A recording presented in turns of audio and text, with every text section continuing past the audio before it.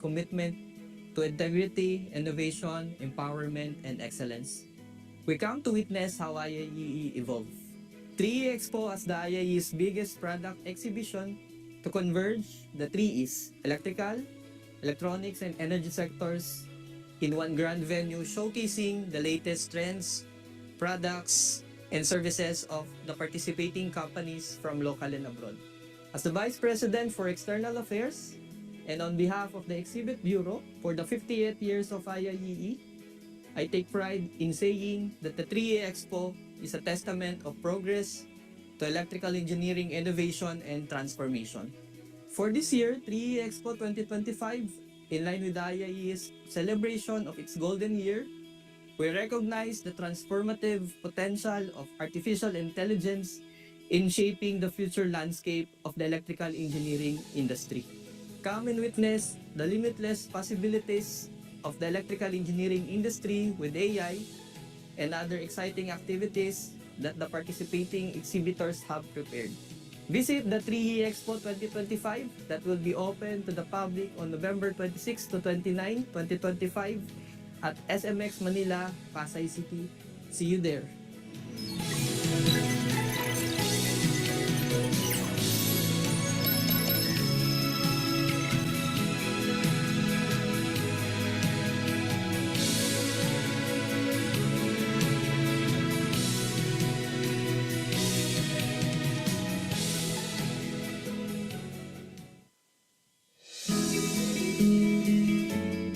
Welcome to the Institute of Integrated Electrical Engineers of the Philippines.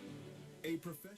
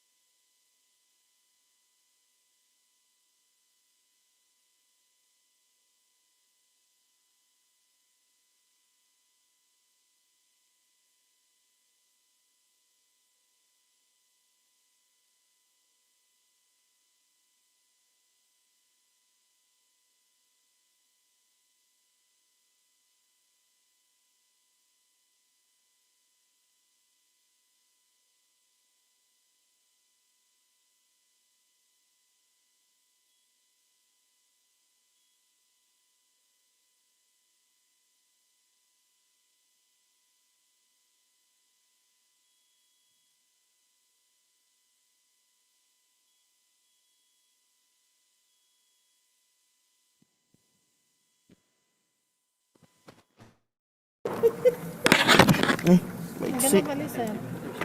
Oliver, pwede mo ka mabalik? Gana mali, sir. Hatiin mo yung katawan mo. Inuna ko nga sa kanila maaga para magtagal ako dito eh. Babalik ako dito. Tapos pag sinaksak yan, sir, automatic na yan mag-ano. I-ano na lang, add input na lang ulit.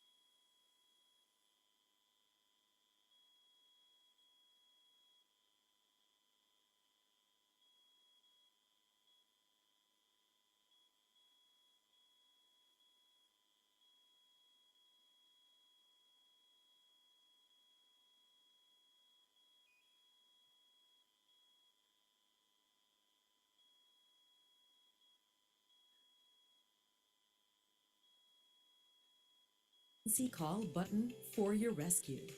SMX Convention Center Manila is equipped with a fire alarm system that automatically activates during emergency situations.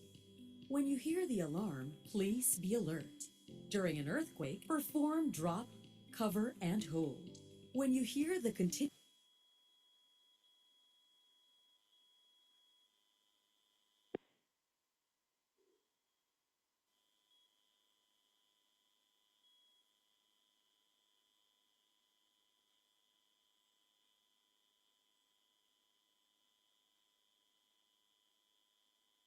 Sound check, check, check. Sound check, check.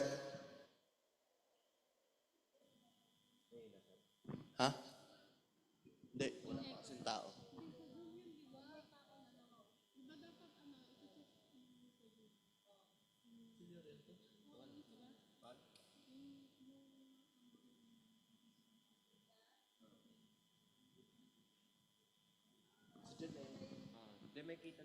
Hello, check, sound check.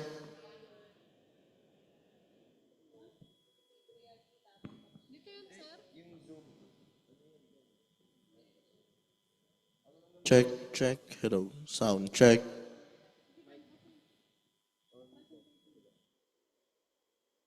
Hello, check. Sound check, check. Sound check. Check, check, mic check, check. Check. Ano, pag nagsasalita si Sir Oliver. Ah, Salita ka daw, sir. meron yun. Meron na. Meron na. Hotdog. Problema yan ha. Dito ba worth it? continuous alarm, please immediately evacuate the floor by using the exit door nearest you. There are emergency exit doors out of the facility. From the basement, you can exit Yeah, using may audio. Ba't naririnig ako? Wala akong mic ah. south and Hindi, north naka-open yung ano sides. mo. You Open can mic mo eh. also Ah! in the middle of the basement area. From the ground level, you can use the exit doors located inside the halls or the Good morning, everyone. So This is all Jen entrances Sanchez, For the your mezzanine technical level, staff you support can group. exit using the stairway located at the south and north sides. You can Okay, also oy, use lalive ko the na. bridgeways leading to Conrad Manila or the mall, located at the north side, or the bridgeway leading to the hotel at the south side mezzanine level. From the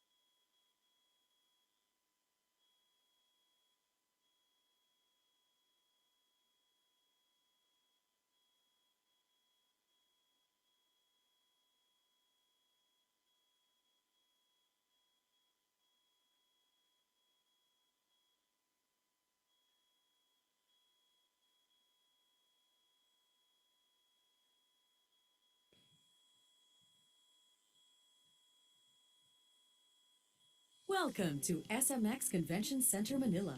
Your safety is our top priority. And for us to accomplish this, it is essential that you are familiar with our security and emergency procedures. For your safety and security, everyone entering the facility is subject to body frisking and bag inspection. All vehicles are inspected prior to entering the parking area. The facility is also equipped with CCTV cameras. For emergency situations, kindly take note of this safety procedures. In case of fire or earthquake, do not use the elevators and escalators. Instead, use the safest way, using the fire exit stairway. There are fire extinguishers and fire hose cabinets located within the facility. The medical clinic is located at the south mezzanine level near the administration office. When trapped in an elevator, press the emergency call button for your rescue. SMX Convention Center Manila is equipped with a fire alarm system that automatically activates during emergency situations. When you hear the alarm, please be alert. During an earthquake, perform drop, cover, and hold. When you hear the continuous alarm, please immediately evacuate the floor by using the exit door nearest you. There are emergency exit doors out of the facility. From the basement, you can exit using the car park entrances located at the south and north sides. You can also use the stairway in the middle of the basement area. From the ground level, you can use the exit doors located inside the halls or the roll-up doors. You may also use the hall entrance doors. For the mezzanine level, you can exit using the stairway located at the south and north sides. You can also use the bridgeways leading to Conrad Manila or the mall, located at the north side, or the bridgeway leading to the hotel at the south side mezzanine level. From the second level, you can use the emergency exit doors of the function rooms, located at the back alley leading to the main stairways. You can also exit using the function room entrance doors leading to two more stairways. Our security and evacuation team will direct you to the assembly area, located at Coral Way. Hello. Please do not try to re-enter the facility. Until instructed, it is safe to do so. At SMX Convention Center Manila, your safety is always our utmost priority. On behalf of the management, we wish you a most successful and safe event.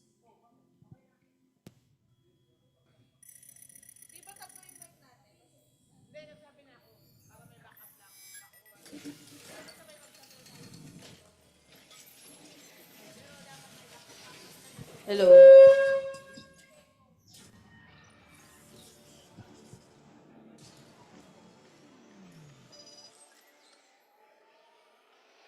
Hello. Mic test. Hello. Mic test. Hello. Nag-ano siya ng Expo? Hello, mic test. Hello. Mic test.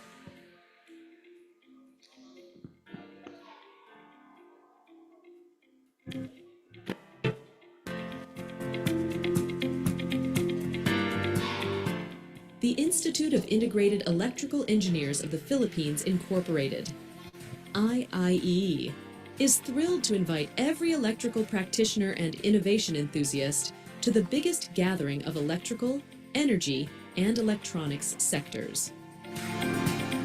3E Expo is the IIE's premier event showcasing the transformative power of innovative products and services from industry-leading companies.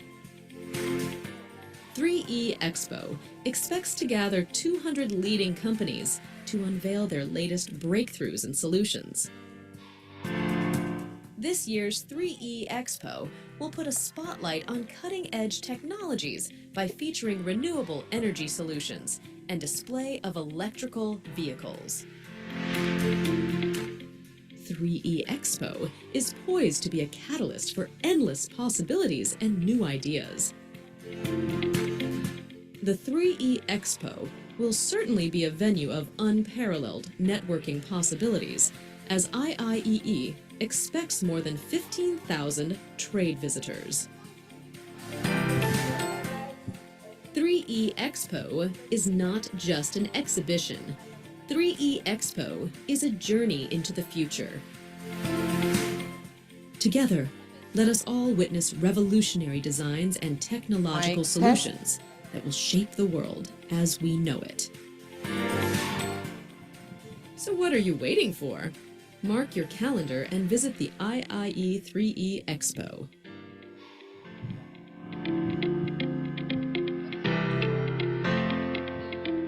Hello.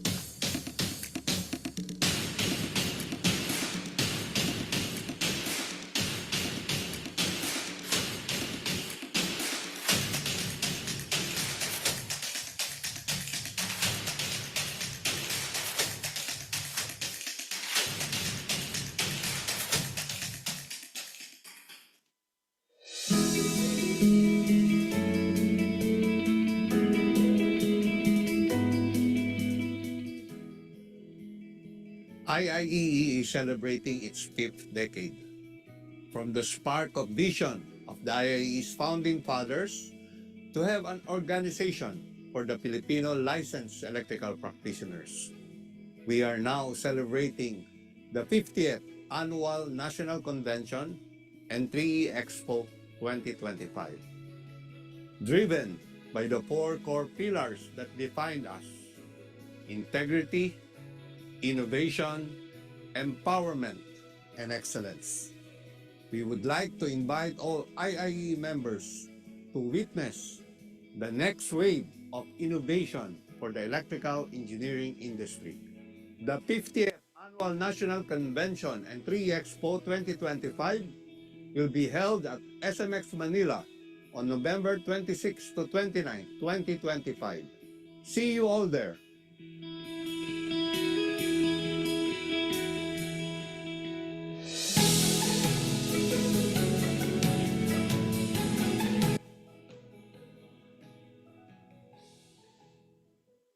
Welcome.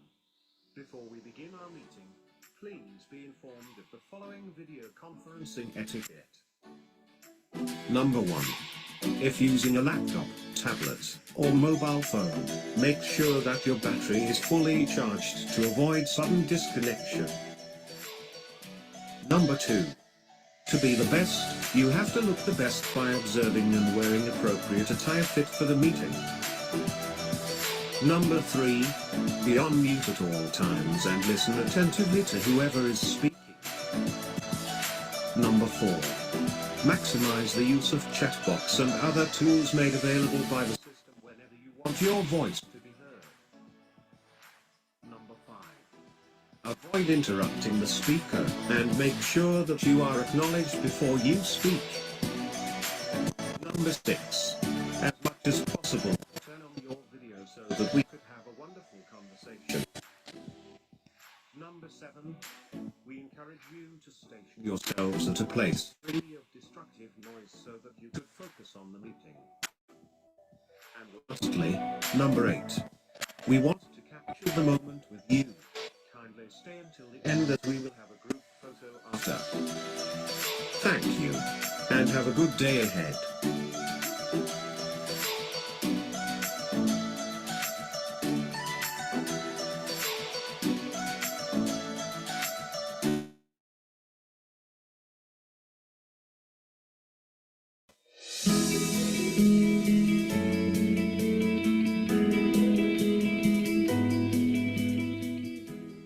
This year, the Institute of Integrated Electrical Engineers of the Philippines Incorporated celebrates SAFAI's century of its commitment to integrity, innovation, empowerment, and excellence. We come to witness how IIEE evolve. 3E Expo as the IIE's biggest product exhibition to converge the 3Es, electrical, electronics, and energy sectors in one grand venue showcasing the latest trends, products, and services of the participating companies from local and abroad. As the Vice President for External Affairs, and on behalf of the Exhibit Bureau for the 58 years of IIEE, I take pride in saying that the 3A Expo is a testament of progress to electrical engineering innovation and transformation. For this year, 3A Expo 2025, in line with the IIE's celebration of its golden year, we recognize the transformative potential of artificial intelligence in shaping the future landscape of the electrical engineering industry. Come and witness the limitless possibilities of the electrical engineering industry with AI and other exciting activities that the participating exhibitors have prepared. Visit the 3E Expo 2025 that will be open to the public on November 26 to 29, 2025 at SMX Manila, Pasay City. See you there.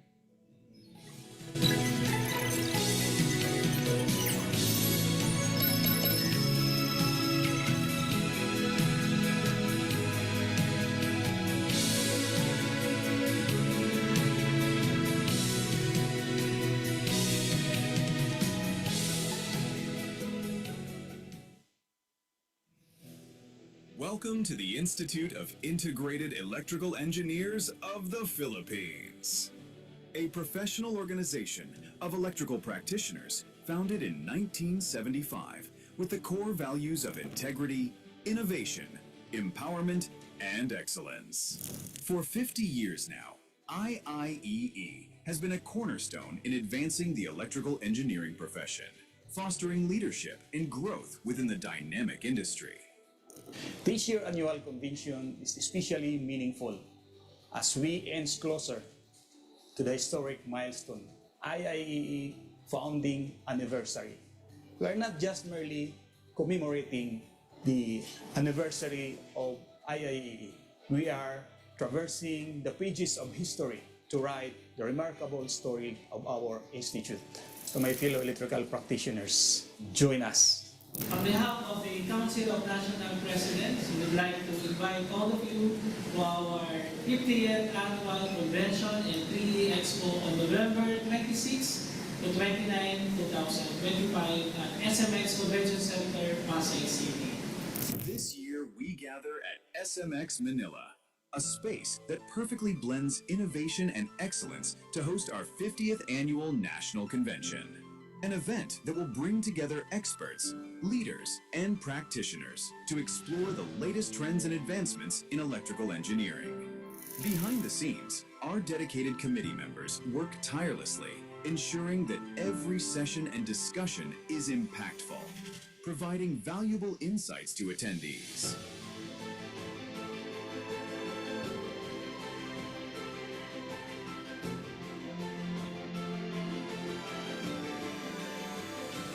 Our seamless registration process to efficient kit distribution ensures that all our attendees are ready to experience the full scope of our event, from intuitive technical sessions to exciting networking opportunities. Our technical sessions cover the most innovative topics in our event, where experts present cutting-edge knowledge, experience, and research, empowering our community with the latest trends in electrical engineering.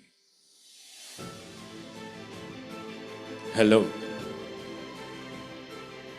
Hello, good morning, We everyone. believe in the importance of balance with a healthy And now, mind ladies and body. gentlemen. So, alongside intellectual stimulation, we offer sports activities to foster teamwork and healthy competition among our members. Our exhibit areas are buzzing with innovation as leading companies showcase groundbreaking technologies and solutions that are shaping the future of electrical engineering industry.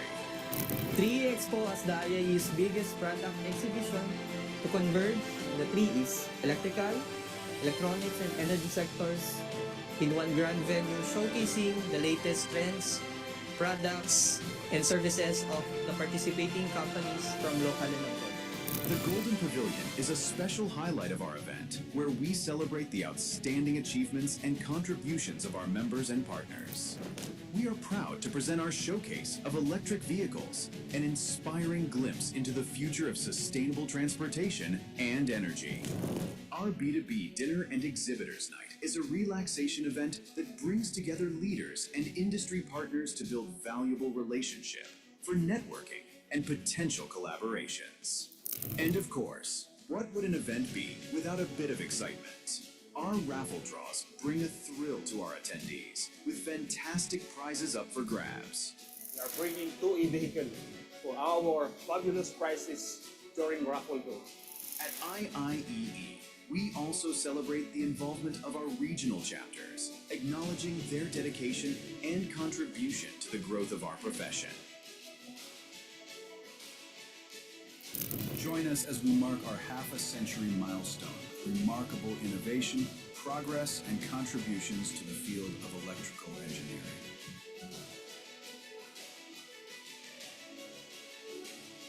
We will celebrate engineers who have shaped the world with their expertise and vision. And we invite you to be a part of this unforgettable event, where we will reflect on the past 50 years of growth in our field, recognize outstanding achievements, and look forward to the future of electrical engineering.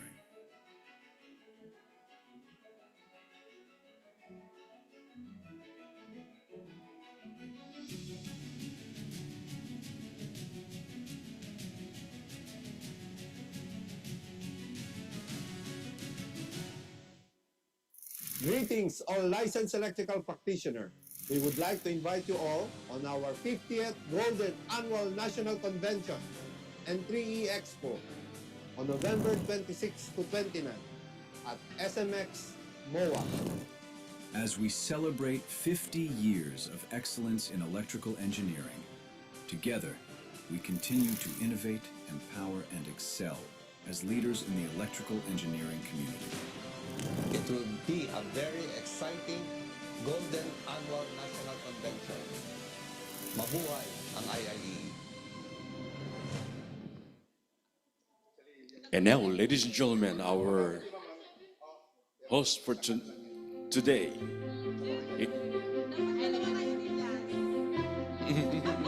Engineer Jasmine Villapando. Vilapanya pala. Okay, we'd like to request everybody to get inside the Function 3 room.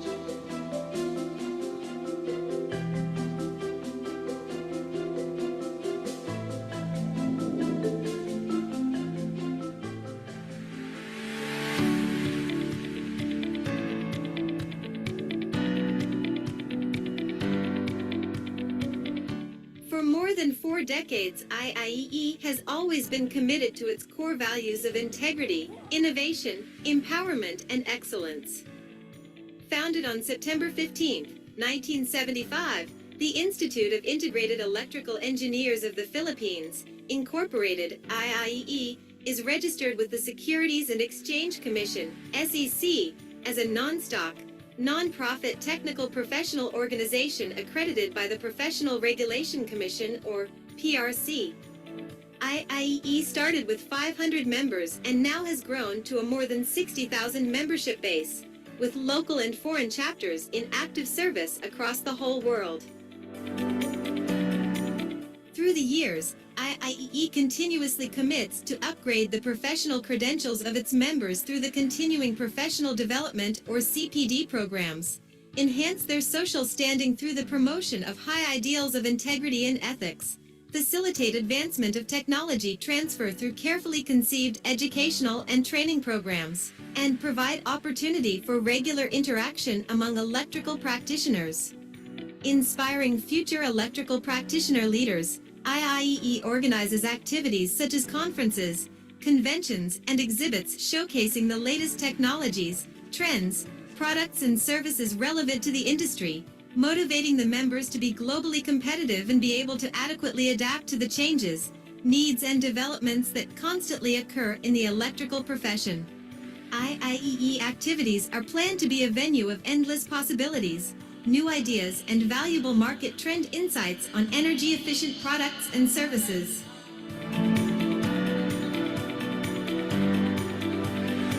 IIEE is working together towards one certain goal, to continue to move globally forward so that the Institute will be an esteemed organization with the mission to excel and the vision to lead.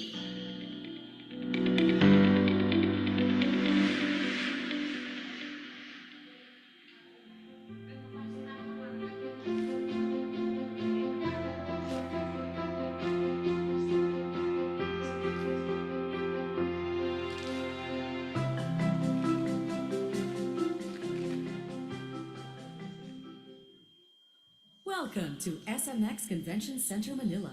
Your safety is our top priority. And for us to accomplish this, it is essential that you are familiar with procedures. For your safety and security, everyone entering the facility is subject to body frisking and bag inspection. All vehicles are inspected prior to entering the parking area. The facility is also equipped with CCTV cameras. For emergency situations, kindly take note of this safety procedure. In case of fire or earthquake, do not use the elevators and escalators. Instead, use the safety using the fire exit stairway. There are fire extinguishers and fire hose cabinets located within the facility. The medical clinic is located at the south mezzanine level near the administration office. When trapped in an elevator, press the emergency call button for your rescue. SMX Convention Center Manila is equipped with a fire alarm system that automatically activates during emergency situations. When you hear the alarm, please be alert. During an earthquake, perform drop, cover, and hold. When you hear the continuous alarm, please immediately evacuate the floor by using the exit door nearest you.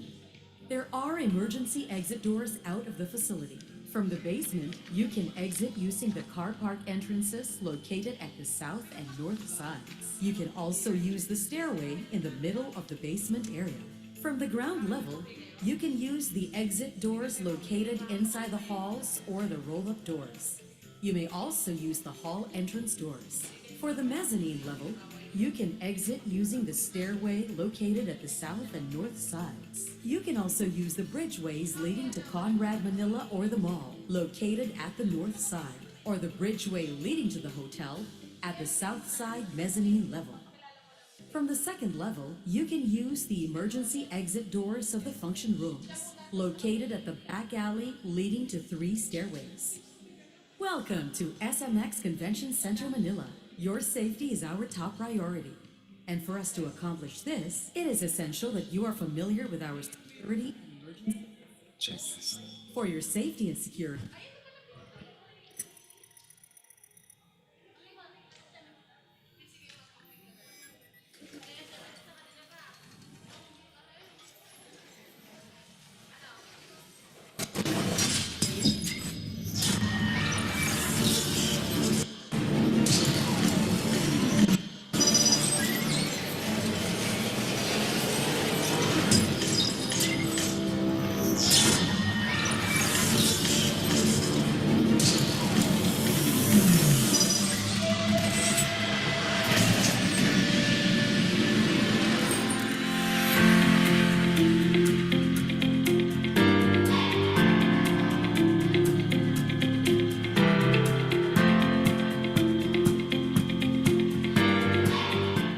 The Institute of Integrated Electrical Engineers of the Philippines, Incorporated, IIEE, is thrilled to invite every electrical practitioner and innovation enthusiast to the biggest gathering of electrical, energy, and electronics sectors. 3E Expo is the IIEE's premier event showcasing the transformative power of innovative products and services from industry-leading companies.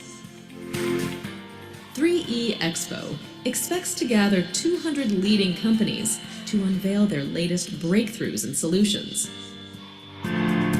This year's 3E Expo will put a spotlight on cutting-edge technologies by featuring renewable energy solutions, and display of electrical vehicles.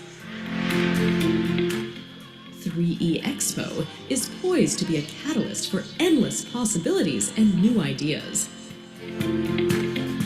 The 3E Expo will certainly be a venue of unparalleled networking possibilities, as IIEE expects more than 15,000 trade visitors. 3E Expo is not just an exhibition. 3E Expo is a journey into the future. Together, let us all witness revolutionary designs and technological solutions that will shape the world as we know it. So what are you waiting for? Mark your calendar and visit the IIE 3E Expo.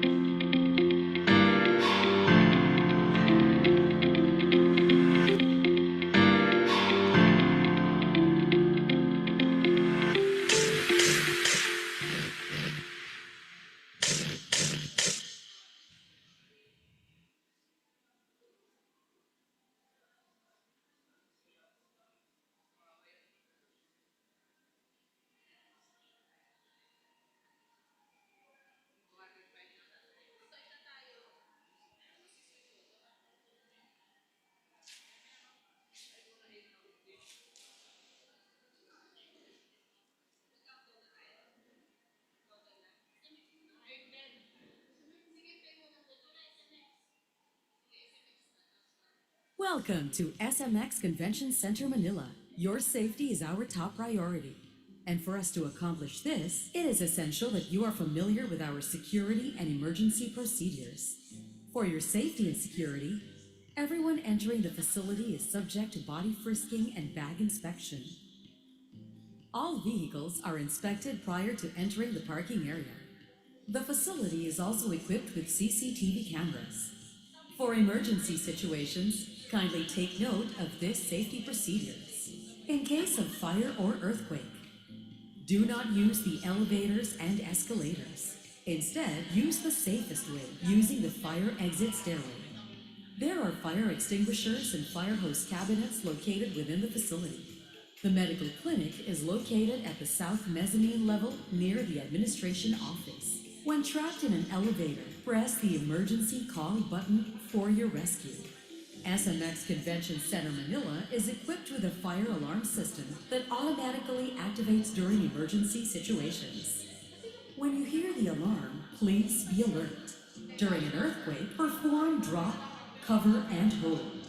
When you hear the continuous alarm, please immediately evacuate the floor by using the exit door nearest you. There are emergency exit doors out of the facility.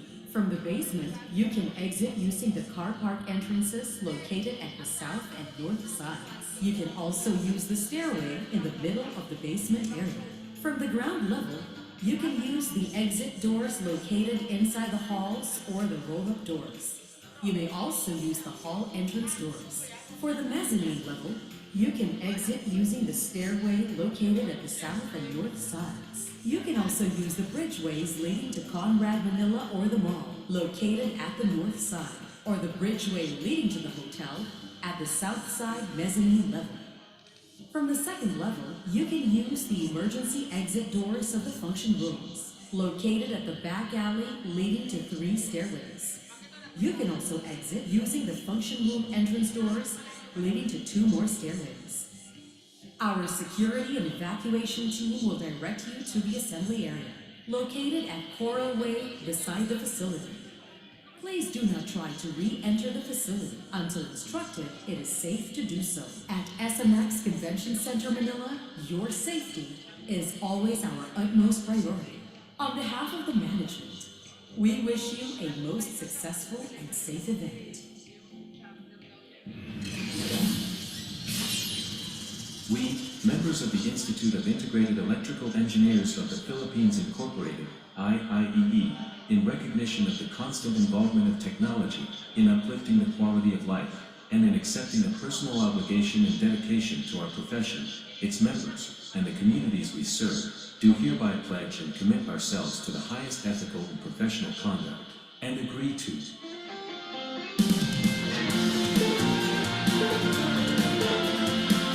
accept responsibility in making sound engineering decisions consistent with the safety, health, and welfare of the public, and to disclose promptly the factors that might endanger lives and the environment.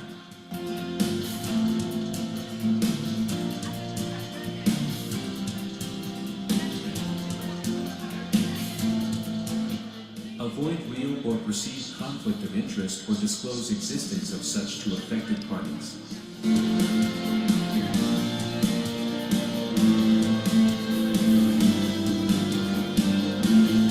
Be honest, objective, impartial, and realistic in stating claims or estimates based on available facts.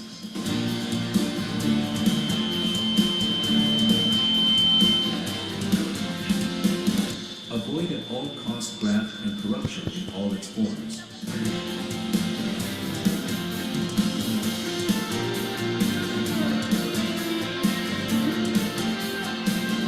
Improve the ethical understanding of technology and its appropriate application.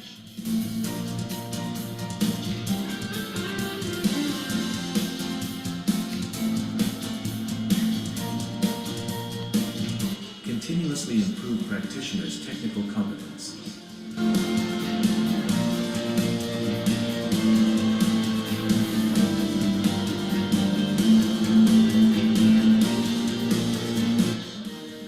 Disclose all pertinent professional and technical limitations.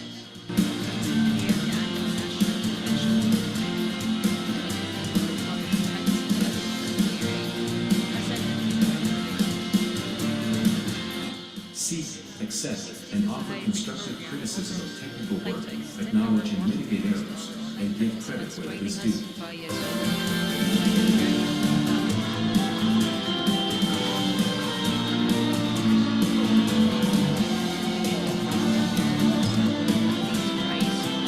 Equally treat all persons regardless of race, gender, physical condition, age, or national origin.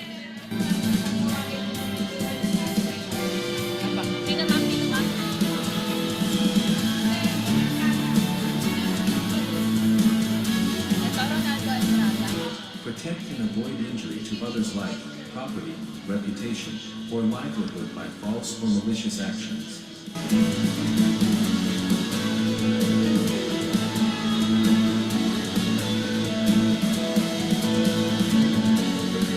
Observe utmost transparency, responsibility, due diligence, and fairness, and accordingly, not manufacture, spread or disseminate false, incorrect, unverified, or misleading information or data against any co-member or the IIEE, its officers, employees, representatives, or agents, in any form whatsoever, whether verbal, in writing or published, or whether through electronics means or otherwise, especially if such tends to discredit, besmirch the honor or integrity or impute a wrongdoing on them.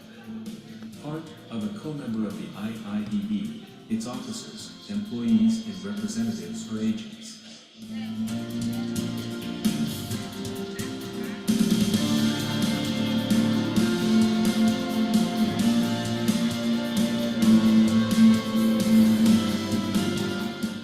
Support colleagues and co-workers in their professional and technical development and assist them in complying with this code of ethics.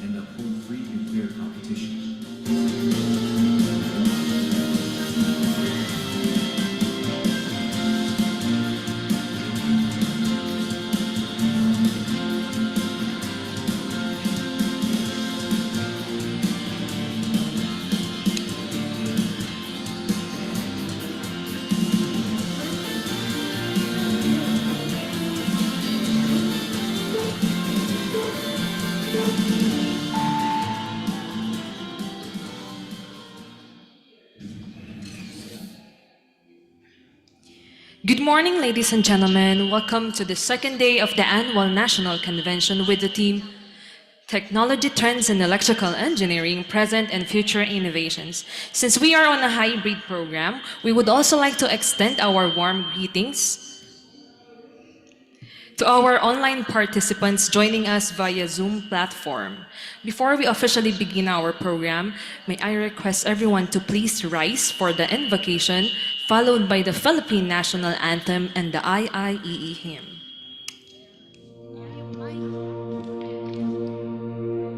O divine creator, source of all wisdom, love, and compassion, we come together today in gratitude for the gift of life and in reverence for the diverse paths that lead us to you. عين لنا القتل تكرم القدست في كل إنسان ولتنظر إلى ما وراء اختلافاتنا وتدرك الإنسانية المشتركات التي تربطنا من نتمنى أن نحتضن اللطف والتفاهم ونبني جسر السلام حيث توجد الانقسامات. Panginoon, salamat sa oportunidad nga makahiu sa karon sa kini nga seminar konferensya. Pagpalihok sa imong Espiritu Santo sa atong mga kasing-kasing ug pangisip aron kita makatagbaw sa imong mga katuyuan. Paghatag kanato og kaalam, pagkaayo ug pagkausa sa atong mga paningkamot. Pagampo nga ang atong mga pagingon ug mga buhat magdala og kaayo ug kalipay. Hegyan kesrot, हमारे मन को प्रकाशित करे ताकि हम समान और खुलेपन के साथ जुड़ सके सभी लोगों और हमारी साझा धराती के परस्पर संबंध का सम्मान कर सके हमें अन्याय को चुनौती देने का साहस गहरे से सुनने की बुद्धि और समझाने की सहानुभूति प्रदान करे यह सम्मेलन एक ऐसा स्थान हो जहां विचार पनापे और जहां हम एक अधिक न्यायपूर्ण और दयालु दुनिया के लिए मिलाकर काम कराने के लिए प्रतिबद्ध हों.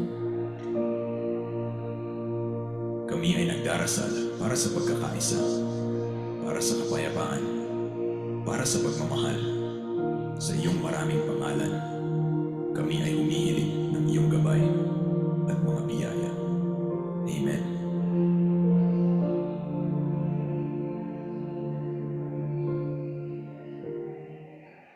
Mga kababayan, ang pambansang awit ng Pilipinas.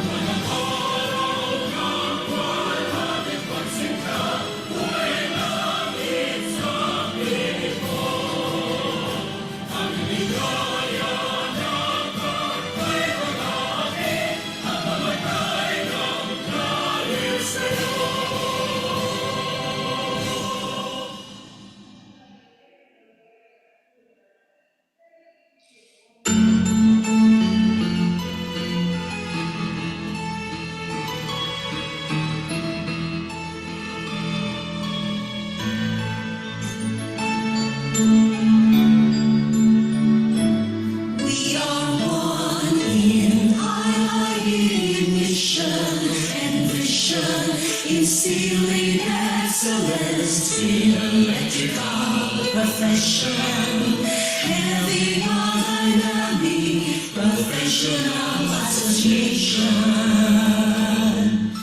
making innovative contribution to our nation.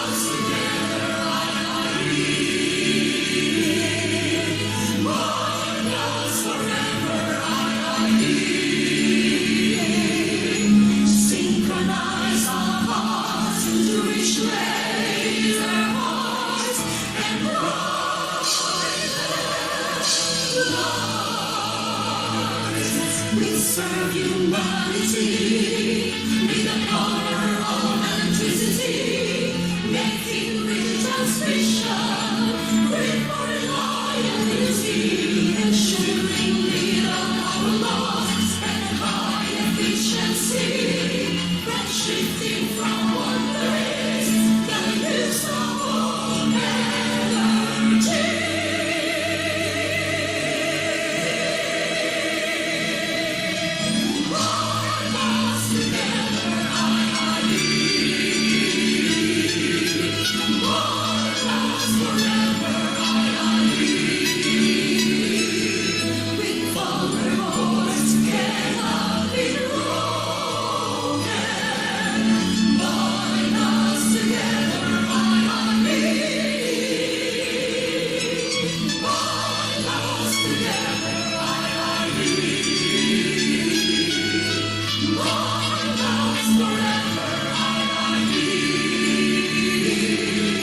Synchronize our hearts to reach greater heights and brighter light. There's only one institute, no one else can substitute. There's only one harmony.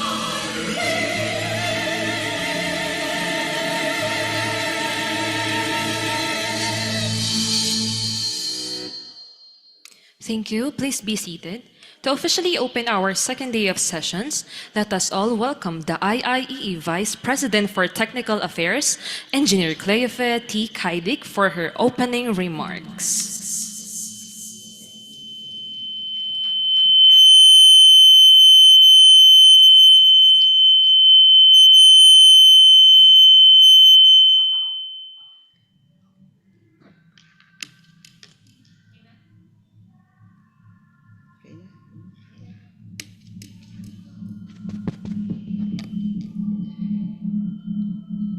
To the esteemed members of the Board of Governors headed by our National President, Engineer Alberto Herrera Jr., to the dynamic members of the TCPD Committee headed by the equally dynamic Chairman, Engineer Joseph Sulicar, our valued partners, distinguished guests, thought leaders, and to the entire IIE, whether you are gathered here in Pasay City or joining us dynamically from across the Philippines and the globe, a pleasant morning to all.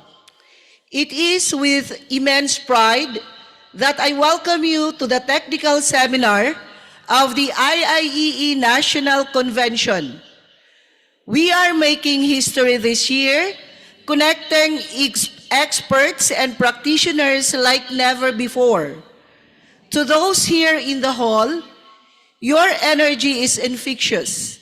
To our delegates joining us virtually, your presence extends the reach of this institute, proving that innovation recognizes no geographical boundaries.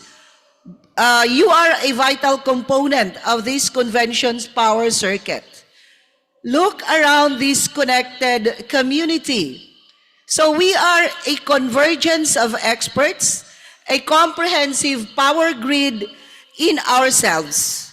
So we are not defined by a single circuit, but by our diverse and critical connections. To the educators and academicians among us, whether in the front row or on the video call, you are the capacitors of knowledge, charging the minds of the next generation, ensuring our profession is rooted in ethical practice and theoretical rigor. To the experts in the distribution and transmission sectors, you are the guardians of the grid, whether managing substations in Luzon or systems operations remotely in Visayas and Mindanao. Your operational resilience is the backbone of nation's economy. To our innovators in the construction and manufacturing industries, you are the engineers of scale, translating blueprints into reality, building the vital infrastructure that fuels our industrial and commercial progress. And to those pioneering the business, regulatory, and consultancy fields, you are the strategic conductors, ensuring that our technical genius is channeled into sound policy, sustainable investment, and responsible energy management. This technical seminar is the only place where all these crucial specializations intersect. We are here to master the challenges that cut across all our fields, be it the crucial real-world implementation of microgrids for resilience, the integration for smarter urban systems, or the final push for 100% rural electrification across the archipelago. I ask that our in-person and virtual participants interact seamlessly. Ask your questions via the platform, engage in the chat, and make sure that this expanded format drives richer, deeper technical dialogue. Your presence today, both physical and digital space, affirms that technical mastery is a collective endeavor. Let us use this time to learn from every specialization to bridge the gap between our physical presence and our virtual community, and to emerge not just as better specialists, but as a stronger, more integrated institute.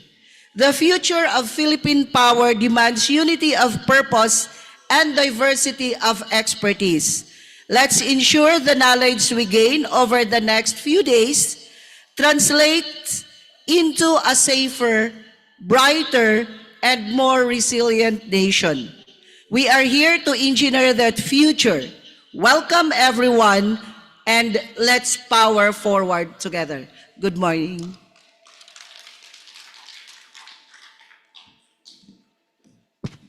Thank you very much for that heartwarming welcome, Engineer Kaidik. To begin our morning session, may I acknowledge our morning moderators, Engineer Joseph Darren Claire S. Solicar and Engineer Ronaldo Ebrada.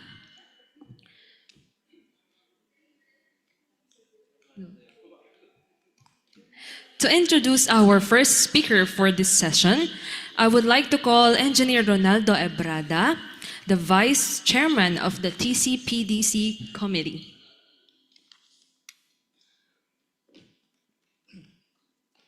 Thank you very much. Ang speaker today, nakuha ko siya as nakita ko lang sa Facebook reel discussing the Fire Code of the Philippines. Sabi ko, ito maganda para ma-introduce ko sa IAEA yung regarding yung fire safety. Okay, so our first presenter is Fire Chief Inspector Darwin D. Orsolino of BFP Region 8, who will discuss BFP procedures and guidelines for issuing FEC, FSIC, and other clearances. Engineer Darwin Dula Orsolino is an electrical engineer who works in fire safety, electrical safety, and system inspection.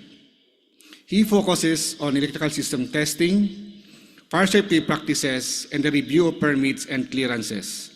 He has led and taken part in seminars on electrical safety, fire safety, and related codes with the IIE Summer Chapter and other groups. He serves as the acting Chief of the Fire Safety Enforcement Division of BFP Region 8. He worked as a city and municipal fire marshal and helped guide local fire safety programs. Before joining the BFP, he worked and later as a lineman and apprehension officer. He also taught a special lecture at the University of Eastern Philippines, where he shared experience in electrical engineering. He holds an electrical engineering degree from the University of Eastern Philippines and a Master of Engineering in Engineering Management from Northwest Summer State University. His work earned several citations from the Bureau of Fire Protection, including awards for fire prevention activities and fire marshal performance. He is an active member of IIE and served as the president of Summer Chapter for 3 terms. He also takes part in civic groups such as Knights of Columbus and the Lay Ministry. Let's welcome him with a round of applause. Ladies and gentlemen, our speaker for today.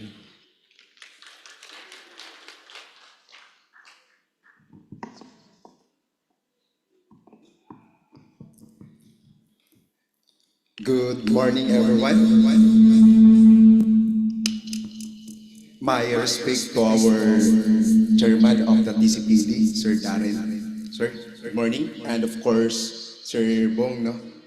And to all the staff of the TCPD and the participants face-to-face and then online, I think, mga 500 plus na, no, Sir Bong? Okay, so my topic this morning is all about the fire safety clearances and certificate BFP issuances, no? And I think there are some of you na nag-apply doon sa BFP and it is the right time kung ano nga ba yung mga processes when it comes to the issuances of the BFP. Okay, so let's start. Yon. So,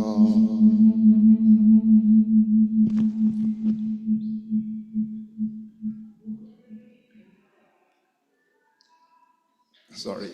So actually, this is my first time in the national convention na mag-talk with regards to the BFP issuances. And I do hope na may mga questions na i-raise nyo and I will entertain those after my presentation. So kanina na pag na it was already mentioned by Sir Bong. So actually this is my last term as chapter president in the summer chapter. So I was an active since I was past my board exam last 2011. Okay. So disclaimer po muna tayo, no? So the information in this presentation reflects presenters' views and opinions and is not necessarily supported by any company or organization. This presentation was created based on the presenter's work experience, company training, personal knowledge, and some of the materials na ginamit dito, such as pictures or slides, belong to the rightful owner. So credit po muna tayo doon sa mga ginawa nilang mga slides. Okay, the topic outline for this morning, so meron tayong siyam, no? From general objectives, BFP vision and mission, the coverage, LGU assistance and support to the BFP, the enforcement and administration of fire safety measures, our citizen charter, fire good taxes, fees, charges, and fines, the FSIS and how it works, and then the references. Okay, so let's proceed on the general objectives. On the general objectives, to provide a wide range of understanding on the requirements, processes, and guidelines of issuing a fire safety evaluation clearance as a prerequisite for building permits, fire safety inspection certificate for occupancy and business permits, and other fire safety clearances concerning the Republic Act 9514 or otherwise known as the Fire Code of the Philippines of 2008 and its revised implementing rules and regulations. So ito po yan, no? So from this edition, then itong code na to, and then dito na yung revised implementing rules and regulation. And it was approved last December 19, 2008. Our revised implementing rules and regulations was took effect last October 17, 2019. And it was published on the, kasi kailangan i-publish yan, no, on the newspaper. And it was published last 16 of September 2019. So 30 days of the publication, nagkaroon na ng effectivity of the revised implementing rules and regulations. The BFP mission.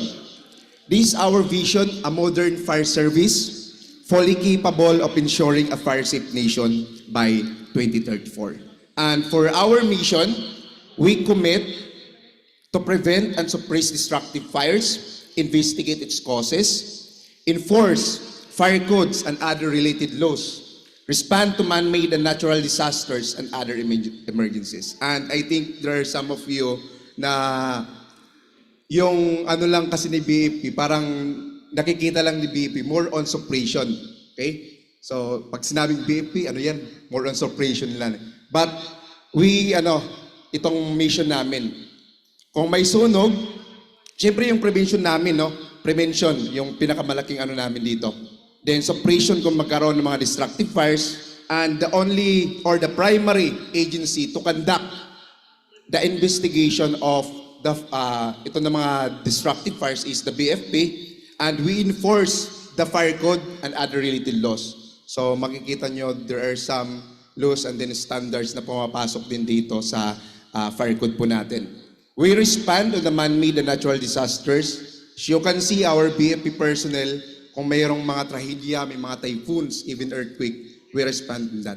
And for the medical emergencies, yung mga nanganganak dyan sa minsan naabutan na sa kalsada during the delivery of the patient, no? So doon na nagkakaroon din ng pag-alalay when it comes to other emergencies. Okay, so our coverage, yung coverage ng ating fire code is all persons, either natural or juridical. So even yung ating mga naturalized na mga tao, covered po siya ng ating fire code. Lahat po ng mga buildings, facilities, or structures under premises erected or constructed before the effectivity of hereof. So meaning to say, yung mga building na mga existing, covered pa din po siya. So our fire code was took-effect last January 20, 2009, kasi it was approved last December 19, 2008. Then design and installation of mechanical, electronics, and electrical system relative to fire protection. Covered din ni fire code yung ating mga manufacturing, storage, handling, and or use and transportation of explosives and or combustible flammable liquids and gases. Yung mga hazmats po natin are covered po din siya ni BFP. Fire safety planning, design, construction, repair, maintenance, rehabilitation, and demolition. There are some instances na kumukuha yung mga demolition ng permit, no? So covered din po siya ni BFP. Fire protective and warning equipment or system. Okay, yung ating mga fire pro and then the FDAS. And also the land transportation vehicles and equipment, ships or vessels, docked at piers or wharves or anchored in seaports, and also the petroleum industry installations. So those are the coverage of the Bureau of the Republic Act 9514. Okay, so next slide. Okay, this is the assistance and support to the BFP, from the local government units. From paragraph A, as you can see, a strict observance of the requirements of fire safety measures for the issuance of fire safety inspection certificate as a prerequisite. Take note on this word na prerequisite in the grant of the renewal of business, occupancy, and other related permits or licenses. So for this purpose, the LGU and other government agencies concerned shall refrain from issuing such licenses and or permits without applicant first securing an FSIC from the BFP. So uunahin po muna si BFP prior to the application of the business permit. So kung halimbawa may mga may mga business establishment, so uunahin po muna mag-secure ng fire safety evaluation clearance prior to the issuance of business permit from the BPLO. Okay, next, organization and training of fire brigades in all barangays in partnership So meron tayong CFAG or the Community Fire Auxiliary Group, the summary abatement and closure of building structures or portion thereof. So kaagapay po natin si BFP. Halimbawa kung hindi compliant yung building, pwede natin i-summary or abatement or closure. Pwede mapunta sa closure ng building and such other duties and functions of the BFP. Okay, for the enforcement and administration of fire safety measures. Okay, in this Rule 9, no, this is enforcement and administration. On Division 1, para A, no, paragraph A, inspection of all buildings, structures, facilities, premises, hazardous operations, storage facilities, and transportation vehicles, hazardous hazmat, and determination of compliance with RA 9514 and its revised implementing rules and regulation shall be done by city or municipal fire marshal having jurisdiction. Inspection of all buildings. So either public or private buildings, ini-inspect po yan ni BFP. Next on paragraph B, the fire safety inspection shall be conducted. So as a prerequisite to grants of permits and or licenses by local government and other government agencies. So hindi lamang po si LGU but also other government agencies or entities, no? And take note on this, no certificate of occupancy, business permit or permit to operate shall be issued without securing a fire safety inspection certificate from the city or municipal fire marshal having jurisdiction. And on the si Fire Safety Inspection Certificate, ito yung document na prerequisite, no? Baga, ulit-ulit na inano natin na prerequisite to grant the Certificate of Occupancy, Business Permit, Certificate of Annual Inspection from PISA and other licenses permits being issued by other government agencies. Pero dapat, the required fire safety construction are in place and fire protective and or warning systems are properly installed in accordance with the approved plans and specification and in compliance ng ating Fire Code of the Philippines. Sa paragraph C naman, yung city or municipal fire marshal having jurisdiction shall review, evaluate, and assist plan, design calculations, and specifications, and issue the necessary building fire safety evaluation clearance. Dito naman as a prerequisite for the issuance of the building permit by the OBO. So kanina, yung Fire Safety Inspection Certificate is a prerequisite to grant the occupancy permit from the OBO or for the business naman is from the BPLO. And this one is the Fire Safety Evaluation Clearance prerequisite to grant the building permit from the Office of the Building Official. So it is also a document, no, prerequisite for the grant of building permit by the OBO having jurisdiction upon that the evaluated plans, take note, na-evaluate na yung plans, compliant siya ng ating Fire Code and its revised implementing rules and regulation. Next, so compliance na, no? Siyempre pag compliance, under Rule 10, Fire Safety Inspection Certificate shall be issued by the city or municipal fire marshal having jurisdiction as a prerequisite. So, inuulit-ulit po dito na prerequisite po lagi yung ating Fire Safety Inspection Certificate for the following na mga entities po natin. So, meron tayong LGU, OBO, yung mga PhilHealth accreditation kasi kumukuha din sila ng EPIS-IC, the DOH, the PISA and other similar entities and other government agencies. So, yun po yung mga entities na kumukuha ng Fire Safety Inspection Certificate as a prerequisite for their issuances. Okay, next. So ito na sa building plan review. So paano ba ang process ni BFP when it comes to evaluation of the plans? First is the BPE or the building plan evaluator magkakaroon ng initial review of the building plan with the fire safety compliance report. So halimbawa, nag-submit kayo ng plano doon sa city or municipal fire marshal or doon sa station, i-review yan ni building plan evaluator. mayroon kaming fire safety checklist na guided kami yung mga fire safety measures na nandun, no?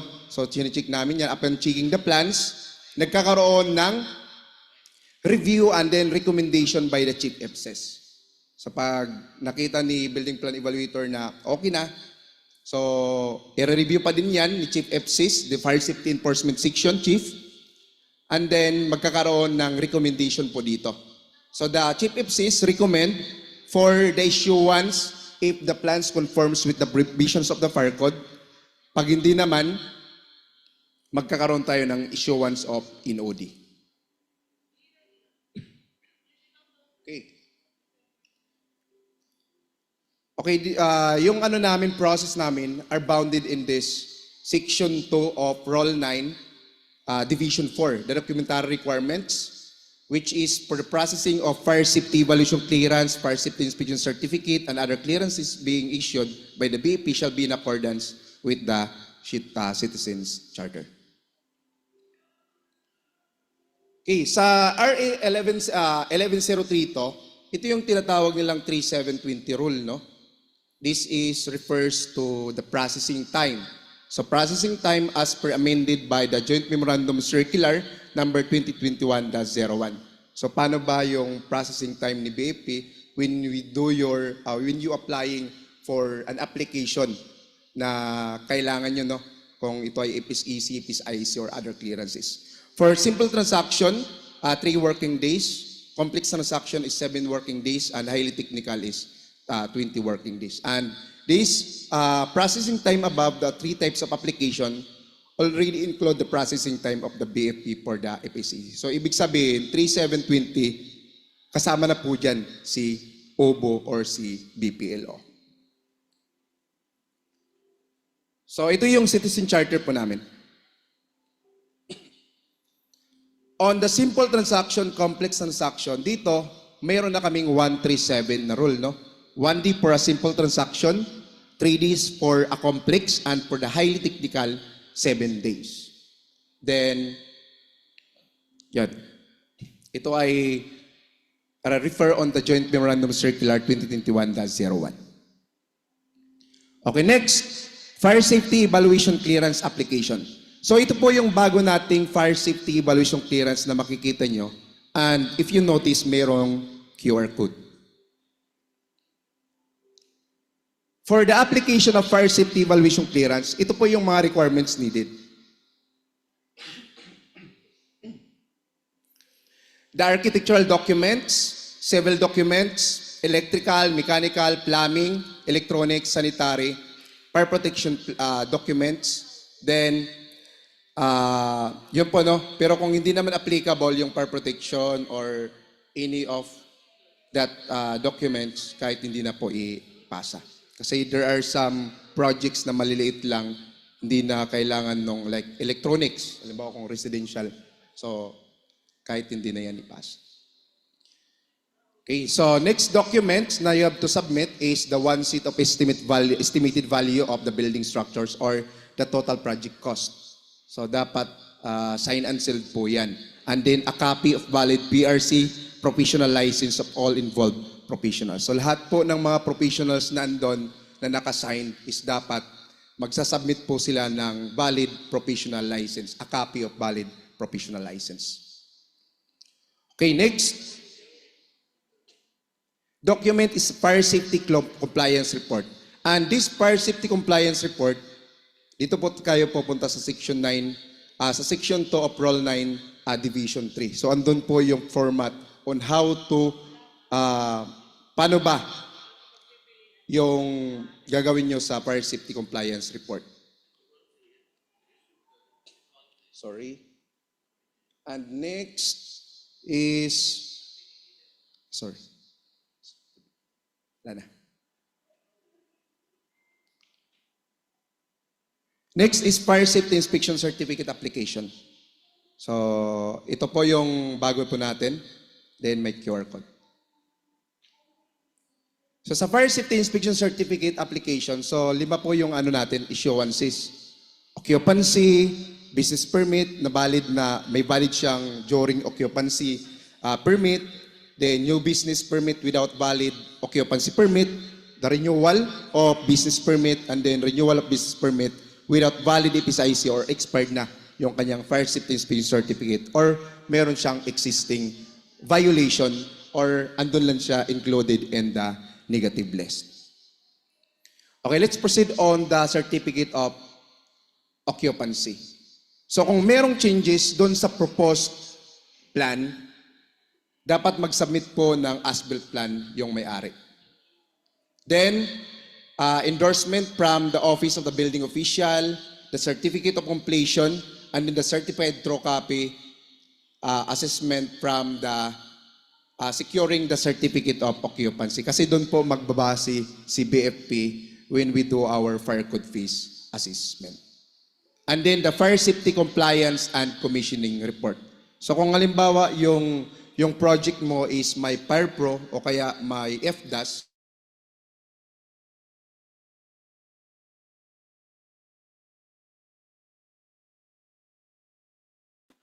then magsasubmit po sila ng fire safety compliance and commissioning report. And it is bounded or guided in Section 3 of Rule 9, Division 3 of RA 9514. Okay, next application is new business permit with valid EPSIC during occupancy permit stage. So kung halimbawa valid pa yung occupancy, nakapag-issue ng occupancy, then punta ka na doon sa application for your business, no? So ito lang yung sasabit nyo. Kung may pinagbago,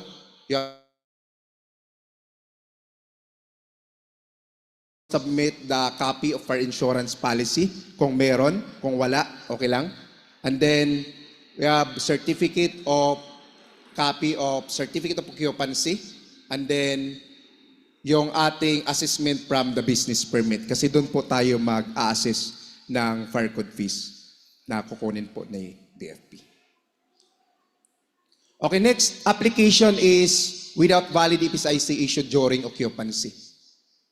Okay, dito, kailangan nyo munang mag-submit ng as-built plan, and then kung merong fire insurance, you have to submit it. And then assessment from the BPLO again, parang parehas din ng ating application on the second transaction po. So fire safety maintenance report for those may Fire Pro, may FDAS, at saka may standby. Dapat functional yung or serviceable yung yung tatlo na yun. Okay, next is renewal of business permit. For the renewal of business permit, again, kung may mga changes doon sa establishment nyo, is as-built plan, copy of fire insurance policy, kung meron, the assessment from the BPLO, and fire safety maintenance report. So same lang po doon yung natin. And for the renewal pa din na walang valid na EPSIC or expired, as-built plan kung may changes, copy of fire insurance policy, assessment from the BPLO, also the fire safety maintenance report, and then yung ating annual for fire safety clearance kung ito ay nag-hot works. Kasi there are some instances na may mga establishment na yung kanyang nature of business is nagwi-welding, no? So kailangan nila lang clearance na i-apply. So dalawang clearance po yung, dalawang kukunin nila sa BFP transaction. The fire safety clearance for hot works, and then yung ating fire safety inspection certificate for business permit. For the fire code taxes, fees, charges, and fines, ito po yan, no, under Section 12, under Section 1 of Rule 12, no? So meron tayong fees to be charged, issuances for certificates, permits, and licenses. And then 1/10 of the verified, 1/10 of 1% TOM, or 0.1% or 0.1% of the verified estimated value of buildings or structures to be erected from the owner, but not to exceed 50,000 pesos, at least 50% TOM to be paid prior to the issuance of the building permit, and the balance after the final inspection and prior to the issuance of certificate of occupancy. So dito, kung halimbawa yung building, total cost ng building mo is 5 million, for the 0.1%, the fire code fees assessment to be paid in the BFP will be 5,000. So, for the construction tax in this particular na fire code fees. Okay, next is 100% TOM, assessed value of building structures annually payable upon payment the real tax. And then we have 2% of all premiums, excluding dito yung mga reinsurance, premiums for the sale of fire, earthquake, explosion. So dito kinukuha sa persons or agents licensed to sell such insurance in the Philippines. Mamaya ma-discuss po din natin yan. So next is 2% TOM or 2% of the gross sales of companies, persons, or agents, selling firefighting, equipment, appliances, or devices, including hazardous detection and warning system. And this 2% of the service fees received from fire, earthquake, and explosion hazard, reinsurance service, and post-loss service insurance. Companies doing business in the Philippines. So ito po yan, no? Yung ating fire safety inspection fee na common na kinukuha ni BFP doon sa pagkakandak ng fire safety inspection is only the 15% of all fees charged by the local government unit or the PISA, but in no case shall be lower than 500 pesos. Meaning to say, kung yung competition po natin na 15% is umabot ng 400, halimbawa, yung competition mo sa 15% doon sa assessed value is 400, yung kukunin po natin dyan is 500 pesos. So yun po yung ibig sabihin po dito, but in no case shall be lower than 500 pesos. Okay, next is the assessment of fire code taxes, fees, and fines revenues is vested upon the BFP. However, there are some cities or municipalities na nagkakaroon ng MOA between the BFP, and we are bounded into this section 3, no? Na sabi dito, the BFP may enter, so hindi po siya mandatory, into an agreement with the LGUs allowing the latter to be deputized as assessor. So sabi ko nga, there are some LGUs na sila yung kumukonekta. So sa ngayon, hindi na po, ano na yan, no? So hindi na po si BFP nag-i-enter into MOA on that. So this will be the schedule of fees. Again, our fire safety inspection certificate, for certificate of occupancy, for business permit, and then for annual inspection certificate is 15% of all fees charged by the OBO or the BPLO or other government agencies. So for the electrical installation naman sa mga standalone, ito yung magiging payment nyo. Kung mapapansin nyo, maliit lamang po yung babayaran. No? Yung 5 kVA or less is 100. Over 5 kVA or to 50 kVA is 100 plus 10 pesos per kVA. And up to over 6,000 na ito yung ano natin. So maliit lamang po. So let's proceed on the fire safety inspection certificate. Okay, so paano nga ba nag-work si fire safety inspection certificate? Because of the technology, the innovation of the technology, pumasok si fire safety inspection system. And with this memorandum, guidelines of Memorandum Circular number 2024-024 dated October 4, 2024, guidelines and procedures for implementing an enhanced application and online payment system for the releasing of fire safety certificates and clearances using the BFP Fire Safety and Inspection System, the BFP FSIS. So dito, yung ano po natin is a user-friendly online platform to make the application process simple and easy. So simply approval, nagkakaroon ng online payment, and then released digitally.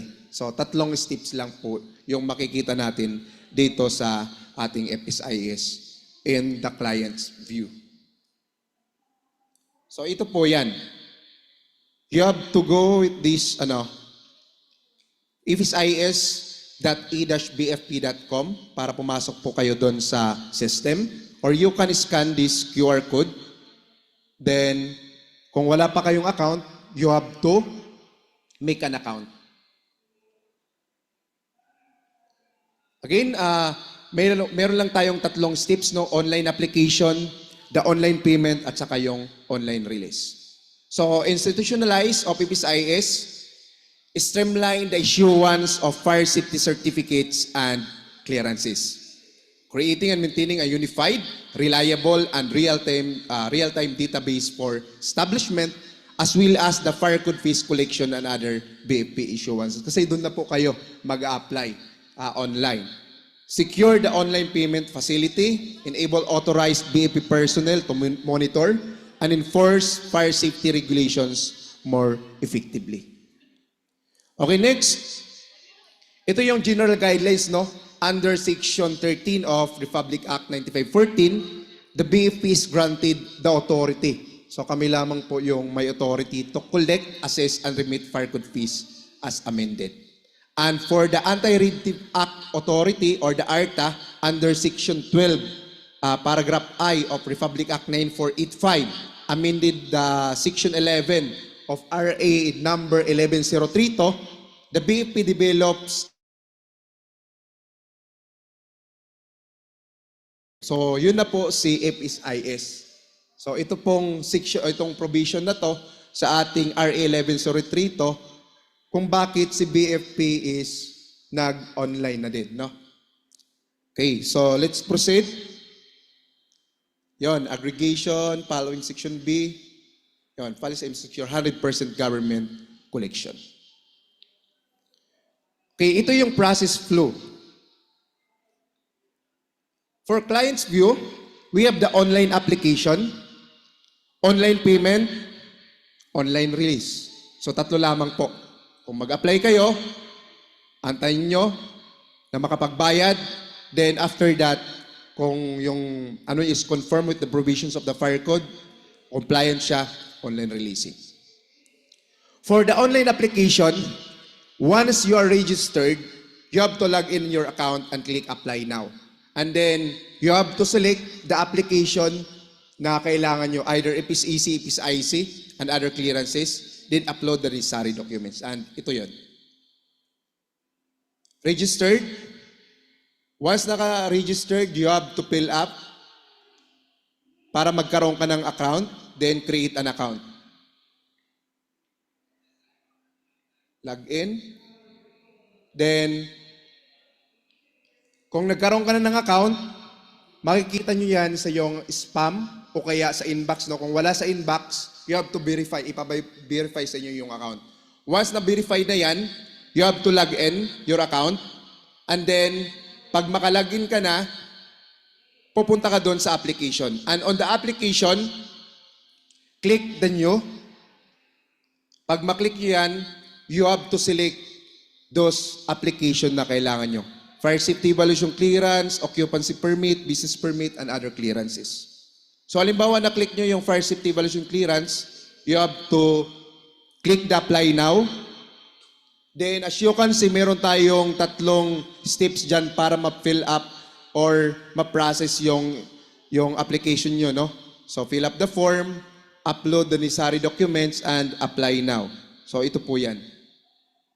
So medyo hindi po yata nakikita, no? So, submit application, upload the necessary documents, the mechanical, the electronics, the electrical, the fire protection, the bill of, estimated bill of materials, and so on and so forth. Then, you have to click proceed on the submission. So, not necessarily na hindi po kayo magsasubmit ng physical plan on the fire station. Yung process po dito is para din ma-align lang yung pag-apply nyo. Kasi kailangan din namin ng physical plan on that particular na application po. Okay, next. You have to upload. Diyan lang po i-click. Then, upload na yan. Then, confirm submission. Then, submit application number. As you can see, mayroon ka ng reference number. Okay? Then, ito yung magiging magpapapasa nyo. Your application is now pending for checking of completeness. So, pupunta na yan kay BFP. That is the time your online application was done. Okay, tapos na po. Sa first step pa lang po yan. Okay, next. On the step number 2, online payment, you can view or print the OP, order of payment for your application, pay the assessed fire code fees by checking proceed to payment to process your payment. So, ito po yan. So, balik po ulit kayo, log in, then balik po ulit kayo dito sa application. Pagbalik nyo dyan, makikita nyo na yung application nyo. So dito, capture payment details. You have to click this. Once maklik mo na yan, ipupunta ka dito sa capture payment details, click that button, then it na babayaran nyo. Then proceed sa payment. So actually, yung mode of payments po natin is ito. Meron tayong banks, may QRPH, may GCash, PMaya. So updated na po yan. Then digital bank. Kaso nga lang po may charge po yan. May charge. Okay, so halimbawa, babayaran nyo to, so P now. Then, as you can see, convenience fee, meron tayong 10 pesos and then electronic fee na 10 pesos. And kanina, yung application niya is, halimbawa 1,000, meron tayong filing fee na 200. So dito, umaabot ng 1,220. Example lamang po ito, no? So halimbawa yung kanyang fire code construction tax is 1 million, 1,000 plus 200 na filing fee, and then the electronic at sa convenience fee na 10 pesos each, a total of 1,220. Then, ito yung magiging details nyo. So, tapos na po tayo doon sa second step, which is yung online payment. Okay, nakapagbayad na si client, pupunta ulit kay BFP, and then, mag-aantay na lang po si client for the releasing of the certificate. Kung approve yung plan, pupunta ulit si client dito, magla-login, application, then current application proposed, then, yun. Click lang yan, then i-access natin yung full details. Once na ma-access na yan, makikita nyo din yung application number niya, yung in-apply na project, and then makikita nyo din yung issued documents. Andito po yung order of payment, the fire safety evaluation clearance na in-issue ni BFP. Pag maklik nyo mo yan, ito po yung lalabas, the fire safety evaluation clearance. You can print it. And then the order of payment. Printable po yan. And yun. Tapos na si client for the 3 steps. The online application, online payment, at saka online releasing. Okay, for the process flow of the application, for the BFP, kasi kanina sa client, no? Kasi kanina sa client. Dito, anong ginagawa ni BFP? Halimbawa, nakapag-upload na si client, pupunta yan kay CRO for the evaluation and checking of the completeness of the required documents. So, titingnan niya yung mga sinubmit na mga documents are valid. Okay? Halimbawa, valid na yan, pupunta kay Fire Code Fees Assessor. Take note on this na mga word dito, yung mga acronym po natin. Fire Code Fees Assessor, mag-assess and compute and input the correct fire code fees and taxes. Once na input na yan ni Fire Code Fees Assessor, babalik yan kay client for the payment. So, andyan na yung online payment na step number 2. So, dito hindi pa yun LBP or PMaya or other mode of payments, pwede po dito. Magkakaroon ng online payment. Pag nakabayad na si client, pupunta yan kay Chief IPSIS to assign the building plan evaluator. So si Chief IPSIS mag-assign na ng building plan evaluator to evaluate those plans na sinubmit ni client. Then, si BPA is mag-evaluate na kasi na-assign ng Chief IPSIS ang evaluator, no? Kung sino mag-evaluate. Once na yung plan is okay or conforms with the provisions of the fire code, pupunta niya kay Chief IPSIS for the recommendation of issuance of IPSEC. Kung hindi naman siya magko-conforms with the provisions of the fire code, nagkakaroon ng notice of recommendation for the issuance of notice of disapproval.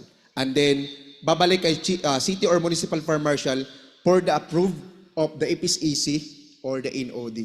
And yung last na yan is babalik na kay client for the releasing of the certificates or clearance. So yun po yung process po natin. Okay, next. Yun. Application of fire safety evaluation clearance, magkakaroon ng during inspection si BFP.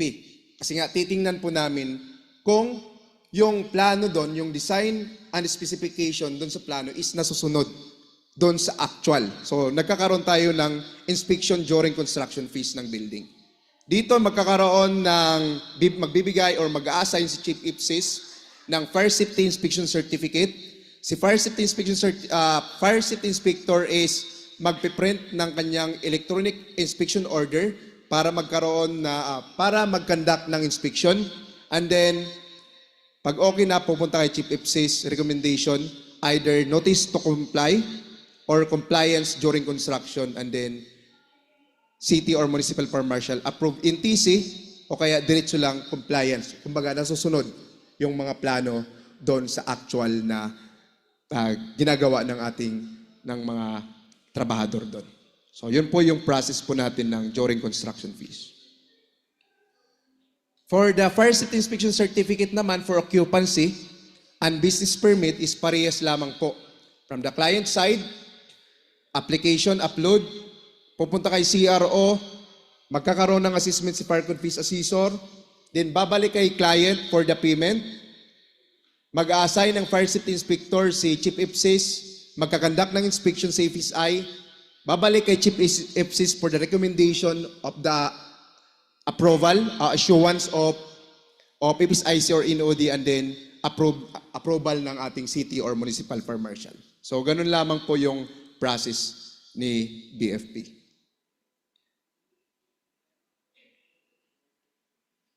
Okay, so for the inspection naman, medyo no?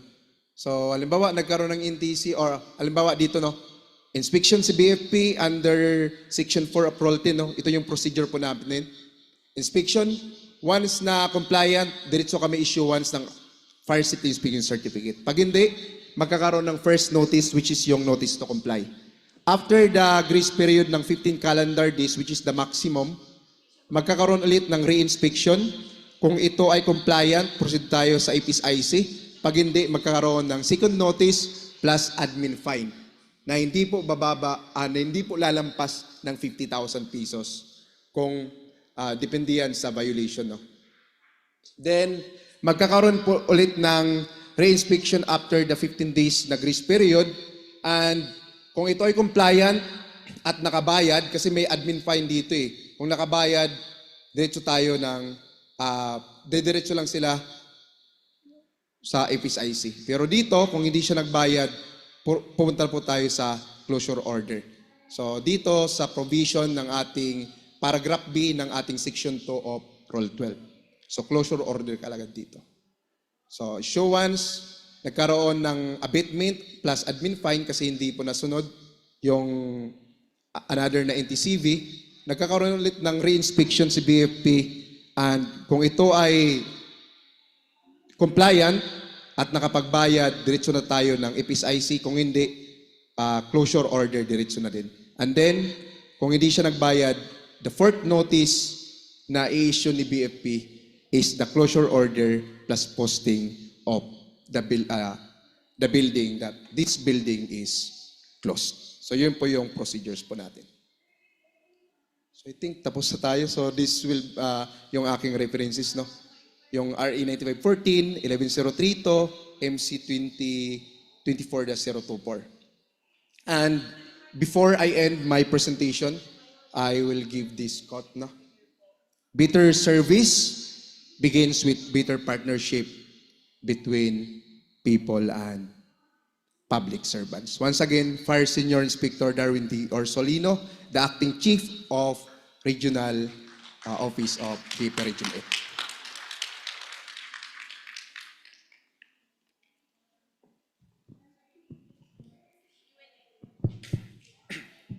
Okay, so we have question from our beloved member, Engineer Ocampo.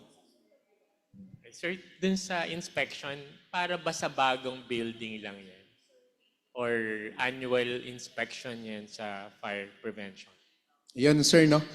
Sa bagong building, may certificate of occupancy sila, no? So, actually, meron siyang hanggang 9 months yung validity, yung ano niya, pwede siya ng business permit.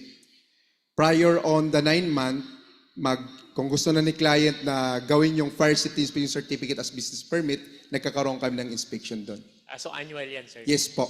So annually po tayo doon sa renewal ng business permit. Yung unang question ko, sir, sa mga bago, kasi narinig ko during construction. Paano ba maisisingit dyan yung requirement ng RA 7920 na required na ang mga gumagawa ay licensed electrical practitioner at yung mga hindi licensed electrical practitioner should always be under the supervision of licensed electrical practitioner? Kasama ba yan, sir, sa checklist ng Bureau of Fire Protection pagka nag-i-inspect during construction? Actually, sir, yung sa checklist po natin is walang nakaano doon kung yung nagtatrabaho is a license. Yung ano lang namin doon is, since sa application ng evaluation clearance is may checklist kami, kumbaga yung mga fire safety measures is, yun yung titingnan namin kung nasusunod. So, ibig sabihin, sir, kailangan makipag-meet ng IIEE to develop yung, sabi mo, sir, partnership. Yes, sir. Yes, sir. Para masigurado na sa mga susunod na inspection nyo, ma-inspect kung may lisensya yung mga gumagawa sa construction. Yes, sir. We will look forward on that, sir, no? Number 2, sir, requirement sa Philippine Electrical Code na sa construction, maglalagay ng ID ng in-charge ng design at saka ng ID ng in-charge ng installation. So far, kahit saan kayo, sir, lugar? Region 8, sir. Region 8. Region 8, Tacloban. Malayo pala.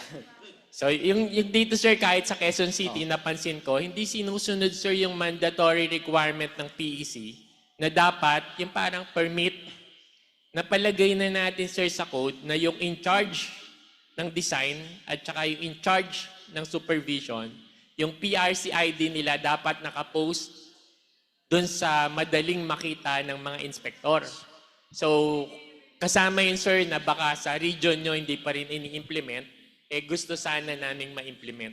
Yan, thank you so much, sir, no, Sir Bobby. Actually, sa Tacloban City, yun yung ginagawa nila. Every time they do the construction, nakapost yan, building permit, the electrical permit, may mga number yan eh. So, ina-apply nung ibang city or municipality. Last na lang, sir. Go ahead, sir.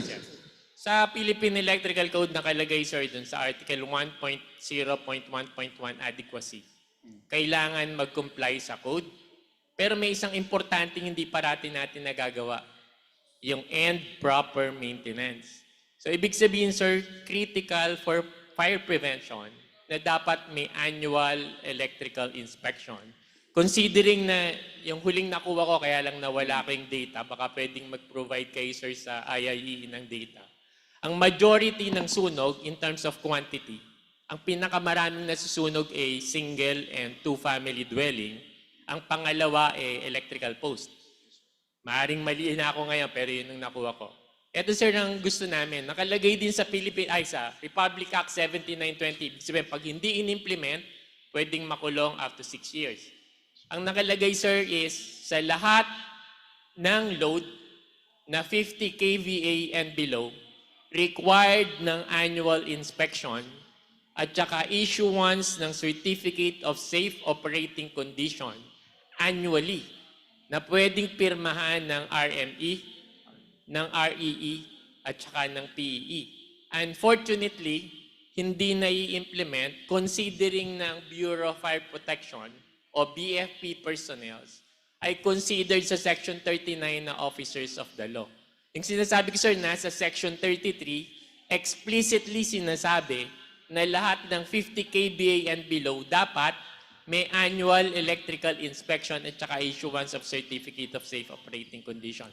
Yes, Siguro, sir, dun sa last na sinabi nyo, baka pwedeng with IIEE magkaroon ulit ng partnership para once and for all ma-implement na to. Yes, tama, sir. No? So, yun, tama po kayo, sir. Actually, si BFP, yung part din ng inspection po namin, annual, is the electrical system. Kumbaga, ina-inspect din namin yan. Pero yun nga po, wala tayong... Mandatory, sir, nakalagay sa RA 7920 na dapat may annual inspection. Hopefully may We will look forward to it, sir, no? Kasi si BFP, hindi kasi nakakapasok kami sa mga residential. Doon lang kami sa renewal ng mga business establishment. So yun, thank you so much sir for that info. Okay, so thank you very much, Sir Bobby. Any more other question? Question pa po? No more question? So, if wala nang question, let's... Okay, good morning everyone. Sir, regarding dun sa four-story building, so based on this fire code, dapat 2,800 square meter for the four-story, right? So, yung floor area, total. Depende yan sir sa ano. Okay, so yung requirement po natin for sprinkler, for a four-story building, how about if the floor area is 60 square meter and four-story, do we need a sprinkler system? Actually sir, sa Fire Pro, it depends on the height of the building. So according to the code, if the building is 15 meters in height, so from the top level na nakatungtong po tayo pababa, yung pinakasukat po natin is kailangan niya ng Fire Pro. So wala po din sa area, kasi kung halimbawa kung yung area mo lang is 30 or tas mataas siya hanggang 4, so hindi po ano. So madepende po sa height. So from 15 meters or more. Fire Pro. Okay, so any more other question? No more? Let's proceed with the awarding of the certificate. Sir, habol tayo sir sa oras, sir. Siguro Sir Bobby, doon na lang mag-usap lang tayo after this.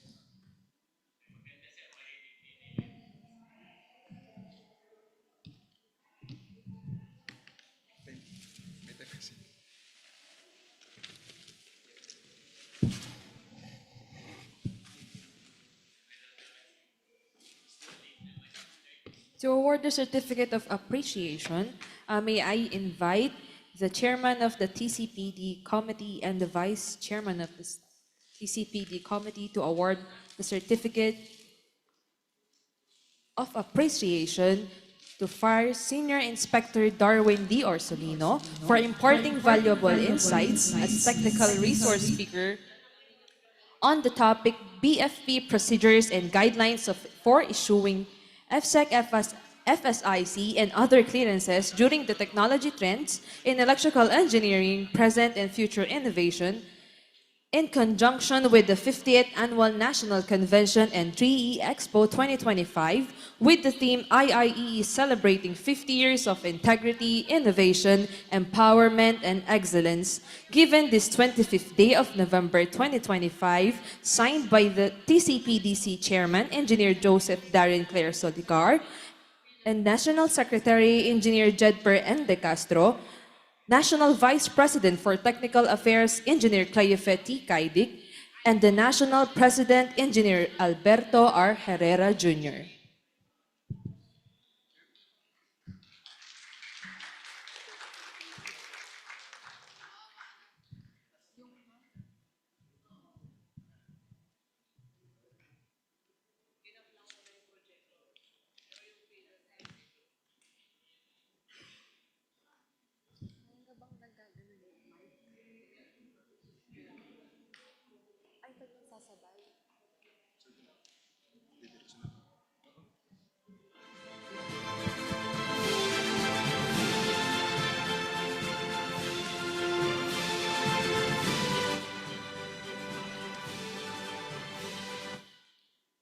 So to begin our program, may I request Engineer Joseph Darren Solicar to introduce our next presenter for this morning session.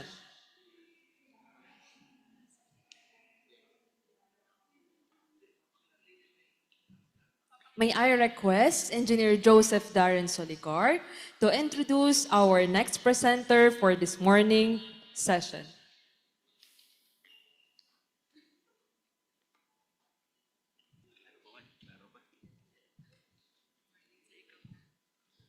Okay, good morning. Sa online, nasa 2,549 sa online. Okay, our next speaker is a professional electrical engineer with graduate degrees in electrical engineering, business administration, and renewable energy systems. He has 15 years of experience in electrical engineering, focusing on the development, design, construction, and operation of microgrid systems in the Philippines. He is an ASEAN certified energy manager and ASEAN engineer, specializing in the project management of microgrid systems.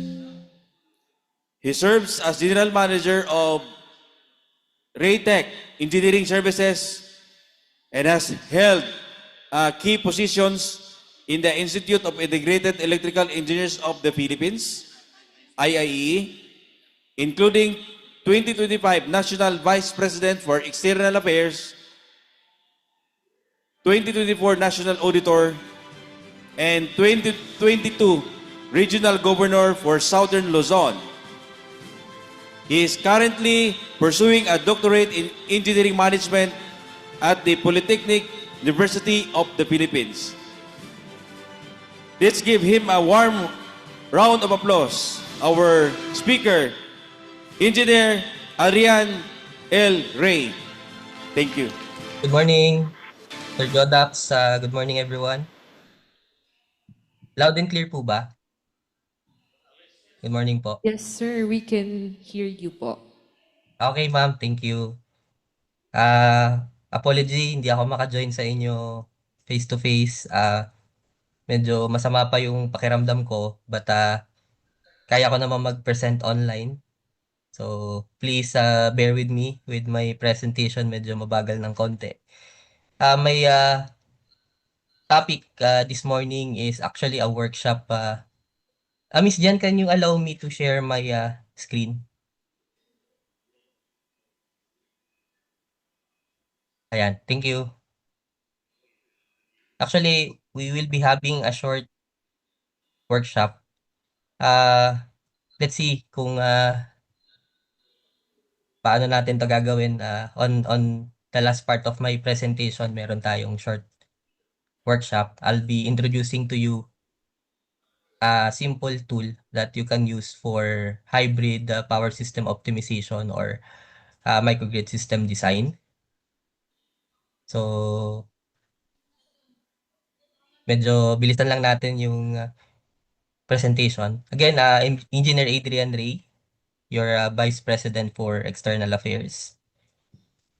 So our discussion this morning will focus on hybrid system. According to the Philippine Electrical Code, kapag meron tayong multiple power sources, multiple power system, these sources could be very common, yung ating photovoltaic, yung ating PV, wind, microhydro, generators, and many others. You can consider your system as a hybrid system. Basically, it's just a combination of different sources. But because of these combinations, nagiging complex yung ating system. So in this presentation, I would like to introduce a tool that you can use for your sizing, for your preliminary design of your hybrid system. So the tool is, we call it Homer, Hybrid Optimization of Multiple Energy Resources. Basically, any type of renewable energy and conventional power system can be modeled using this software. This Homer has a different types. Meron tayong Homer Pro. If your project is for off-grid standalone system for island electrification, you can use Homer Pro. The other one is, we call it Homer Grid. If your project is grid connected, need metering, and other applications related to grid connection. So you can use Homer Grid. Basically, similar to other software, you have these inputs. Of course, you need to input your economics. So you need to input equipment prices, financial assumptions for your project. So dito, hindi na lang technical yung evaluation na ginagawa natin. It's a combination of technical and financial evaluation of the project. Kasi hindi na lang tayo tumitingin lang doon sa technical viability ng project. Of course, we need to consider yung financial viability. Of course, yung load profile and site-specific renewable resources. Sorry. Dito, you can use the software. Meron siyang database for solar and wind.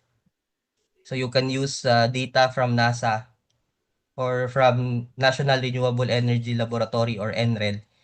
Meron siyang database na pwede mong gamitin to upload or download yung ating mga solar irrigation and wind speed data for solar and wind.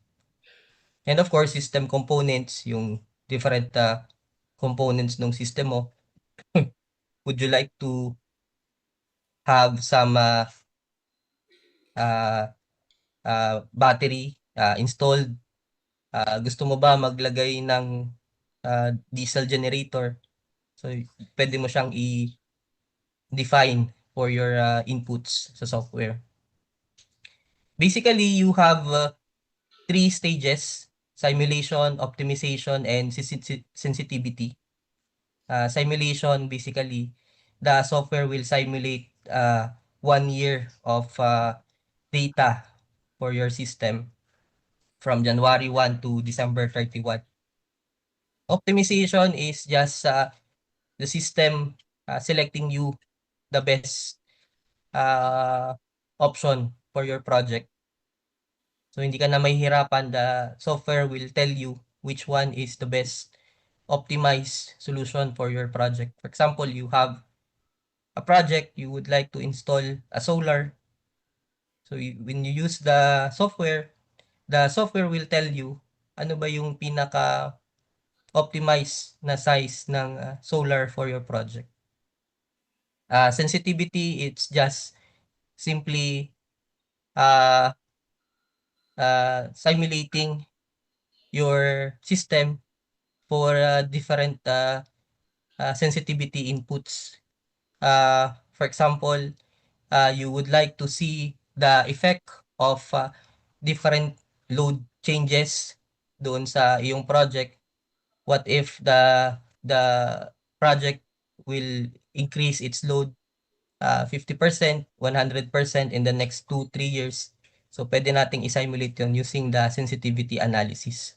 Or for example, if you are using diesel generator, so you can simulate different diesel fuel prices for your system. So nakikita natin yung effect ng mga variables na to doon sa system natin. And of course, yung results natin, as mentioned, you have your economics and engineering results, the system sizing, performance details. Here, you can get data related to the operational output of your system. And then financials and other reports will be provided. So basically, katulad ng ibang software, basta tama yung input mo, maayos yung input, you can expect a good result from this Homer software. Okay, so here is the process. Medyo bilisan na lang natin dito, but basically, katulad dito nung binanggit ko kanina, so meron siyang simulation. Yung simulation na ginagawa niya, it's actually hourly simulation. So pagka gusto mong i-download yung output, you can actually get hourly simulation. Meron kang data for the entire year. Pwede kang makakuha ng data, especially for studies. especially for those na nagre-research, kailangan nyo ng complete data. So, pwede nyo siyang gamitin. Yan. So, after the simulations, the software sorts the feasible cases in order to increase the net present cost. Yung net present cost or the life cycle cost, ito yung nagiging basis kasi ni Homer when selecting yung most viable solution for your project. So it includes yung ating mga CAPEX, capital expenditure, initial expenses natin, mga replacement costs, operational costs, maintenance costs, and fuel costs. So yung Homer lists the optimal system configuration defined as the one with the least net present cost. And of course, you will be getting the system sizes, gaano kalaki yung solar, gaano kalaki yung generator, gaano kalaki yung battery, ilang piraso, ilan yung wind turbine kung meron kang wind turbine, ano yung dispatch na gagamitin. For the dispatch, basically, two common dispatch for hybrid system is we call it load following and cycle charging. Load following is when your diesel generator will not charge the battery storage. So there are systems kasi na as much as possible pag tumatakbo yung generator hindi nagcha-charge ng battery. So we call it load following. The other one is cycle charging. So pagka nag-operate yung generator, that's also the time that it will also charge the battery storage. So that's the difference. So magkaiba sila kasi magkaiba yung magiging result nito depending on the dispatch. So magiging magkaiba yung output. So for hybrid systems, we need to properly select which dispatch is applicable for your system. Basically, ang tip ko na lang sa inyo, pagka load following, so hindi nagcha-charge yung ating generator, ginagamit lang natin yung load following kapag yung renewable energy natin malaki. Enough yung capacity ng ating renewable energy to supply yung demand. I-fully charge yung battery. So kapag ka ganun yung system ninyo, you need to use load following para ma-utilize ng husto yung renewable energy. But in some cases, kulang yung renewable energy. In some projects, hindi na-achieve yung target na RE. So, kailangan natin mag-cycle charging to support the battery charging. So, kailangan natin yun kasi hindi naman pwedeng hindi fully charge yung battery. So, we need to use the diesel generator for the charging. There are two different ways to use the Homer software. So, ito, especially for those na ngayon lang na kilala itong software na to, can do high-level analysis. You can use the software to provide you high-level analysis. So, bibigyan kanya ng insight whether the project is viable or not. So, you can use generic data from the software. You can use conceptual designs for your study or for your design. And then another one, the detailed project feasibility study. So, dito, accuracy is the goal. So kapag gusto mo na talagang i-finalize yung iyong study, you can use this software in preparing proposals for a client. Kung magsasabit ka ng proposal, maybe you can start with a high-level analysis. But if you are going to submit this project for financing na, for application for financial institutions. So you can use the detailed feasibility study. Basically, pagka detailed feasibility study naman, yung ating mga data, yung ating mga input are specific na for the projects, especially yung ating mga prices dapat galing na sa mga vendors.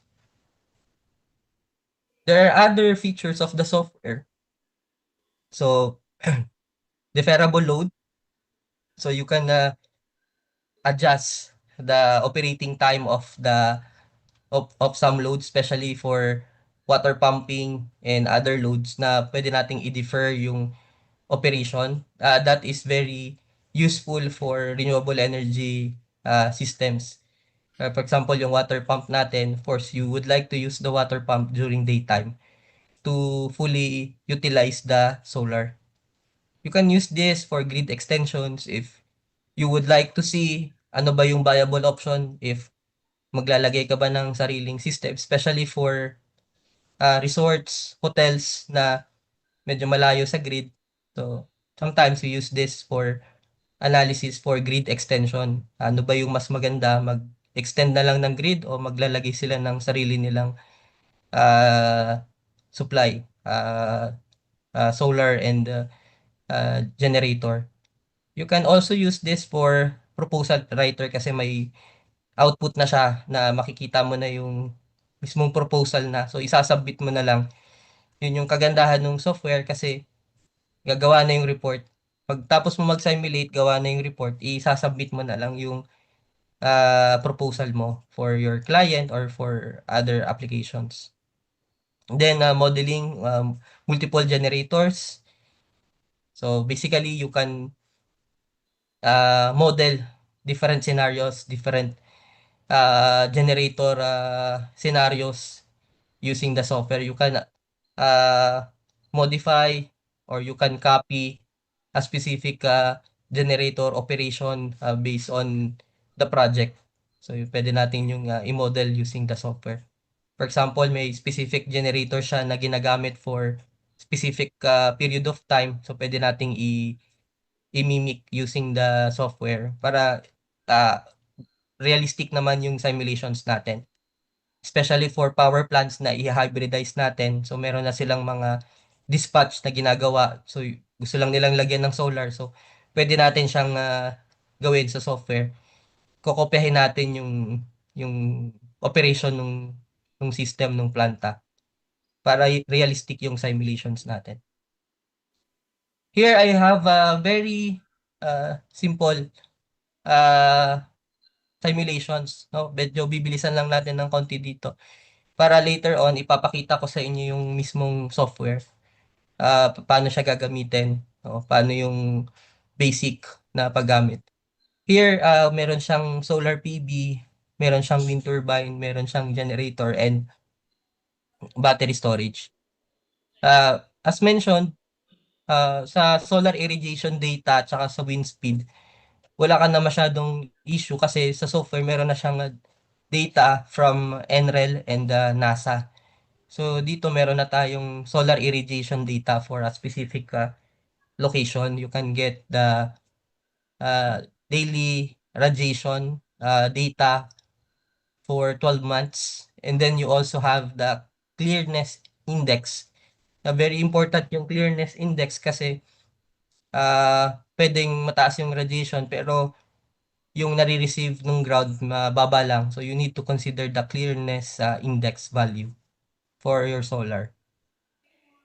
So ito, pinapakita lang yung monthly values niya. Of course, in the Philippines, we can expect a high solar irradiation data for our March, April, May values natin. For the wind speed, ganun din. So wind speed, this is from NASA data. So meron tayo ditong average wind speed in meter per second for the 12 months. Ito naman yung kanyang value from the software. So of course, for wind naman, you can expect a high wind speed value for November, December, and January. Yan. So ito yung some other information for the wind. Of course, you need to input your load profile. For the load profile, of course, you need to measure yung consumption. In some cases, ginagamit yung monthly bill ng customer. You can use that. But for Homer simulations, it's better to have a 24-hour load profile. So if you can come up with a projection, meron din sa software, you can just simply use yung mga load profile na nakalagay sa software. Meron na kasing profile for residential loads, commercial loads, industrial loads, community loads. So meron na rin sa software. So you can use this or you can have your own load projections, load profile. So ito, ginawa ko lang, basically, you need to input January to December load profile from 12 midnight to 11 p.m. values. Ito na yung sa software, ito na yung makikita nyo sa software. Mamaya pala yung simple workshop natin, hindi na kasi natin, actually hindi na natin magagamit yung software, but I'll be giving you a simple way on how to simulate without the software. Kasi meron naman dun sa website ng Homer, pwede nyong gamitin yon. Kasi yung software, you need to purchase or you need to subscribe. But if gusto niyo lang isubukan muna, you can use the website. So you can simulate. So ito na yung load profile. Ito na yung magiging input for the load profile. Yan, ito yung values niya, monthly values niya. As you can see,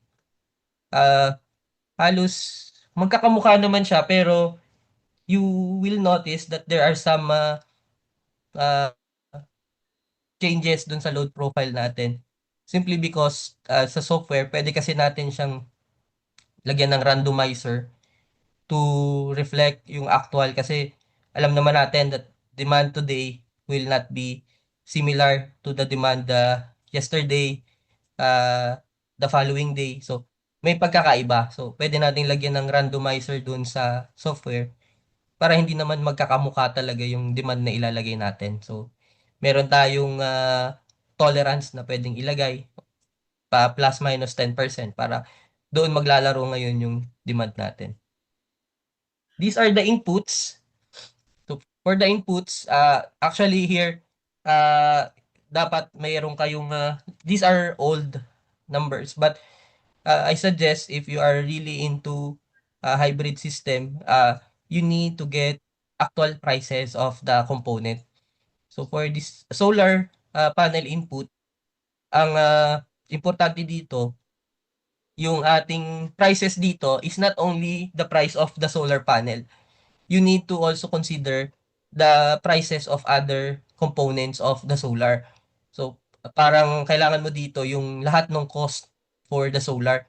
So you need to consider yung mounting structure, yung iyong cables, yung iyong circuit breaker, all equipment, materials for the solar installation must be included dito sa input.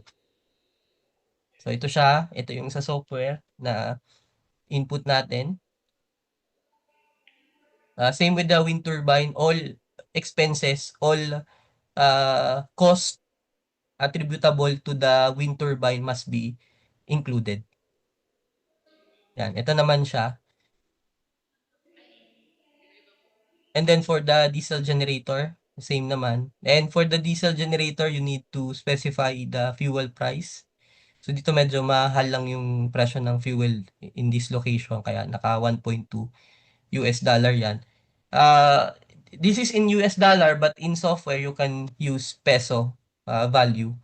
You can change the the USD to peso or to any other currency. So this is the sample sa software. You can actually create your own diesel generator specific to your project. So for example, you will be using different brands of generator. You can actually edit the fuel curve to reflect the actual diesel consumption in the simulation.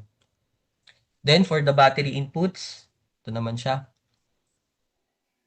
This is the software version. Yan. So the diagram, yan. Ito pinapakita lang dito. Of course, the solar PV and the battery storage are all connected to the DC bus. If you're going to add the wind turbine, commonly it's connected to the AC bus. But of course, you can change that depending on your setting sa software. You can also connect the solar to the AC if you would like to consider na yung output niya nasa inverter. You can also do that sa model mo na gagawin. Here you can get this calculation report. As you can see, pagka nag-simulate yung software, dito 8,027 solutions were simulated. So ganoon kadami yung solutions na na-simulate niya. Although 4,800 yung feasible, the other 2,168 are infeasible due to capacity shortage. Meaning to say, yung 2,168 na solutions, kukulangin yung supply ng hybrid system mo. So, hindi siya feasible solution. And then, 1,010, infeasible siya due to minimum renewable fraction because you can specify the renewable fraction. When you say renewable fraction, this is the percentage of renewable energy in your system. So this is the result. No? You can get this result. Here you can have this. So meron siyang winning system, meron siyang base case. So pwede ka mag-compare ng different types of system. Kung gusto mo nga i-compare yung two solutions, pwede mong gawin yun no, para sa presentation. Mas madali yung magiging presentation mo kasi you are comparing different solutions na. So here, pinapakita lang yung different results. Dito sa table na to, mapapansin ninyo, this is different combination of technology. Itong nasa pinakataas, ito yung solution with solar, with wind, diesel generator, and battery. Yung kasunod, blanco yung solar, so wala yung solar dito. Then yung kasunod, wala naman yung wind. And as you can see, naka-arrange siya based on the cost of energy. So, yung may pinakamababang cost of energy, yun yung nasa taas. So, meaning to say, ito yung pinakamura na solution for the system. 0.345 US dollar per kilowatt hour. That's the cost of energy. Dito naman, if you would like to see, so sabi nga kanina, 8,000 yung simulations solutions natin. So dito, ito kasi naka per category siya. Pagka tinignan pa natin, this is now the result for a system with solar, wind, and diesel generator and battery storage. So different sizes. So mamimili ka na lang dito kung anong solution yung of course if you can use the one with the least value of cost of energy, mas maganda. But in some other cases, may mga restrictions tayo. Maybe you need to select other solutions. So, nandito lahat yon. Oh, mamimili ka na lang dito kung ano yung gagamitin mo. And then you can have this cost summary. Yan. So, you can get your net present value. Yan. Nakalagay naman capital cost for different component, replacement cost, O&M cost, fuel cost, salvage value at the end of the project life. You can specify ano yung project life mo, kung 20 years ba yan, 15 years. So, kukompute niya na yon, automatic na yon. May salvage value na siya. Then, you have this electrical summary. Ito pinapakita lang, for example, for your hybrid system, 50% of the power is coming from the wind turbine. 32% from the diesel generator and 17.7% from the solar based on the result no, na kinuha natin. So dito makikita mo ilang percentage yung sinusupply ng renewable energy. Fuel summary, just to give you information related to the use of diesel fuel because may diesel generator yung simulation. And then of course yung operation ng diesel generator. Even the number of starts of the diesel generator are also indicated in this report. So 1,256 starts per year. If mag-stick ka lang dun sa operating time ng generator, you can expect this number of starts para na namo-monitor natin yung magiging life naman ng generator. So dito, ang operational life ng generator is only 5.44 years lang siya. Then same with the battery. Yan. Dito ang importante dito yung autonomy. When you say battery autonomy, this is the number of hours that your system can that your battery storage can supply your system without the support of other sources. So, walang solar, walang generator. Your battery can supply 2.18 hours. So, it's very important, especially kapag ka maulan. So, walang solar. So, hindi mo natatakbo yung generator, yung battery muna. So, kaya niyang tumagal ng 2.18 hours. Solar PV, yan. Of course, yung rated capacity. So, dito 270 kilowatt peak lang yan. The mean output, kilowatt hour per day, average output niya. Capacity factor, 15.4, medyo mababa siya. So, in some cases, kaya natin yan mga 17 to 18. Then, yung total production of the solar PV. Then, for the wind, ayan, nandyan din yung mga information niya. Basically, you can have all the technical output data from your system using using this software. Yan. So here, pakita ko na lang sa inyo. So hands-on na lang natin, no? Simulation for diesel solar battery storage. So tinanggal lang natin yung wind. I'm not sure for those who are in the venue, but if you have a cell phone or if you have a laptop na pwede nyong gamitin, for those na nasa Zoom, you can try follow my demo. Although medyo bibilisan lang natin kasi kulang na tayo sa time. Stop ko lang yung sharing ko. Share ko lang yung buong screen ko. Makita ninyo yung... Okay. Oops. Nangyari. Yan. So, you can go to this website. Yan. Ayusin ko lang. Kita na lahat. Yan. You can actually go to this website. homerenergy.com. Yan. Just search for this website. So you can simply type this homerenergy.com. Ito yung makikita ninyo, yung website ng Homer. Yan. Medyo ano lang kasi you need to sign up. Maybe I'll just demo and then later on you can try because you need to sign up for a new account if hindi pa kayo nakakagawa ng account. So, ito sa akin. So, sign in. Yan. So, automatic na siya naka-sign in na ako kasi ni-ready ko na to kanina.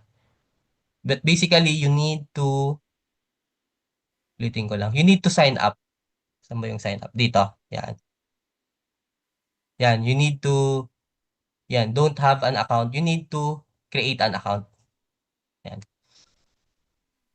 Yan. So, kailangan mong ilagay yung email address mo. Gagawa ka ng password. Then, just confirm your password. And then, click nyo lang yung sign up. Hindi na ako makakagawa kasi yung email ko nagamit na. But you can try this later. Pwede kayong gumawa. Or if you can do it now, pwede na. Mabilis lang to. Maglalagay lang, after nito, maglalagay lang kayo ng other personal information ninyo para makagawa kayo ng account ninyo.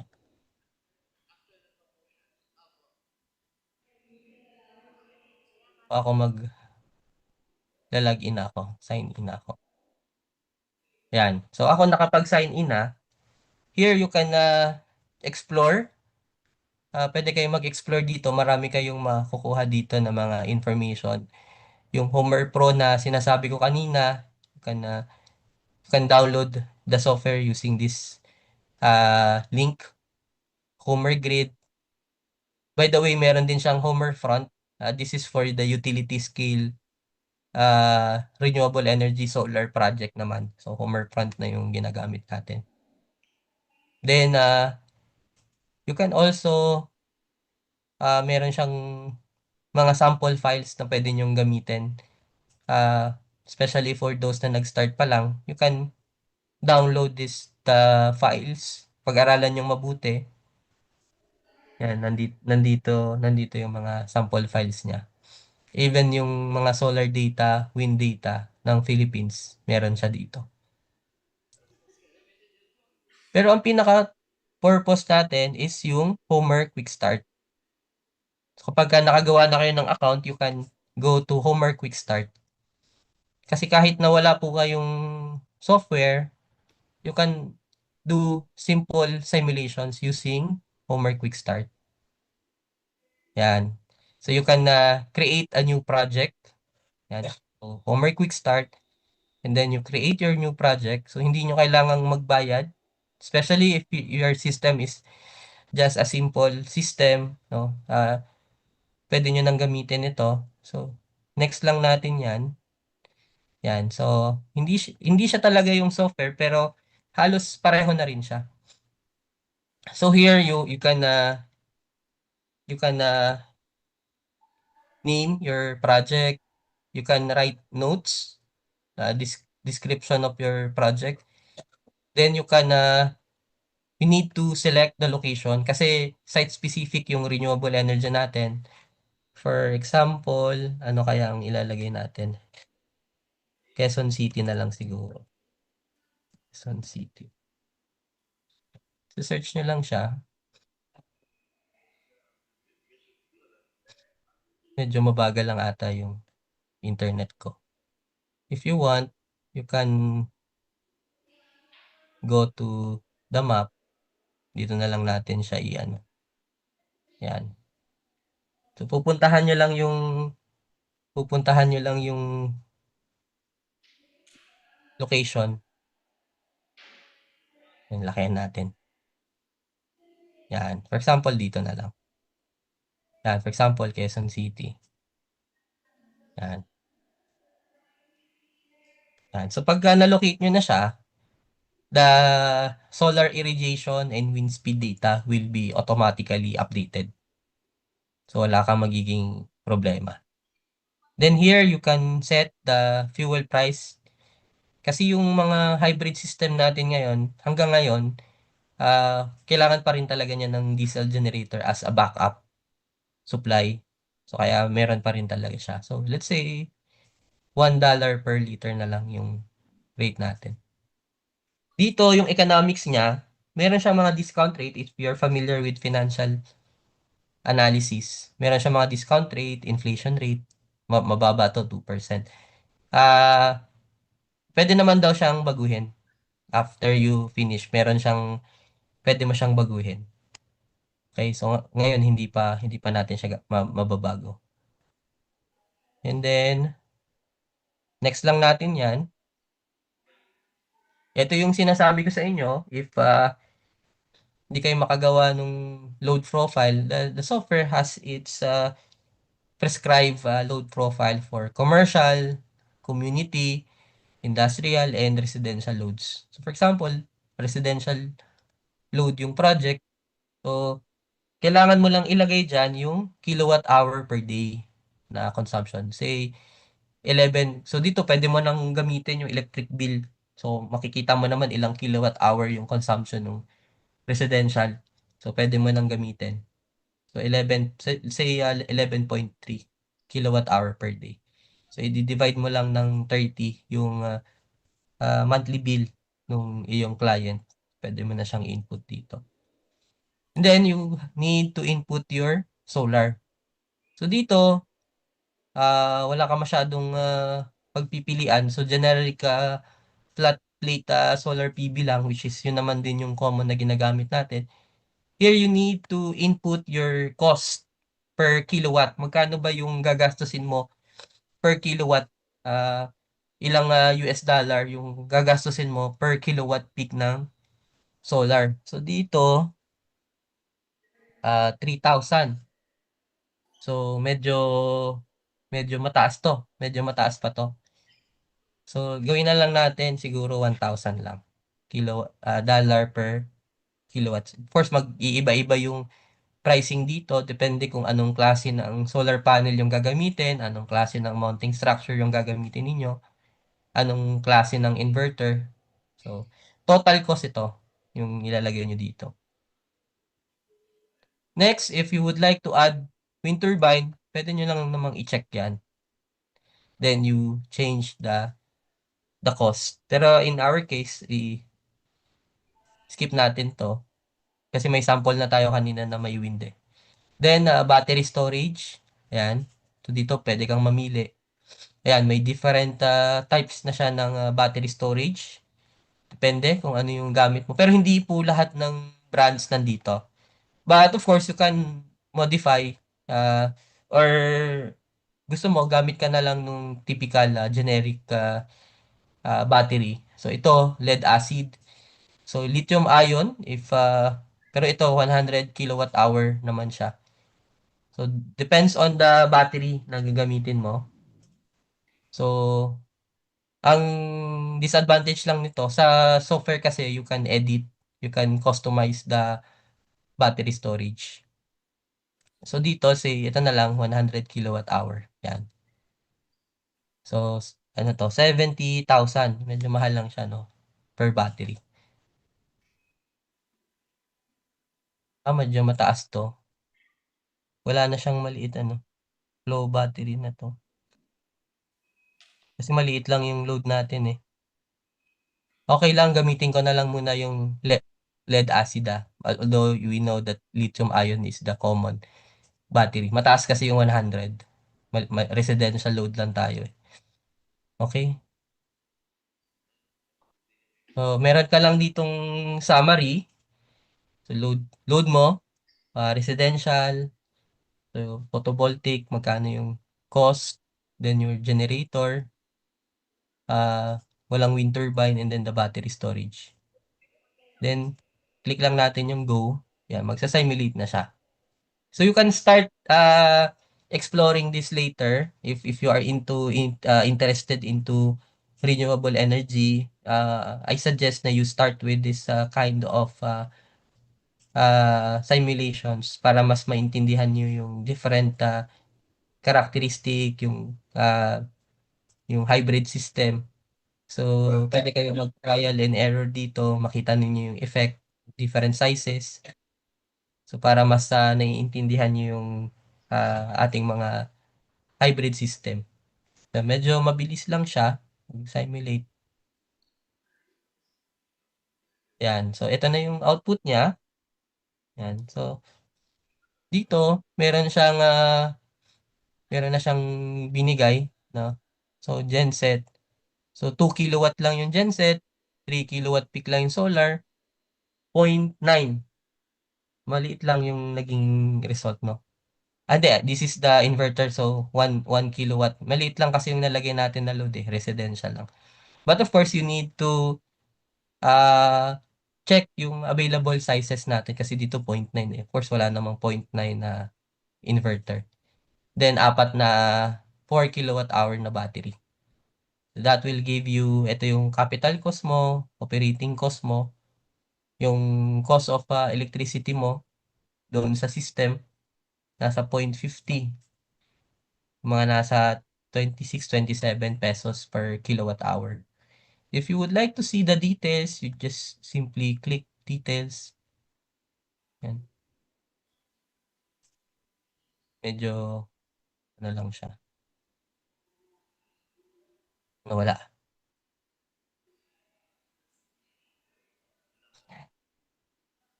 Hindi na nag-load.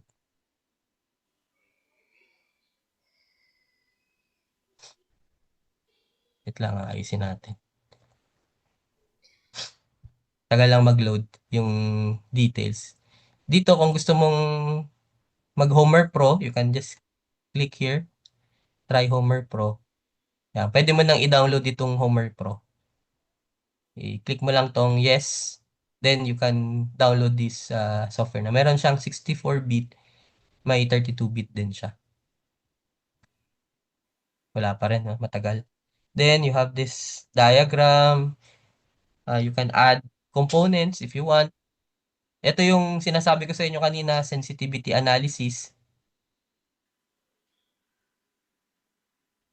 Ay, teka. Hindi ko ata na palitan. Ayan, ito siya yung isa-simulate niya at different fuel price. 0.5, 1, tsaka $2 per liter. Then, discount rate mo is 3, 6, and 12. So, you just click yung sensitivity analysis.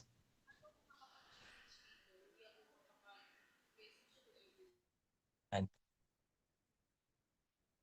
Then, you can download this file if you would like to use this for Homer Pro simulations. Pwede mo siyang i-download and then i-upload mo na lang sa Homer Pro para hindi ka na uulit ng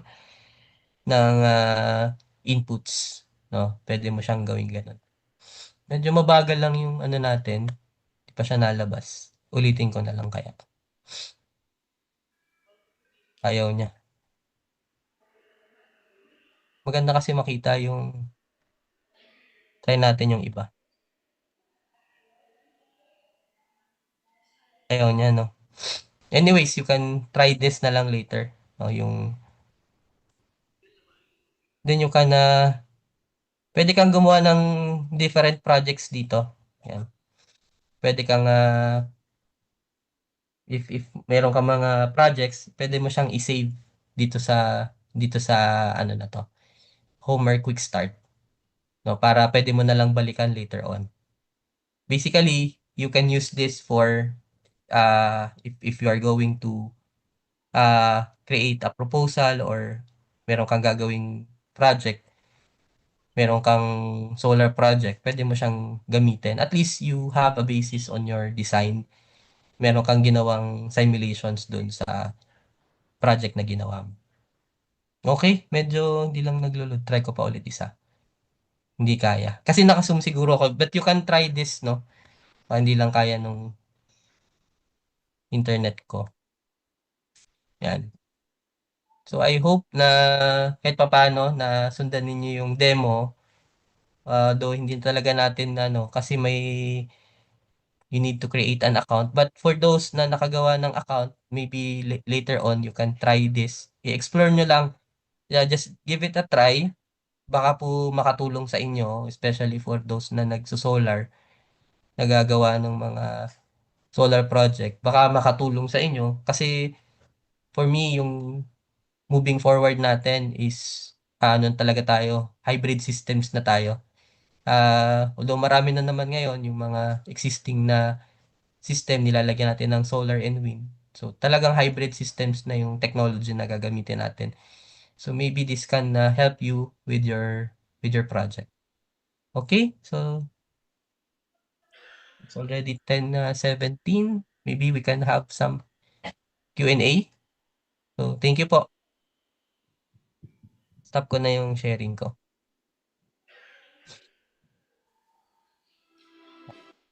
Pasensya na po medyo sinisipon lang. Pero I hope na malinaw naman po sa inyo yung naging presentation ko.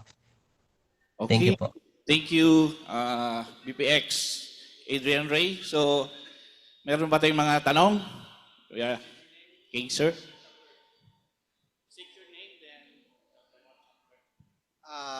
I'm Alan Arquiliano from Laguna Central. So, ask ko lang, is this compatible to any controller? Yes, sir. You can the basic controller, sir, is yung load following and cycle charging. But you can customize, sir, depending on the controller that you will be using for your system, sir. Do you So, recommend? meron kasi siya, sir, na ano meron din siya, sir, na automatic switching from load following and cycle charging if that's the controller that you are using. Pwede mo siya, sir, i-customize depending on the controller na gagamitin mo. Just double check sir with the supplier nung controller if ano yung pinaka dispatch niya na gagamitin. So you can input doon sa simulation properly yung magiging Do you dispatch niya. recommend brand for compatibility wise or Maybe sir later sir, ayoko kasi mag-endorse sa mga brand. thank you, Ano Engineer. ako eh. Ayoko talaga sir nag-i-endorse but we can talk about it sir later. Mabigyan kita sir ng mga information. Thank you, sir. Thank you. Thank you sir. Medyo ano tayo sir, especially ngayon medyo ako yung VP external, ako yung sa mga brands yung sa exhibit natin eh. So kaya ayoko lang nagbabanggit ng brands para naman wala pong ano sa ating mga exhibitors and partners. Thank you, sir. Okay, thank you. Any more? Any other question? From the virtual, do we have? Any question from the virtual attendee? Since none here on the face-to-face? Okay, so far wala na. Puro lang raw clap. Clap na. Parang naintindihan nila yung presentation. Let's go. May isa pa po. Okay, let's get this one. State your name and... Good morning po. I'm Lincoln Gallego, West Chapter po. My question is, yung regarding sa subscription ng pag magkukuha ng Homer Pro, magkano po siya, and if yung sa beta yung quick start, kasama na din yun mas-simulate yung mga essentials, no? Since nandun na din yung sensitivity analysis. Yes, sir. For the subscription, sir, depends on, kasi they have different modules. If you would like to use hydroelectric power, may separate module siya. Biomass, it has a separate module. Depends on the modules that you will be getting. Yung basic package niya, sir, I think yung annual niya nasa around 50,000 pesos eh. Yung 1 year subscription niya with the basic modules. But if you would like to add other modules, especially depende sir sa need mo, I think umaabot siya mga 70,000 eh with all the modules included. I think 70,000. For monthly naman, I think 10,000 to 12,000 to 20,000 yung monthly. Depends on the module na gagamitin mo for your simulations. Ayun sir, thank you po for the answer. Yung beta, sir, I suggest you start with the beta. And then, if you are really into this projects, you can use may trial period naman siya, sir, for I think 15 days or 30 days na pwede mo siyang gamitin without any fee. You start with one project and see if talagang useful sa'yo. Then, I suggest dun na siya dun ka na mag-subscribe, sir. Thank you, sir. Thank you so much, Engineer Ray. So we are now proceeding with the awarding of the certificate. May we invite the chairman of the TCPD committee as well as the vice chairman and the member of the TCPD committee. So this certificate of appreciation is presented to Engineer Adrian L. Ray for imparting valuable insights as technical resource speaker on the topic Workshop on Hybrid Power System Optimization using Homer software during the technology trends in electrical engineering, present and future innovation in conjunction with the 50th Annual National Convention and GE Expo 2025 with the theme IIEE Celebrating 50 Years of Integrity, Innovation, Empowerment, and Excellence. Given this 25th day of November 2025, signed by the TCPDC Chairman, National Secretary, National Vice President for Technical Affairs, and the 2025 National President. Thank you. Thank you, TCPDC. Thank you, Chairman Jodax and Gob Sandro, Gob Bong. Thank you po.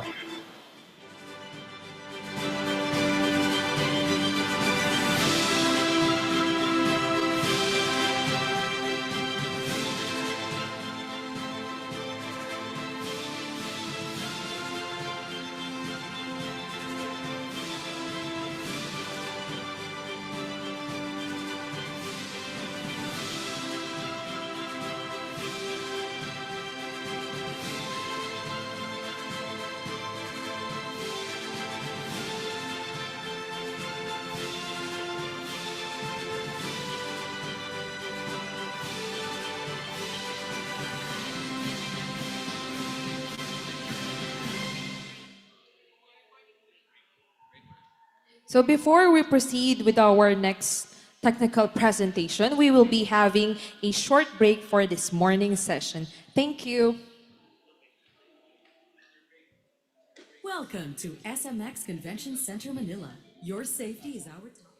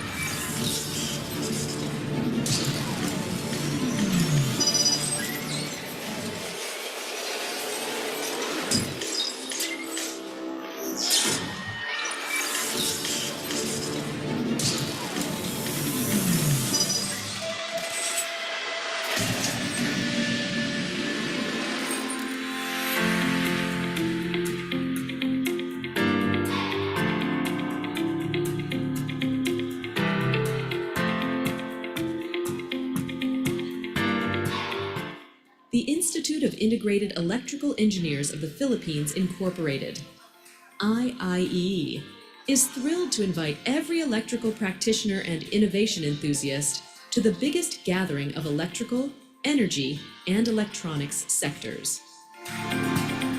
3E Expo is the IIE's premier event showcasing the transformative power of innovative products and services from industry-leading companies.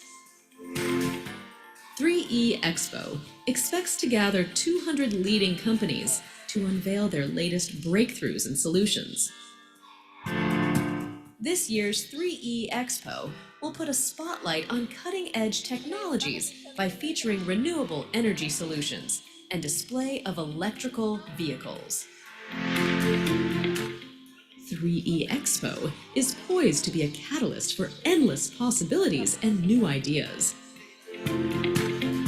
The 3E Expo will certainly be a venue of unparalleled networking possibilities, as IIEE expects more than 15,000 trade visitors. 3E Expo is not just an exhibition. 3E Expo is a journey into the future.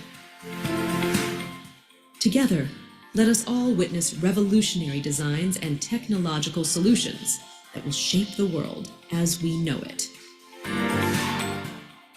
So what are you waiting for?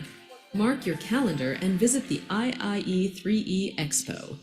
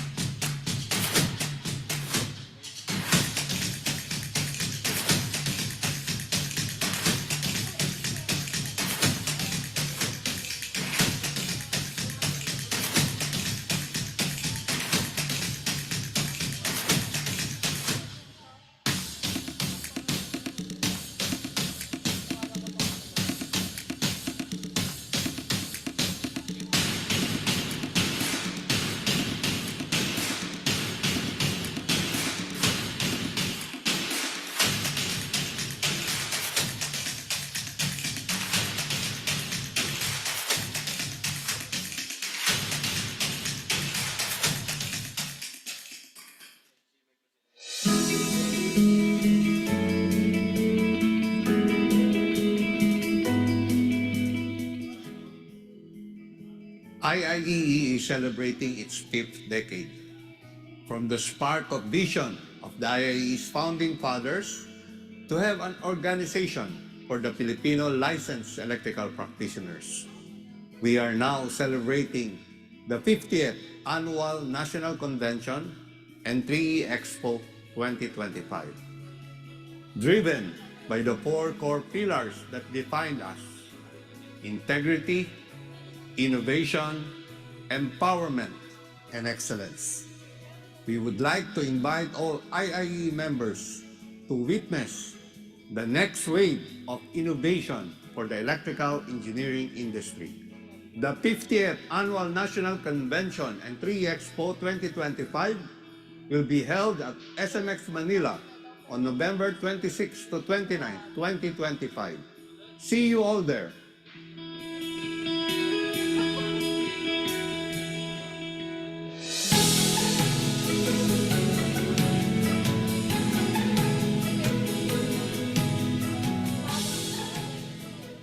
Welcome. Before we begin our meeting, please be informed of the following video conferencing etiquette. Number 1. If using a laptop, tablet, or mobile phone, make sure that your battery is fully charged to avoid sudden disconnection. Number 2. To be the best, you have to look the best by observing and wearing appropriate attire fit for the meeting. Number 3. Be on mute at all times and listen attentively to whoever is speaking. Number 4. Maximize the use of chat box and other tools made available by the system whenever you want your voice to be heard. Number 5. Avoid interrupting the speaker and make sure that you are acknowledged before you speak. Number 6. As much as possible, turn on your video so that we could have a wonderful conversation. Number 7. We encourage you to station yourselves at a place free of destructive noise so that you could focus on the meeting. And lastly, number 8. We want to capture the moment with you. Kindly stay until the end as we will have a group photo after. Thank you, and have a good day ahead.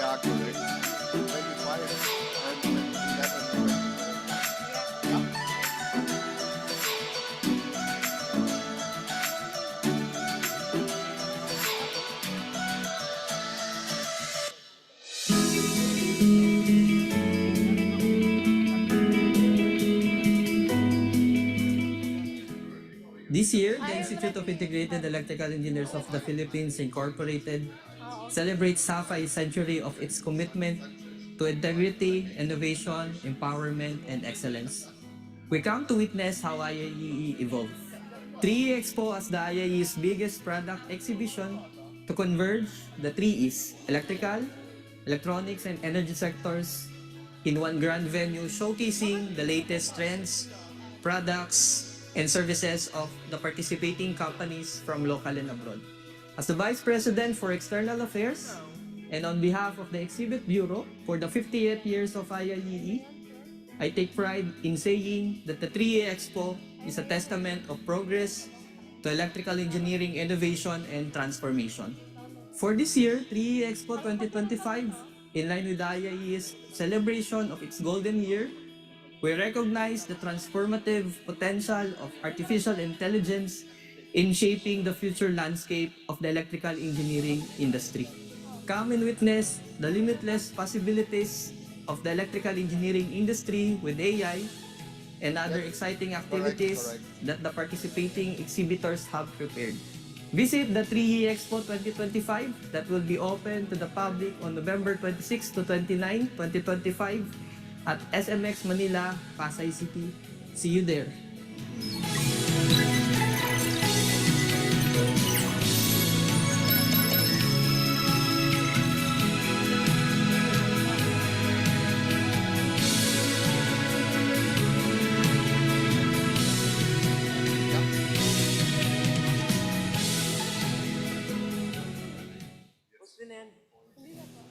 Welcome to the Institute of Integrated Electrical Engineers of the Philippines, a professional organization of electrical practitioners founded in 1975 with the core values of integrity, innovation, empowerment, and excellence. For 50 years now, IIEE has been a cornerstone in advancing the electrical engineering profession, fostering leadership and growth within the dynamic industry.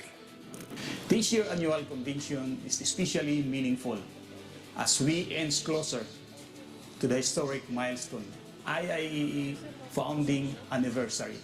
We are not just merely commemorating the anniversary of IIEE. We are traversing the pages of history to write the remarkable story of our institute. So my fellow electrical practitioners, join us. On behalf of the Council of National Presidents, we would like to invite all of you to our 50th Annual Convention and 3D Expo on November 26 to 29, 2025 at SMX Convention Center, Pasay City. This year, we gather at SMX Manila, a space that perfectly blends innovation and excellence to host our 50th Annual National Convention. An event that will bring together experts, leaders, and practitioners to explore the latest trends and advancements in electrical engineering. Behind the scenes, our dedicated committee members work tirelessly, ensuring that every session and discussion is impactful, providing valuable insights to attendees.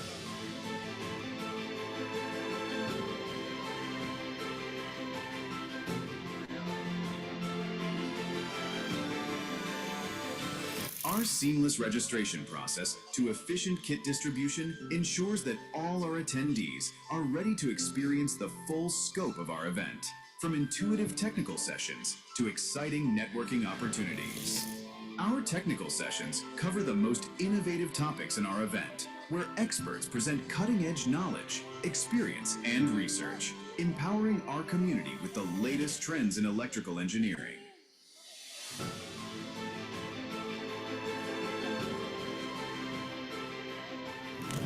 We believe in the importance of balance with a healthy mind and body.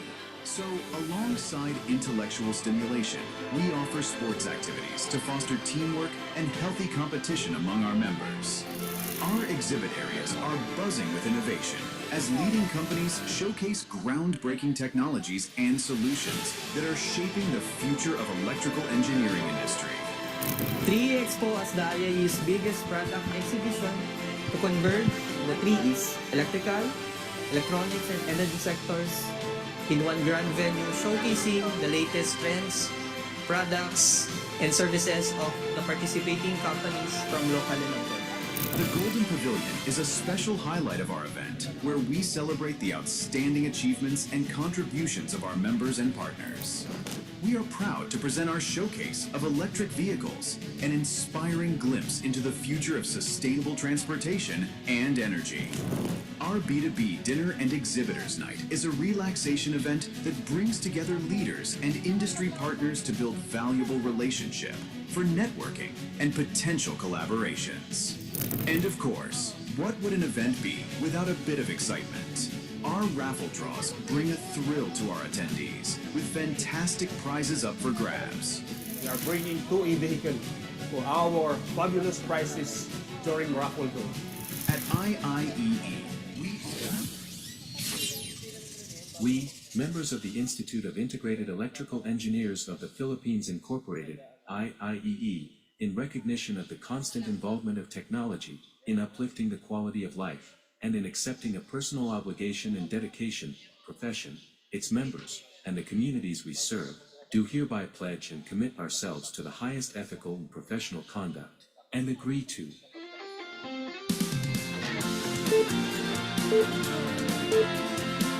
accept responsibility in making sound engineering decisions consistent with the safety, health, and welfare of the public, and to disclose promptly the factors that might endanger lives and the environment.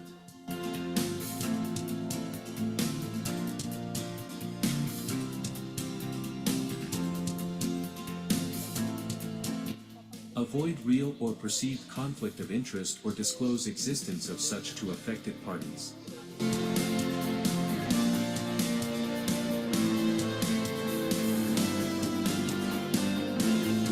Be honest, objective, impartial, and realistic in stating claims or estimates based on available facts.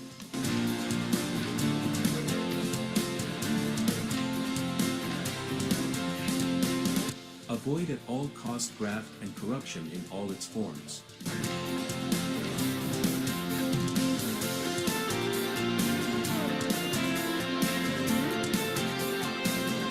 Improve the ethical understanding of technology and its appropriate application.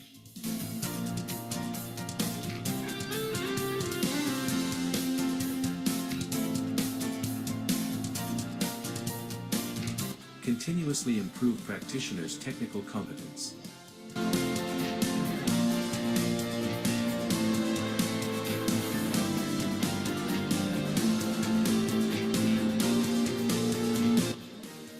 Disclose full pertinent professional and technical limitations.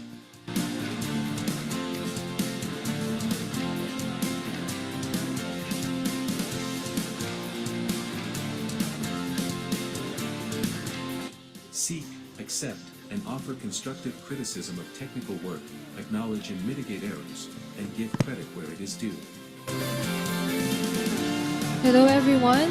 For those participants who are still outside the room, kindly enter the facility. So, because we are about to start Equally treat all persons within regardless of race, 2 gender, minutes. physical condition, age, or national origin.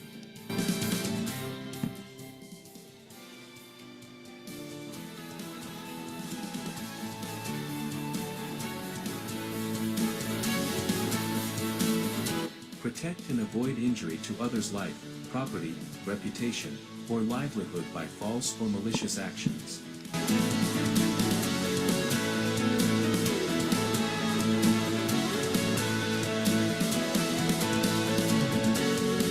Observe utmost transparency, responsibility, due diligence and fairness, and accordingly, not manufacture, spread or disseminate false, incorrect, unverified or misleading information or data against any co-member or the IIEE, its officers, employees and representatives or agents, in any form whatsoever, whether verbally, in writing or published or whether through electronics means or otherwise, especially if such tends to discredit, besmirch the honor or integrity or impute a wrongdoing on them. Part of a co-member of the IIEE, its officers, employees and representatives or agents.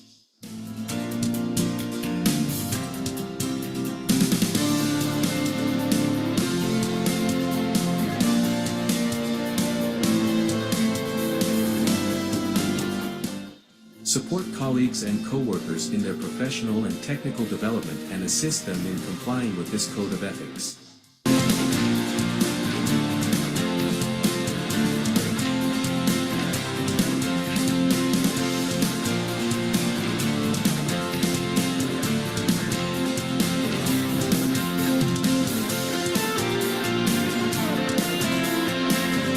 Timely and fully comply and abide with any and all of his obligations to a co-member of the IIEE, the IIEE itself or any third party, and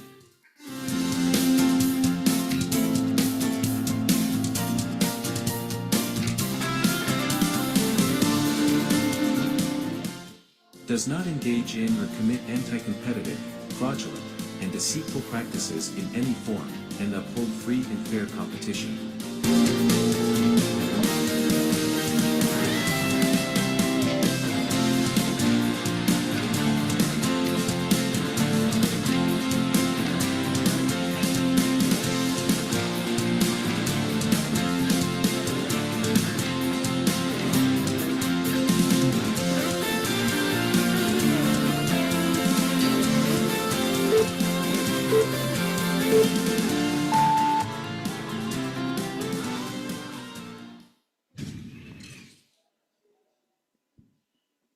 Before we proceed to our next technical speaker, we would like to take a moment to acknowledge our virtual audience. As of now, we are joined by 3,000 virtual participants from different locations. Thank you for tuning in, for your energy, and for being part of today's event. We will now proceed to our next technical speaker for this morning session. May we invite Engineer Sandro Villarosa to introduce our last speaker for today's morning session. Thank you. Okay, for our final morning session speaker, let me introduce. Our next speaker is a German physicist with master's degree in physics, philosophy, and technical history, and a PhD in nuclear engineering. He is a former senior manager in one of the Germany's largest electric utilities and has over 13 years of academic experience teaching energy system and energy economics. Our speaker has led international projects in renewable energy, smart grid, Industry 4.0, circular economy, and blockchain-based grid application, and has advised government worldwide on energy market deregulation. He has also served for over a decade as consultant to the Daimler Mercedes-Benz and has contributed to major EU innovation programs. His work has been recognized with several awards, including the BMW Best Idea Award, Golden Computer Award, CIPRIS Award nomination, and the Alexander von Humboldt Award. Ladies and gentlemen, please help me welcome Professor Dr. Georgine Unprid. A round of applause, please. Thanks very much. So thanks very much for the kind introduction. I'm always honored and very happy, even when the colleagues asked. I'm in the Philippines since 2002, and even in IIEE, I met my wife in 2003. We just had our anniversary, and I'm so happy to be here and to present about the possibility of small and medium enterprises. I can have the PowerPoint. I'm happy because I think what I want to present is the learning lessons that we can find from European and German electricity grid. As in the introduction, thanks very much. Sure, I come from the background of a technical point of view, but surely there is an important aspect in the economics. And even the economics is an important aspect of including renewable energies. That is a topic we are working since many years, and we have to think about the balancing in small and medium enterprises and the industry. What I want to explain to you is my daily business, our daily simulation necessity in a changing electrical system. Sure, we see the same in Europe as we see in the Philippines, that more and more renewable energies are included.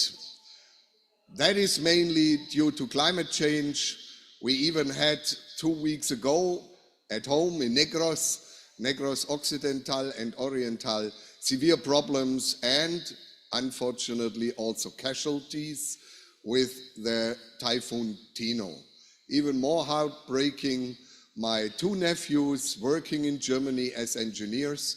One had a former colleague in the sugar mill, and she, just 2 months old, gave birth to a baby, and she was able to rescue the baby, and then she wanted to get the baby's foot, and a wave took her away and she died. So we have to do something on the problems with climate change. Mainly also here in the Philippines, we are severely affected by this climate change, and therefore it is an issue to think about. But it is not that easy to include it into the systems. One aspect is as well the pricing. I have here the first slide for an industrial customer, the problem, what is the cost of electricity? And what we see here is the severe change in the German stock market for electricity. We see it was about at 50 euro per megawatt hour, so 5 euro cent per kilowatt hour over a long time. I have to be fair. Not taking into account the disposal of the nuclear waste In my former utility, we were world champion in operational time of nuclear plants. Our nuclear plants, like Philipsburg, was able to generate power at a cost of euro cent per kilowatt hour. If you take into account the disposal, I would say realistic, we are at 3 euro cent, not at 5. We had a severe surge due to the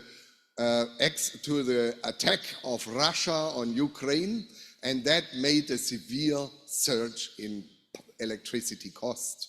It was first the extreme increase of the gas, the natural gas that came via pipelines from Russia, but it was as well the insecurity in the electricity market. Therefore, the prices exploded. There was a similar event in early 1993 in England when they deregulated the electricity market and they deregulated and unbundled the power generation.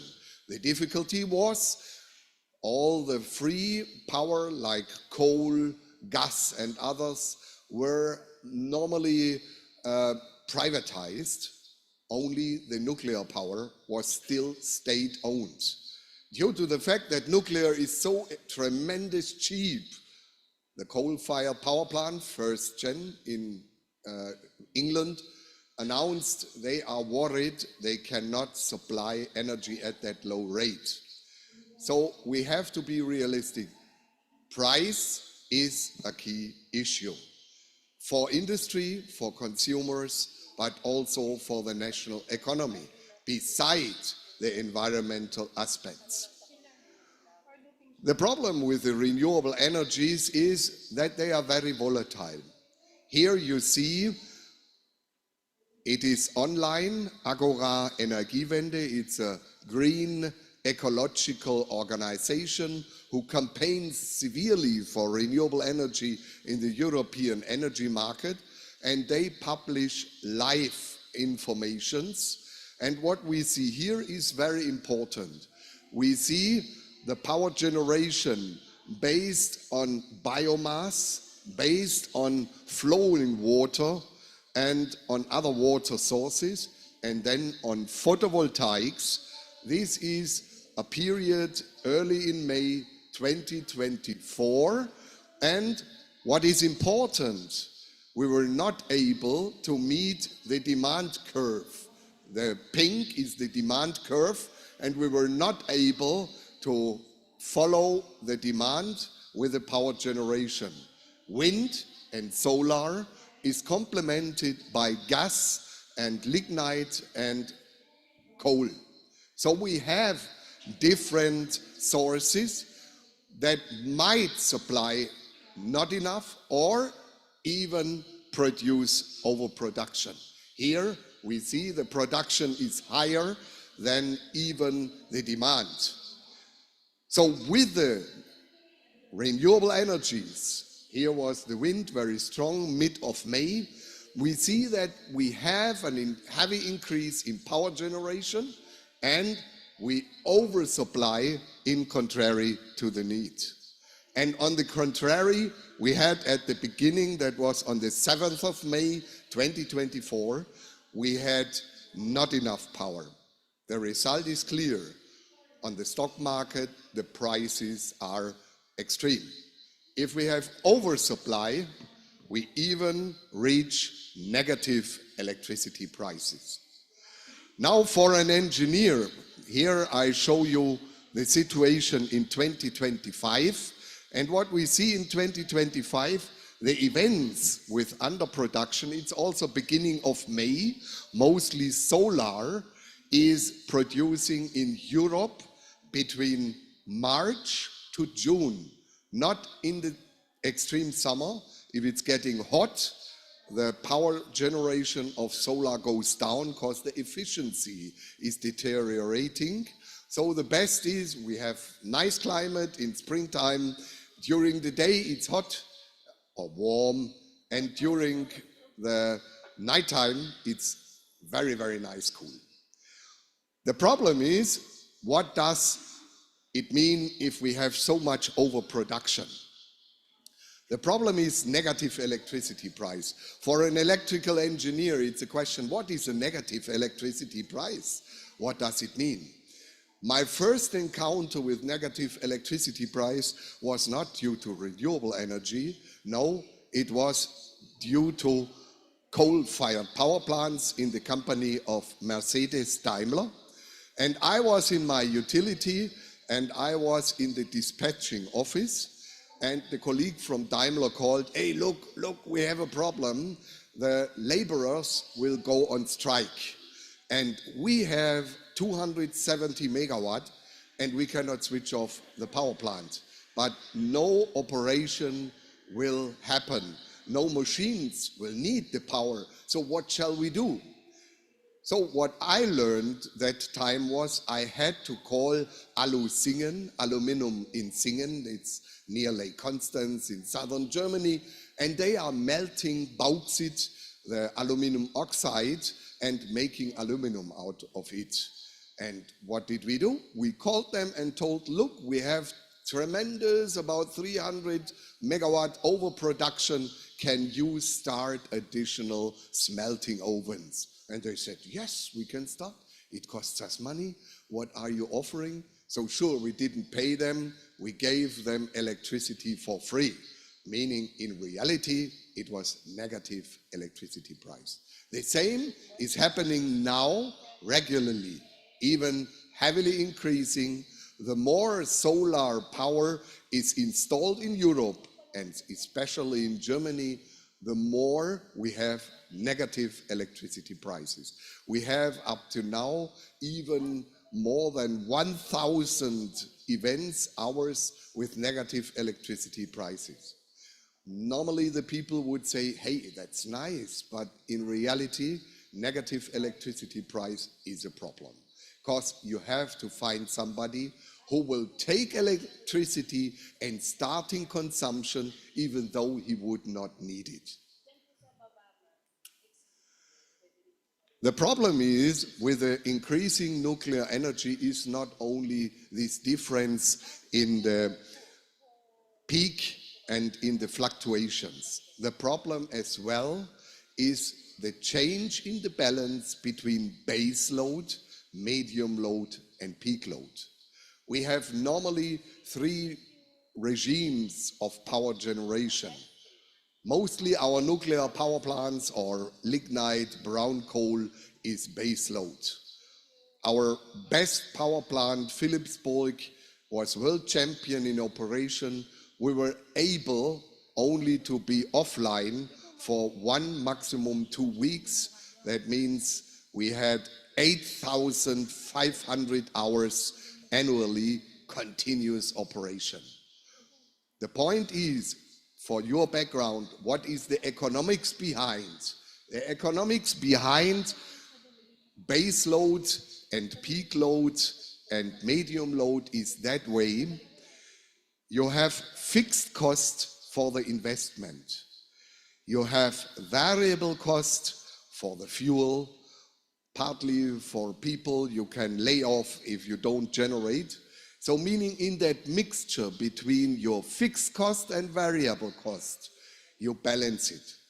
Base load power plants are mostly power plants who are tremendous expensive in investment. A nuclear power plant, we are talking today for 1 gigawatt, 1,000 megawatt at about 4 billion euro to invest. The variable cost is negligible. So meaning, if I want to have low power cost, this baseload power plant should operate 8,000 hours a year. Medium load is normally in the range between 5,000 to 3,000 hours a year, and peak load is mostly what you use for between 1,500 hours down to 300, 400 hours. If we now compare the power system of Germany in 2012, we had base load of 45 gigawatt. Mainly it was lignite and nuclear. But this changed. This changed severely to Germany in 2025. If we see, I only show the normal regular power. We have now only 18 gigawatt base load, and the rest is fluctuating, mainly also renewable energies. What is a problem with the electricity price? And that is the difficulty that the price for power generation is not the only component we have to take into account. If we have a base load power plant, you can rely on it and you can book the power from your base load power plant. If you need, it will be available. If you book solar energy and there comes a cloud or a weather change, there must be a backup power plant that supplies the power when you cannot supply solar energy. Sure, this power plant has to be paid. Even only for backup functions, it must be paid. The effect will be that mainly gas or even coal power plants, they will operate no longer 3,000 hours a year, they will be reduced to 1,500 or 1,000 hours. But that means, I'll show you later the equation for that. If you reduce the number of hours, your fixed cost, that is always fixed, will double. Meaning you are operating the power plant no longer for 3,000 hours, now for 1,500, so your cost will double. In the European system, in the German system, this backup power is part of the grid cost, dispatching cost.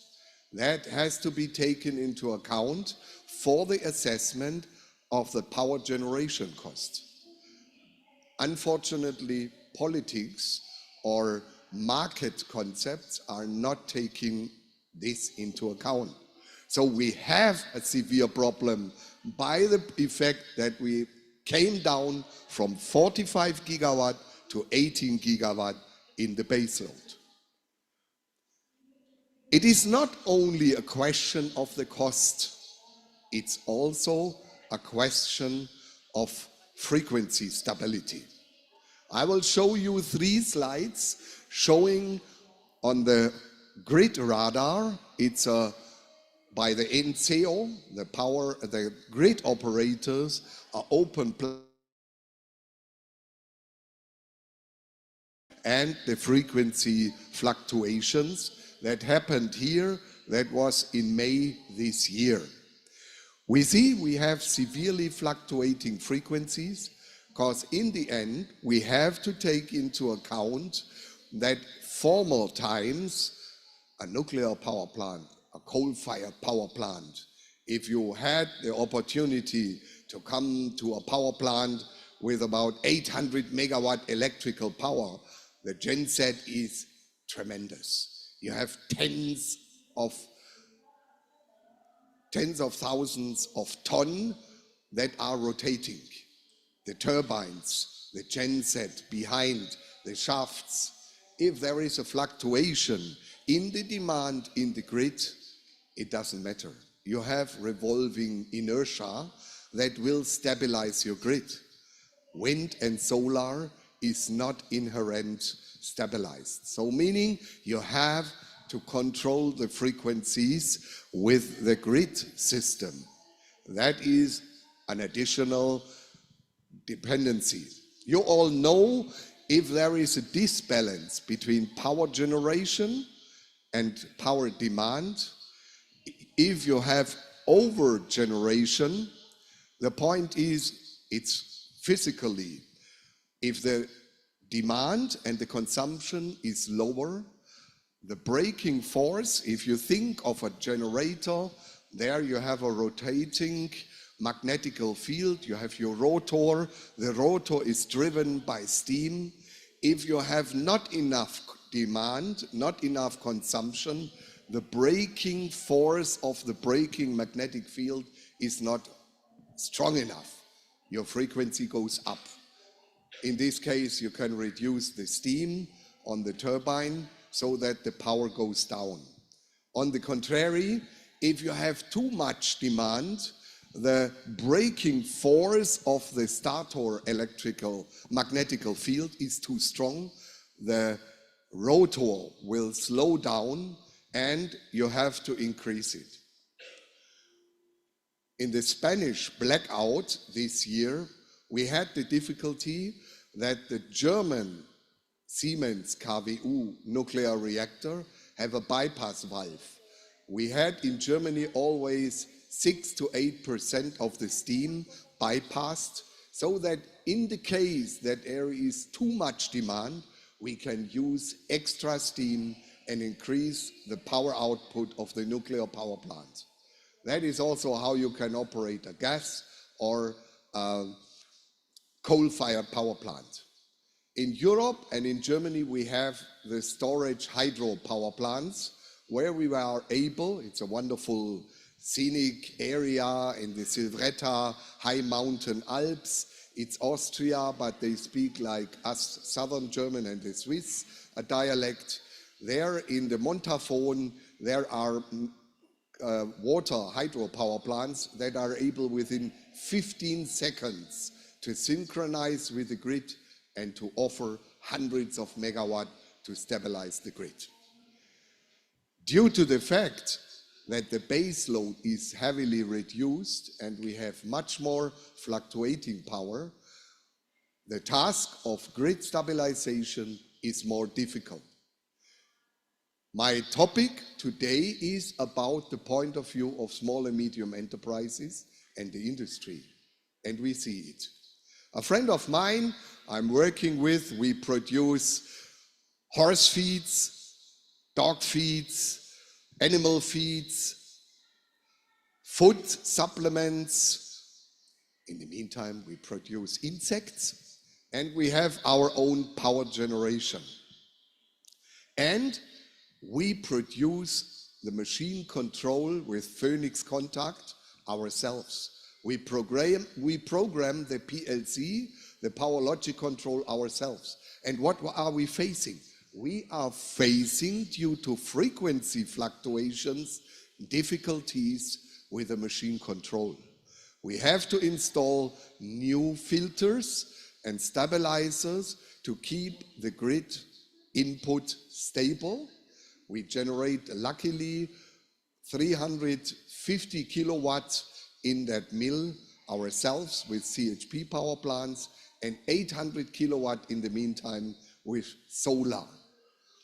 We have to think stabilizing our systems due to the fluctuations and frequency fluctuations. It's not only Germany. Here we see the British grid. It's even worse than the Central European grid because Britain is smaller. Britain surely they have an interconnection point with the Central European grid. It's underwater cables, but sure, they are not big enough. The same applies for Scandinavia, that's the Nordic network. We also have connections. With the Nordic, it is even the difficulty that with our increasing solar and wind generation in Germany, the Norwegian people started to get unhappy. There were even in January this year demonstrations because formerly the electricity prices in Norway were very cheap. But the idea now is over generation of German solar and wind power plants are stored in hydro storage in Norway. The problem was this year we had about 40% less wind energy availability in Germany as we had last year. The effect was we sent them electric power into the hydro storage during autumn, early winter. But then in January, February, when we have not enough, we got back and bought back the hydro storage energy from Norway. Unfortunately, there was no wind or solar to replenish the storage. So they had to do it themselves expensively with their own oil or with the gas power plants. So that is also a problem in the system. Also, beside the stabilization, the fluctuation in the cost.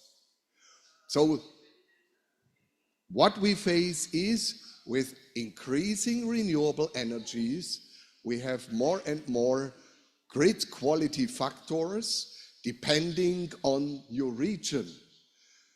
It is no longer the situation that all over Europe you have very similar conditions. It's fluctuating, and even the mains frequency is depending on regions. For your information, we had extensive talks and cooperations with Russia and with Brazil. There are people in the world who have the idea that we make a worldwide electricity grid. And anywhere is the sun shining. The father of Philip II, you know, the namesake of the Philippines, the father of Philip II from Spain told in 1580, "In my empire, the sun is always shining." He was right. The problem is only that we cannot install a worldwide electricity grid because we would lose so much energy for control energy. Even Russia doesn't have, over a distance of 12,000 kilometers, not a single electricity grid. Because if you start in the west, to the border of Europe, in the west of Russia, to balance a disbalance between demand and generation, for instance, you have undersupply and more demand, then you start your power plants to compensate the frequency drop. This will now move over the electricity grid of Russia and will reach the Far East, Kamchatka, after about 2.5 to 3 hours. Then there it will come back, this wave. The same with Brazil, between the Iguazu in the south of Brazil, going up to the north, about 3.5 to 5,000 kilometers, you will have fluctuations. The solution are direct current, direct connections. That is normally the solution. So if the people have the idea we make a worldwide grid, they will have to face that the system cost is endless. Therefore, we have mains frequency, voltage stability, reactive current. The cosine phi is depending on the regions, and the harmonic distortions are depending on regions.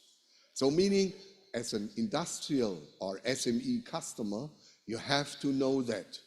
And the more unstable the system is, the more you have to care for that. The NCO, the European network operators, they don't have enough connection points.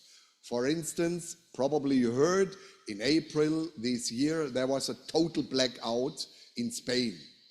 The interconnection point between Spain and France had only a capacity of 1.5 gigawatts. That's not enough to compensate the needs of Spain. They are limited for the balancing possibility of the power grid. And it would not be possible to extend them because this is system cost. We see it later. Here we see the regions. We see from Ukraine till Portugal, from Denmark over the Baltic states down to the south tip of Spain and of Italy, there is one electricity grid. Only point is here, formerly East Prussia of Germany. It's now still Russia. They are sitting in the middle of Europe and spying out the European airspace. They are not connected to the grid, but there was ideas. Russia, I was even 20 years ago consultant of Russia, they were thinking to have a bank of nuclear power plants to supply Europe. But with a European decision, mainly also German decision to phase out nuclear, it didn't materialize. Power outages are the next problem. I know, I came 23 years ago to the Philippines and I know brownouts. I know load shedding, to switch off if you have not enough power generation. In Europe, in Germany, you would laugh on the people if they would think about that. But we have to be realistic. We are coming up with a more difficult situation. Mainly, for instance, what the colleagues from the Technical University of Zurich analyzed, Italy is very unstable.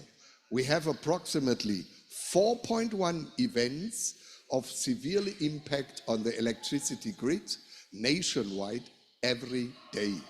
So meaning with the fluctuating renewable energies, the grid is becoming more unstable. And what we had in Spain on the 28th of April, we had a total system blackout. Together with solar companies, we made an analysis what happened. What happened was, in a grid of 37 gigawatt demand, that was the Spanish situation, they generated 42 gigawatts. Out of these 42 gigawatt, about 35 gigawatt was solar generated. Then there came two effects. There was an instability in the grid connection to France, Spain, France, and as well with Portugal.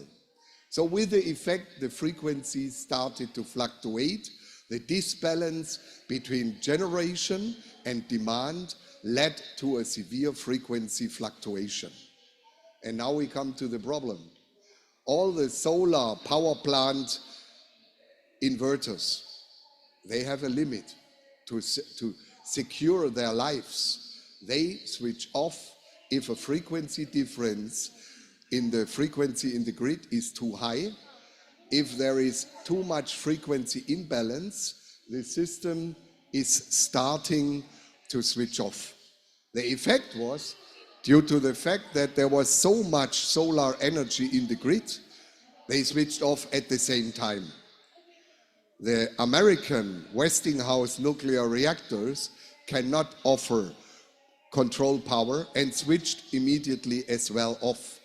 The effect was a total blackout in Spain that even affects Germany. We had a severely frequency drop near to the limit of 1.5 hertz, so that nearly also the European systems crashed. If we look on the new perspective in Germany, we have analyses and studies by the Chamber of Commerce asking industry and companies. They realized suddenly we had even 11.1% in the industry who had a power outage of longer than 3 minutes. So sure, any company has to prepare for that. Things that were unthinkable 30 years ago when I started in my power utility are reality. We have to face it and we have to counter it. The figure shows a survey, and we see even in the construction area, 8% had a power outage longer than 3 minutes.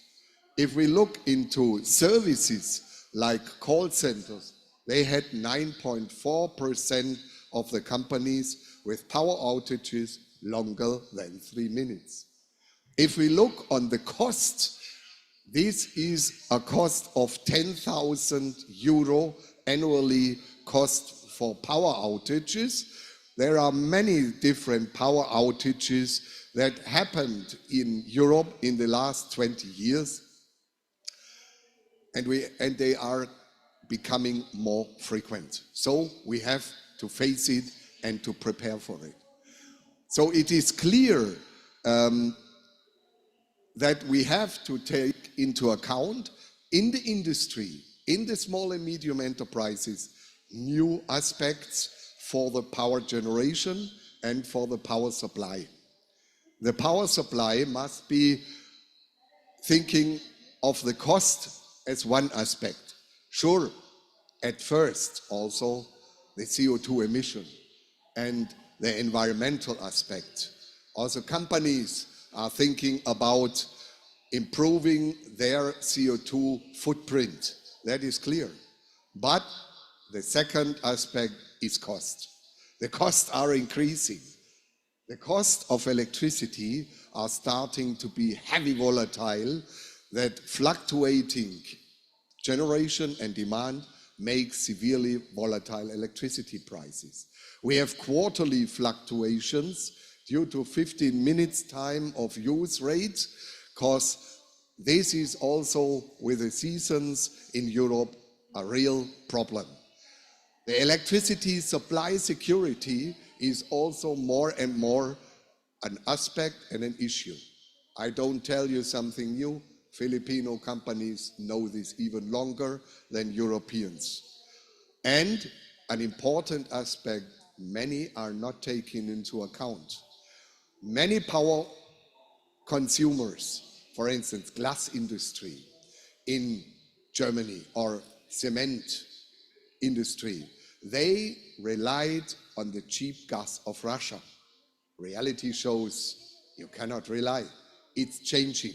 So also take into account, as a company, as a small and medium industry, as a big industry, where do I get in the future electricity, plain and clear? Not without reason, there are people in America who are thinking about nuclear, combining it with AI. It is a reasonable aspect. The negative electricity prices in Netherlands are heavily increasing. We see here, this is only in May, we had 220 hours of negative electricity prices in the Dutch system, and coming from below 50 in 2024. So you see the extreme fluctuations go up. But I have to be fair. Tenet, the grid operator in Netherlands, told we will not have in the future this often negative electricity prices.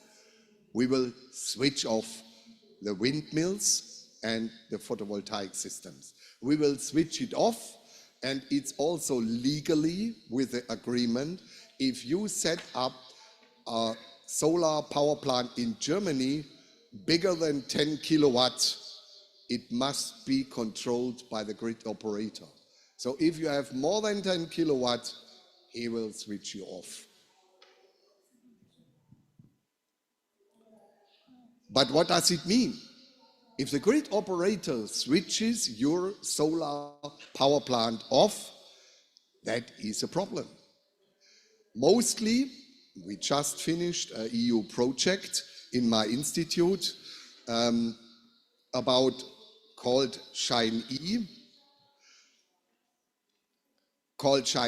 and we made an education platform on photovoltaics.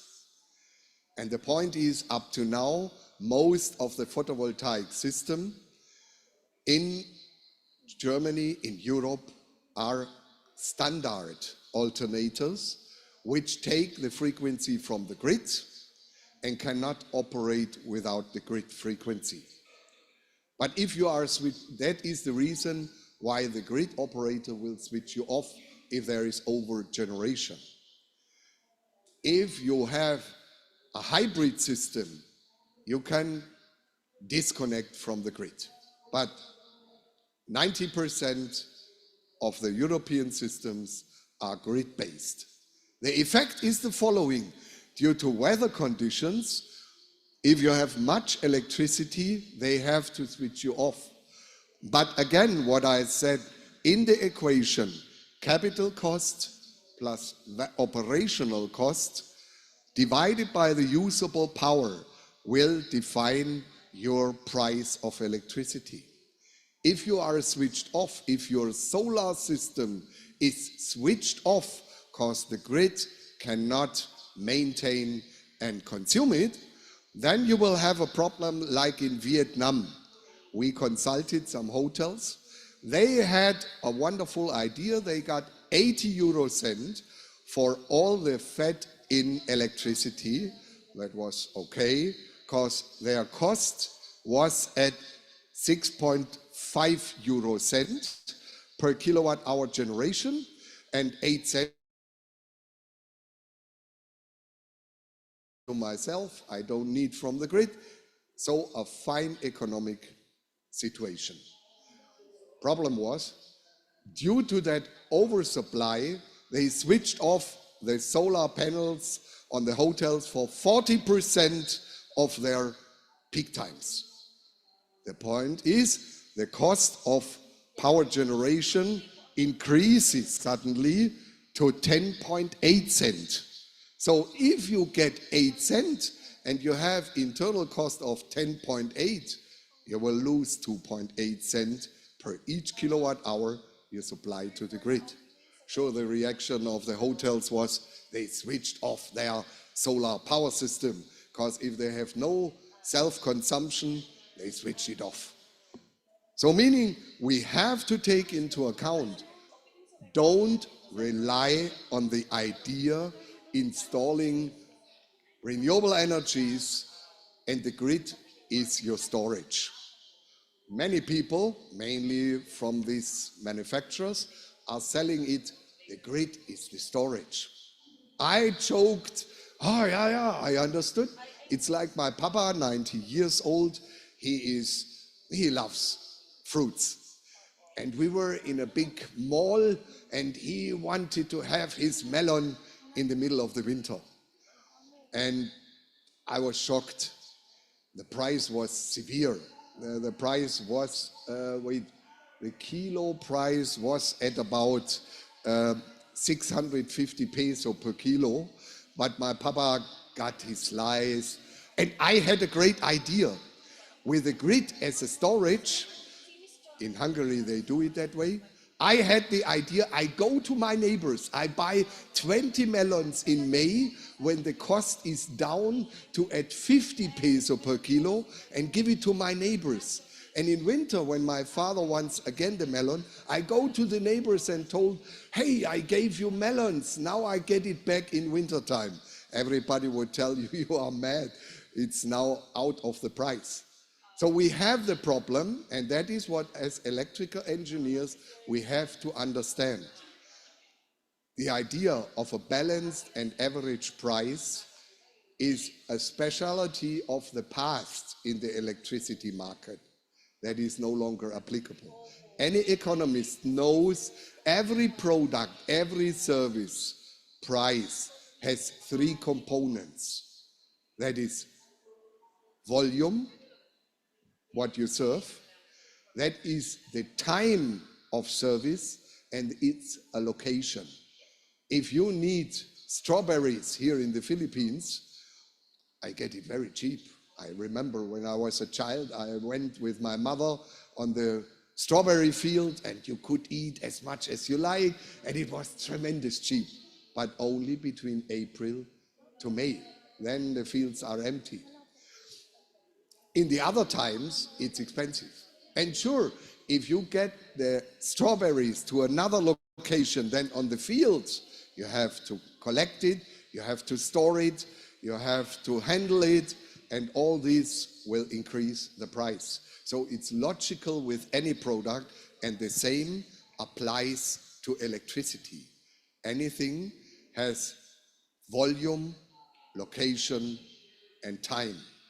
So that is important, and that is also important if we are thinking as a small and medium enterprises and as an industry to take the power generation into our own hands. We have to think, forget it, the grid is no storage. The grid is even unstable.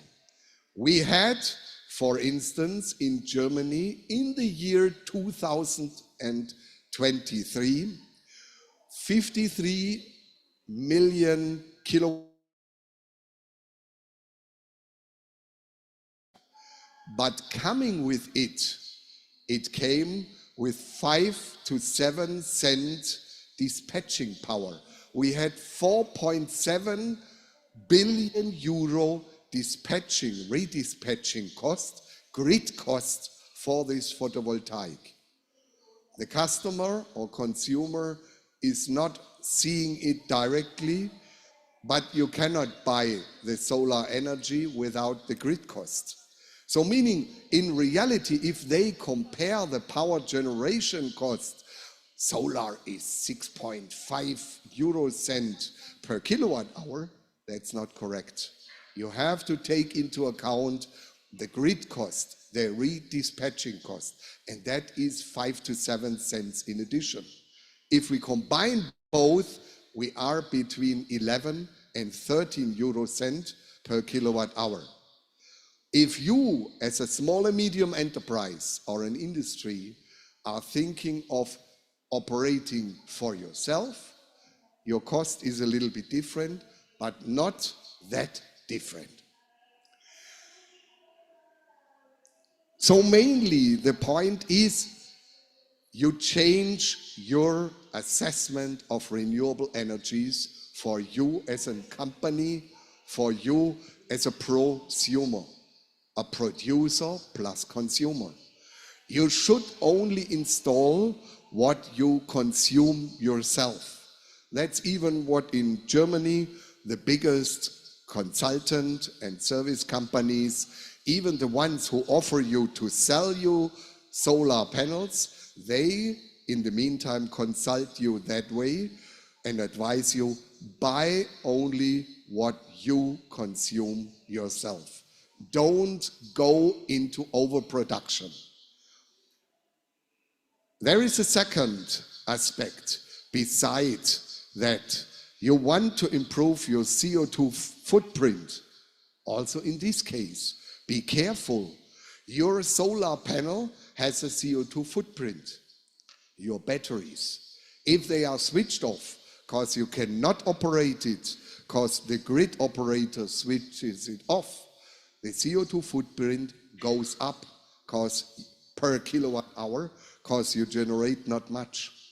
If you are targeting security and safety of your supply, it is clear you can think of that and you are autonomous operating and you are not affected. I don't tell you something new with a power disconnecting switch. That is no problem. In the Philippines, it's available. In Europe, you never thought of it, to disconnect your system from the grid. Now, companies are thinking of it.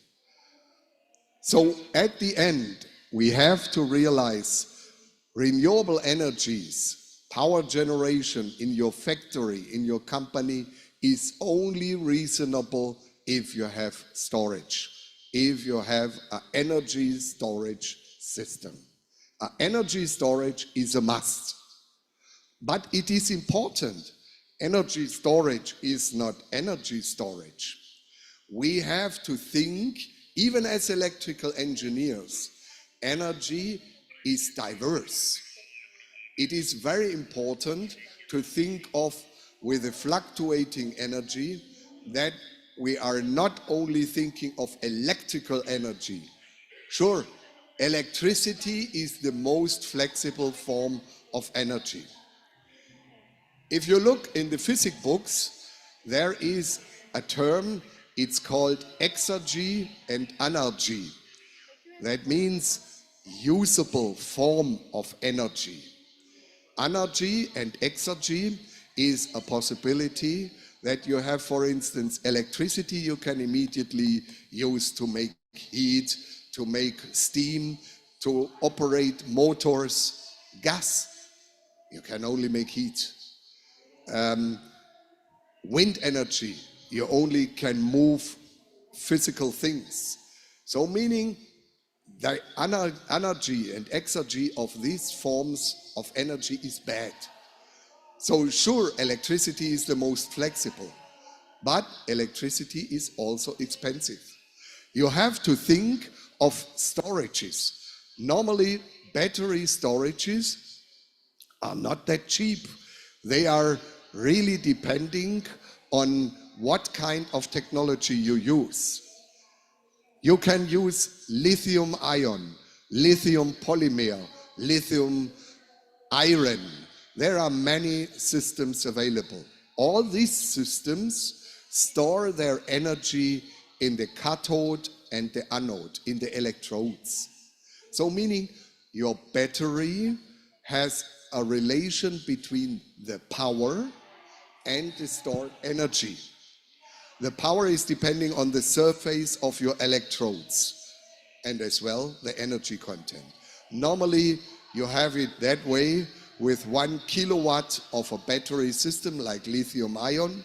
You will have about 1.3 kilowatt hours energy storage. But they are always combined to each other. You are not able to separate it. A difference is with the redox flow system. That is what we are also working, and with my friend, Filipino godfather, Rod Ferrer, I really like it so much. He passed away last year. We made, even with redox flow, analysis for the Philippines. What is redox flow? Redox flow is a chemical reaction. The energy is stored in the liquid, not in the electrodes. You have the energy in the catholyte and the anolyte. It's the liquid around the cathode and the anode. They are separated by a semi-permeable membrane, and the electrons are moving from the anolyte to the catholyte and vice versa.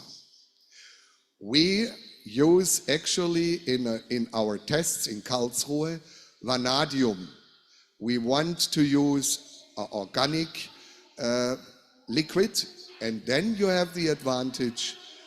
Your power is depending on the stack on the surface. Your energy storage is only a tank. You separate it.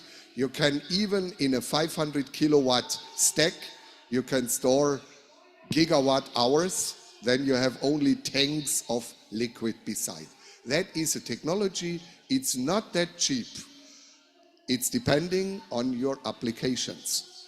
So what we have to think is, as a small and medium enterprise and an industry, what form of energy do I need? Mainly machines need electricity.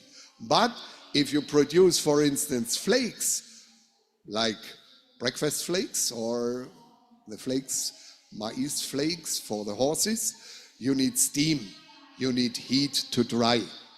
So you need steam, heat, and what we also installed is cooling by heating with adsorption chiller or absorption chiller. You use it like in the past for your background. It's working like formerly the refrigerators, a liquid dissolving, a liquid that is condensating or dissolving in a liquid like ammoniac needs energy. So if the ammoniac recombines with water, it's cooling down. Then you use excess heat to evaporate the ammoniac again, and the cycle starts anew.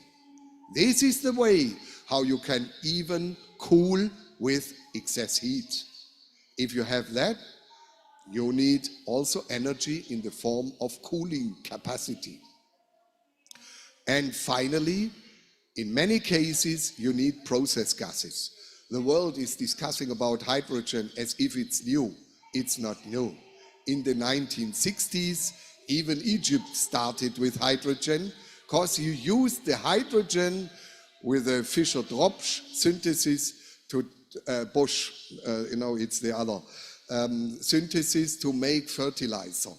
You make fertilizer out of hydrogen. It's not new, so these gases you can generate by electrolysis out of electricity.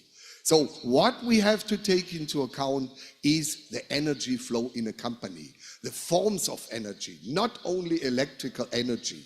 We have different energy storages, not only batteries. For instance, a former colleague, we have today heat storages. There is sand inside. The sand is heated up to 800 degrees C, and then the air is pushed through to get the heat out to produce steam again. You can also store steam in high pressure tanks to get it out if you need it in your system. And therefore, you should think about in negative electricity price to use an electric heater to generate steam and to store your steam for the times of high electricity rates. So meaning what you are thinking is about improved energy flow in your company. If you think of autarky and to think of how much power do I need, you need to look at the demand curve, your load curve that is depending on the different seasons. Here in January, much lower. In February, in the summer times, it's much higher. So depending here in the Philippines, when it's very high, very hot, you need much for aircon demand, but you have to think your demand curve is fluctuating. You have to think, do I need to supply my peak demand myself? If I have all the power to even meet my peak demand, I will have 100% autarky. But 100% autarky is expensive because you will have a power genset that generates only for some hours or even some minutes. So it's not ideal. If you look on the cost curve, you will have an optimum. The optimum between generation and demand will have an optimum where they are meeting. Normally, we got with my friends 60% autarky is a good estimation. If you go higher than 60%, it's becoming expensive. Because you will install, for instance, if you have like the mill, a demand of about 800 kilowatts, and you install 800 kilowatts, solar, it's not enough, because in wintertime, the solar panel will generate about 10-15%, so meaning you need 10 times more. So you could install 8 megawatts, but that's very, very expensive, because you will need it for, let's say, 300, 500 hours a year, and therefore it's expensive. So meaning, what we do is simulation scenario. Look on the forms, and you have to take into account, am I able with my storage to buy negative electricity price from the grid to act as a load and then to sell it back in the night? That is giving additional income. So meaning, including renewable energies in a national grid, including renewable energies in your industrial supply is a complex thing. You have to make simulation of your load management, of your demand, of your load curve. Sure, in the end, many companies, they have not the freedom to balance or to change their demand severely. For instance, my friend in the mill, he is telling so many people have horses, mostly rich people, we even cannot fulfill and meet the demand. So please don't talk with me about lowering the power demand by reducing the demand of the machinery. He wants to operate 24/7 full power. So that is a possibility. There are systems and simulation tools For instance, by the company EcoStore. That is here, you see the website. The EcoStore is a simulation tool. They even got an award in 2024, most innovative idea. And the company EcoStore builds batteries. They have all the climate generation information, and what we see here is a simulation for the national situation in Germany if we want to be 100% relying on renewable energies, and if we want to overcome our dark low time in November and December. And what does the simulation tool show? We will have great things, but we will have to switch off 443 terawatt hours or to destroy it because nobody will need it. We will have an overproduction of 443 terawatt hours. If we only have 75% renewable, it's even dropping down to only 60 terawatt hours overproduction. So meaning it's looking much better. What does it mean? It means in the case of 100% autarky, that is for Germany, I have a similar simulation for the company St. Hippolyte. Looks similar, better for the German situation.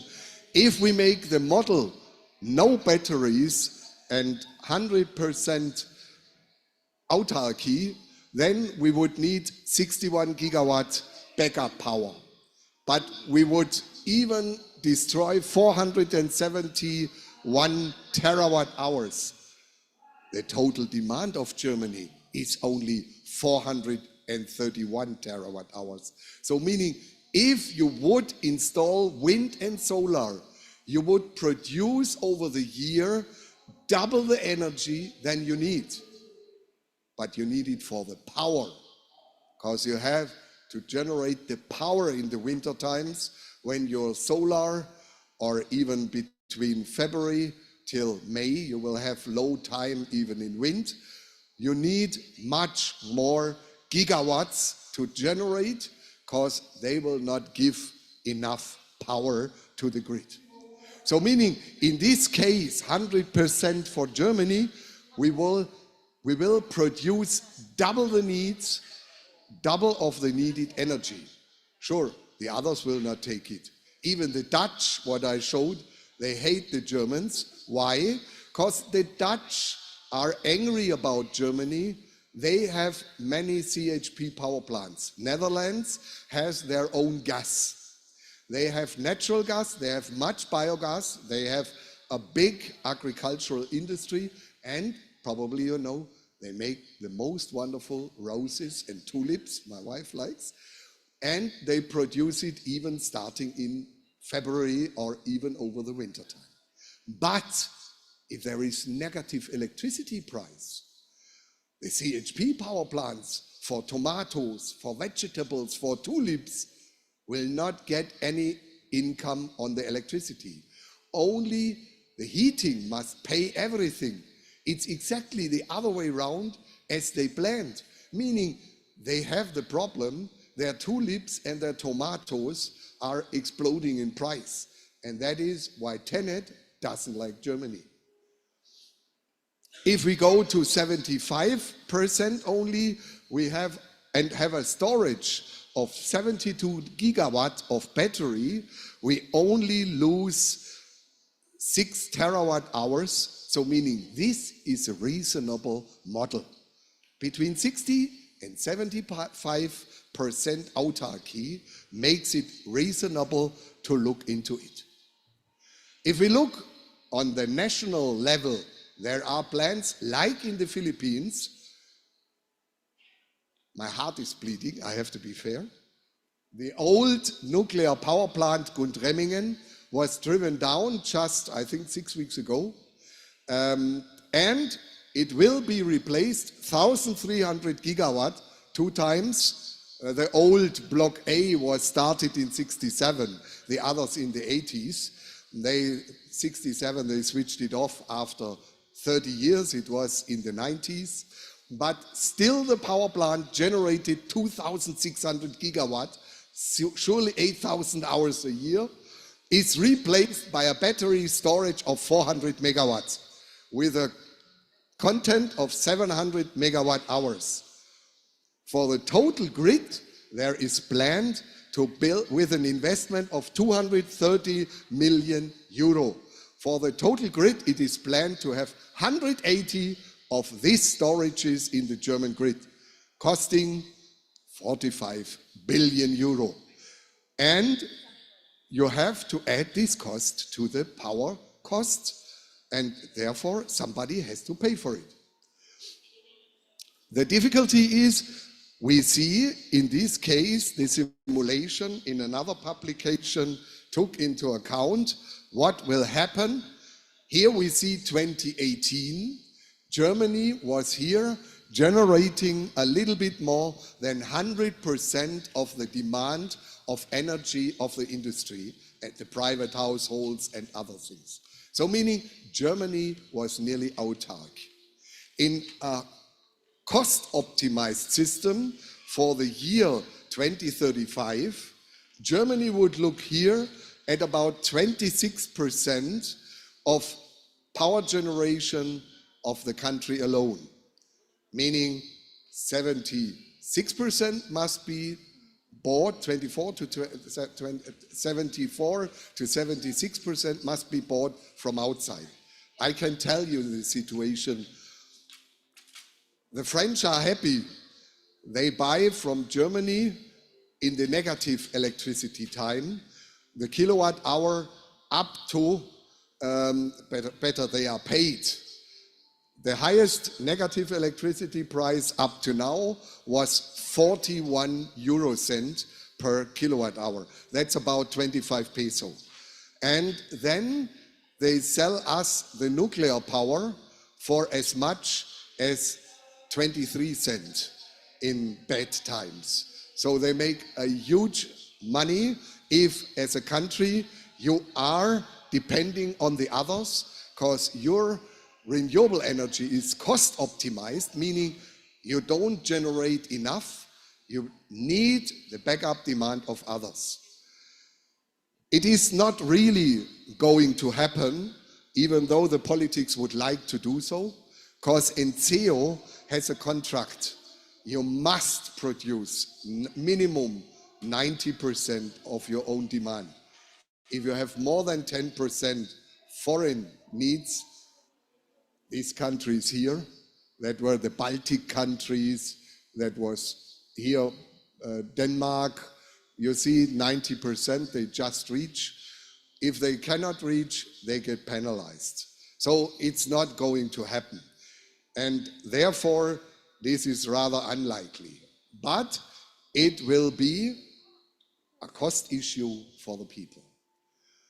Now coming to combine the findings for the European system and the Philippines. You know, there was even in October the discussion about an ASEAN grid. There is the idea to connect all the countries coming from New Guinea, going up to Thailand to make an ASEAN grid. Up to now, it's not clear when it will be realized and how much it will cost. And surely it will increase heavily the system cost. And sure, the other countries, like in Europe, if solar is available, they will have at the same time the solar. They also have only with some days delay the same typhoons that will also switch off all wind energy. Because wind energy is also important, we have to take into account. It's not correct if there is strong wind, it's great. No, you have to switch it off. They all have automatic safety plugs. If the windmill starts to rotate too fast, it's releasing the blade and the blade orients. That is a problem in Germany because you have to drive to the windmill and to reinstall it, but we have not enough people. So many people are wondering, hey, it's now nice wind. Why are they not operating? Sometimes they are not operating because they had an emergency switch off. Therefore, the windmill operators switch it off before. And sure, we have here for the industry and the SMEs higher importance of safety and security. But as I highlighted, many concepts that are also sold in the Philippines, the grid is the storage, is totally silly. The grid is no storage. The grid, when they are in my garden and I come in the winter when there is no more melon and he has to give it back to me, he will tell you must be mad, or what did you drink, or what did you smoke. So don't rely on such silly ideas. Even if we have the ASEAN grid, they will have the same times overproduction, and all will have at the same time no sun generation. So let's come to the conclusion. Electrical engineers and energy experts have to work on more detailed simulation models. Power is more than electricity. Power is also not energy. We need the power in the time, in the second where it's demanded. And that is what we have to explain our politicians. Renewable energies will not lead to lower electricity prices if we don't balance it reasonable. It's even leading to an increased grid and system cost. That is why they are very, very much expensive. Companies will have 4 major goals. They have the CO2 reduction for their products, but they will also look into energy cost optimization. They will look into energy supply and safety and security, and probably autarky, that they are not depending on changes in international energy policies. Cost and emission optima are results of individual models, as I highlighted, and that's important. You can store heat, you can store steam, you can generate heat when the electricity price is negative. Store thermal oil, heat it up and use it even for cooling in times when there is a high energy price. Interdisciplinary expertise, exactly what we can develop in the IIEE framework, this is needed, not simple solutions. The situation is complex, and only complex solutions are able to meet it. I know my friend with his horse feet, he sometimes jokes and says, Jürgen, always when I talk to you, it's becoming complicated. And I tell him, hey, it's not me. The reality is not simple. Therefore, it is important to explain this framework, leave it here, to explain this framework to politics, to decision makers, but also mainly to small and medium enterprises and industry. The system cost includes generation, climate, storage, your consumption, and your demand. That was it. Thanks very much that you bear with me.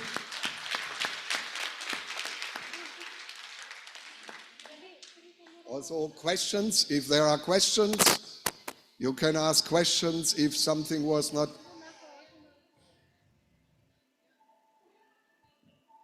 Okay, I hope I didn't make it so complicated that nobody wants to ask a question.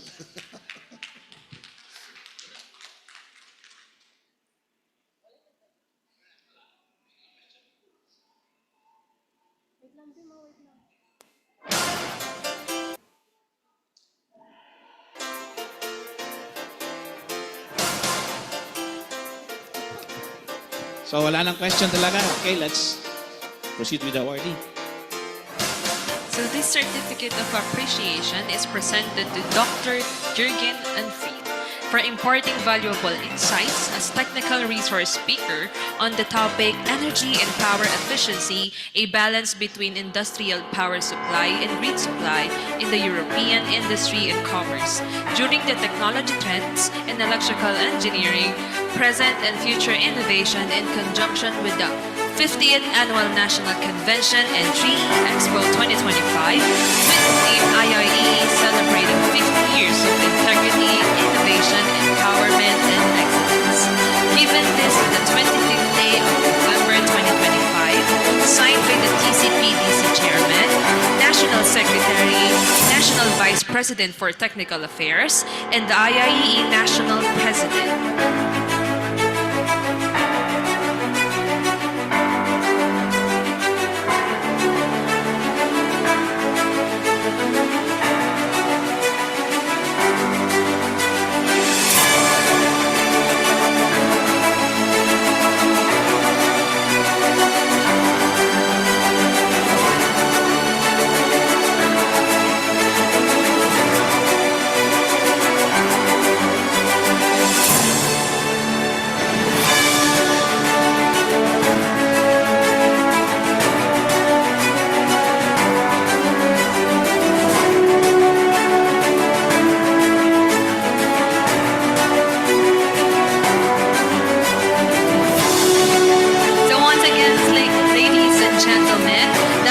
Our morning session for the Technology Trends Day 2 seminar. Please be back at exactly 1 p.m. for the afternoon session. Thank you.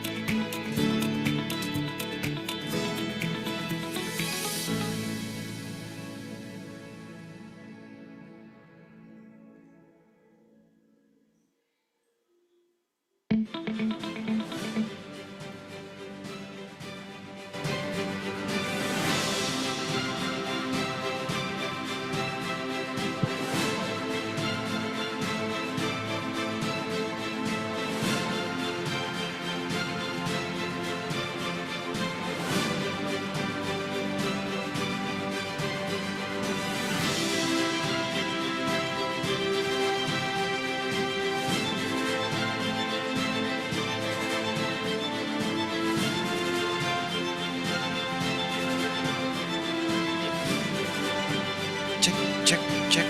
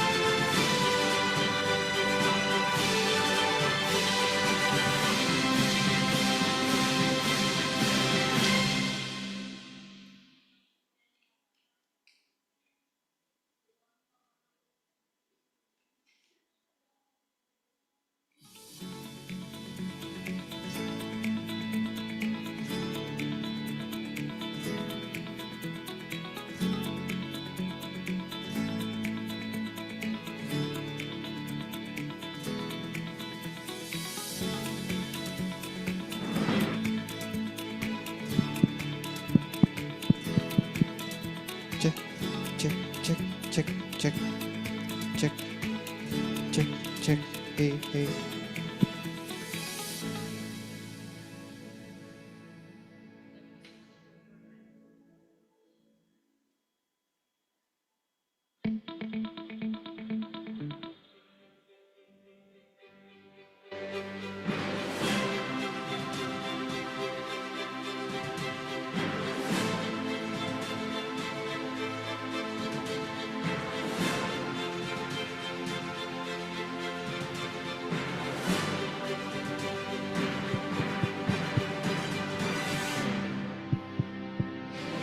Check, check, hey, hey.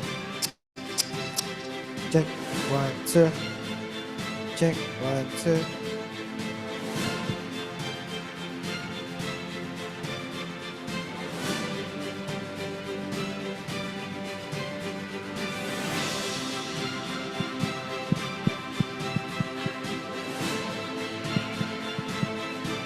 Check, 1, 2. Check, 1, 2, 2.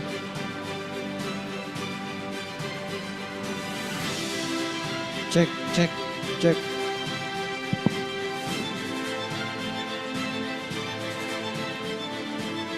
Check, check, hey, hey.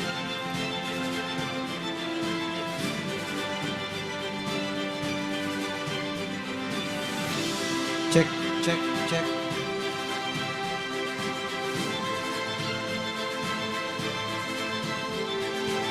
Check, check, check. Check, check, check. 1, 2, check.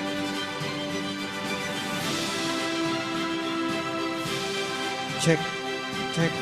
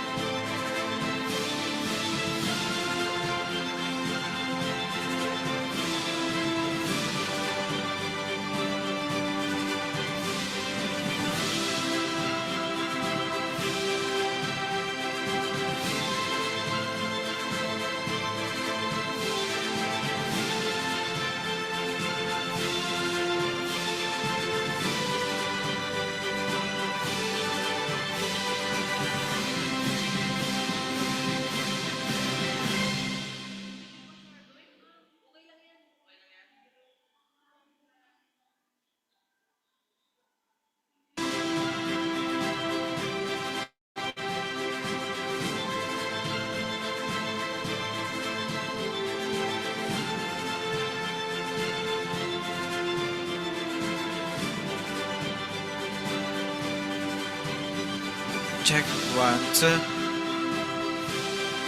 Check, check, 1, 2, 2. Hey, hey.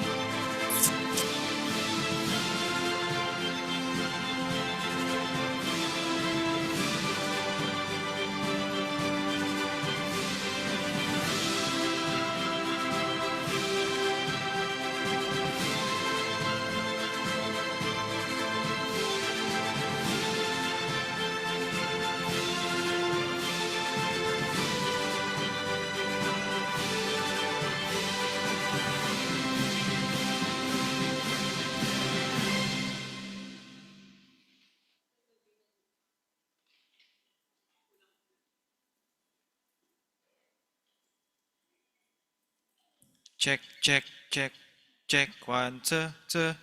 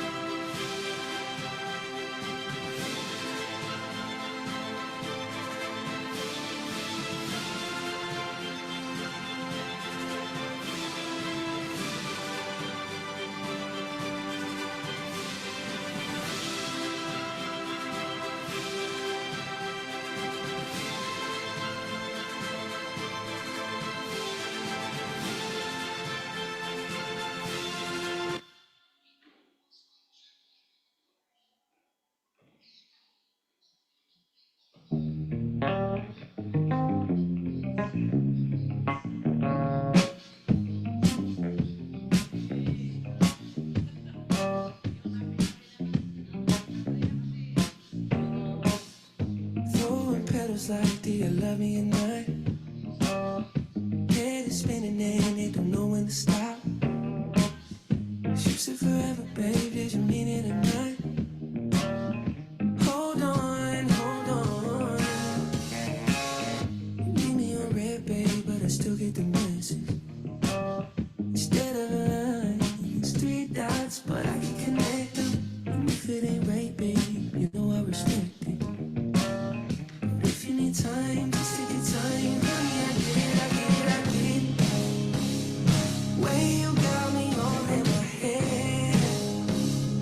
Think I'd rather you in my bed.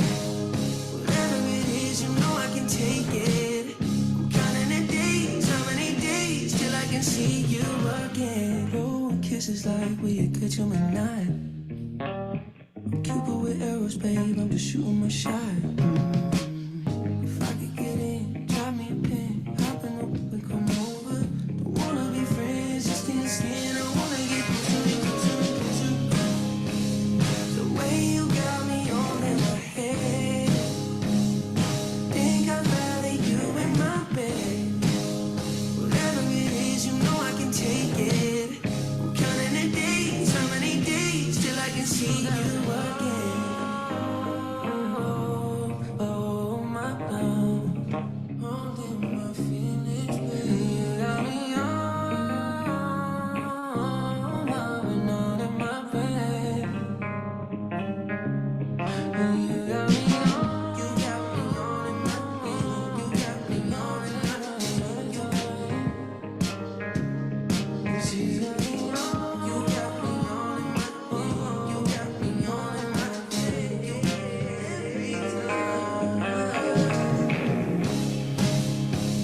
The way you got me on in my head. You got me on in my head. Think I'd rather you in my bed. Whatever it is, you know I can take it. Counting the days, how many days till I can see you again.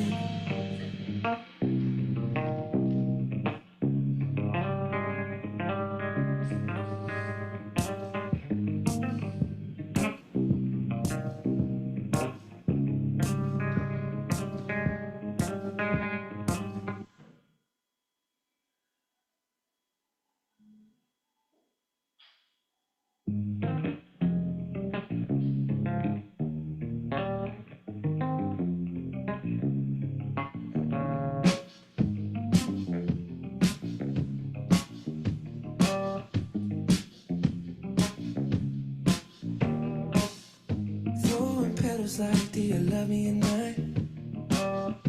Head is spinning and they don't know when to stop. You said forever. I had a bad habit of missing lovers past. My brother used to call it eating out of the trash. It's never gonna last. I thought my house was haunted. I used to live with ghosts and all the perfect couples. Said when you know, and when you don't, you don't. All of the foes and all of the friends, seen it before, they'll see it again.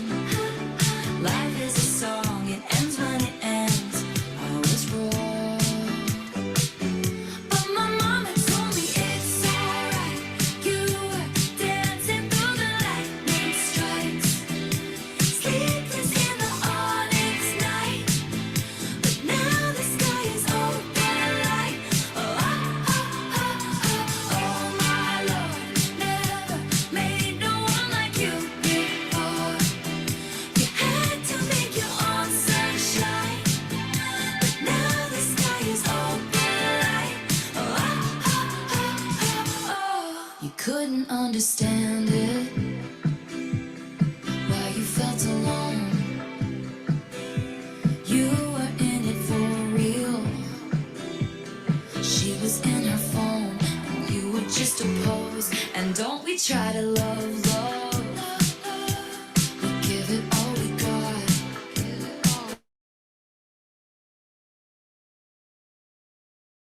And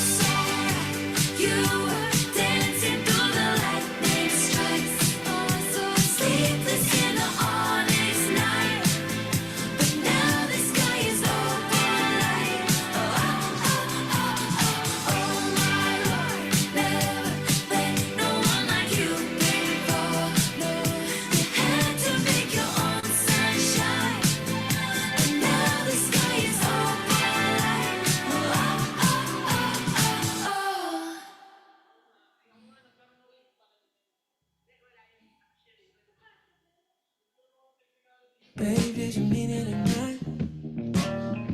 Hold on, hold on. Leave me on red, babe, but I still get the message. Instead of a line, it's three dots, but I can connect them. And if it ain't right, babe, you know I respect it. If you need time, just take your time, honey. I get it, I get it, I get it. Way you got me all in my head. Think I'd rather you in my bed.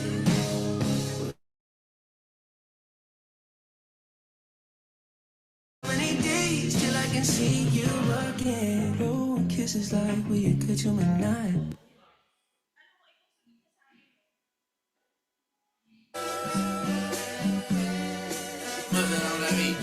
Aye, mustard on the beat, ho, depot, beat rap, nigga, he a freak throw, man down, call like Amber Lambs, tell him breathe, bro, nail a nigga to the cross, he walk around like Tizo. What's up with these jabroni ass niggas trying to see Compton? The industry can hate me, fuck them all and they mama. How many options you really got? I mean, it's too many options. I'm finna pass on this body, I'm John Stockton. Beat your ass and hide the Bible if God watching. Sometimes you gotta pop out and show niggas. Certified boogeyman, I'm the one that up to score with him. Walking down whole time, I know he got some hoe on him. Pull on him, extort shit, bully the flow on him. Say Drake, I hear you like I'm young. You better not ever go to cell block 1. To any bitch that talk to him and they in love, just make sure you hide your little sister from him. They tell me Chubb's the only one that get your hand-me-downs. And party at the party playing with his nose now. And Baka got a weird case, why is he around? Certified lover boys, certified pedophiles. Wop, wop, wop, wop, wop. That fuck 'em up. Wop, wop, wop, wop, wop. I'ma do my stuff. Why you trolling like a bitch, ain't you tired? Trying to strike a chord and it's probably A minor.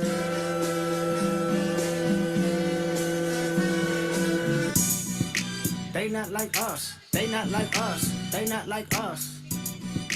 They not like us. They not like us. They not like us. You think the Bay gon' let you disrespect Pop, nigga?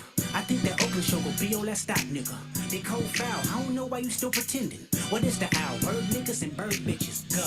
The audience not dumb, shape the stories how you want. Hey Drake, they're not slow. Rabbit hole is still deep, I can go further, I promise. Ain't there something B-Rest that's for bitchin'? You Malibu most wanted, ain't no law boy, you ball boy, fresh Gatorade or something. Since 2009, I had this bitch jumping. You niggas will get a wedgie, be flipped over your boxes, or over your foe. The other vaginal option, pussy. Think a better straighten they posture. Got famous all up in content. Might write this with a doctor. Tell a pop star quit hiding. Fuck a caption, won't action. No accident. I'm hands on. He fuck around, get polished. Fucked on Wayne Grower. He was in jail. That's conniving. Then get his face tatted like a bitch apologizing. I'm glad D-Rose came home. Y'all didn't deserve him neither. From Alondra down to Central. Nigga better not speak on Serena. And your homeboy needs subpoena. That predator moving flocks. That name gotta be registered and placed on neighborhood watch. I lean on you niggas like another line of walk. Yeah, it's all eyes on me and I'ma send it up the pot. Ay, put the roll label on me. I'ma get them dropped. Ay, sweet chin music and I won't pass the ox. Ay, how many stocks do I really have in stock? Ay, 1, 2, 3, 4, 5 plus 5. Ay, devil is a lie. Here, 69 God. Ay, freaky.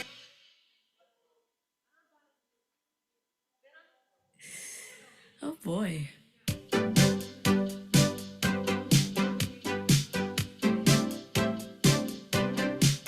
You said your phone was broken, just forgot to charge it. Oh, outfit you're wearing, God, I hope it's ironic. Did you just say you're finished? Didn't know we started. It's all just so familiar, baby. What do you call it? Stupid, or is it slow?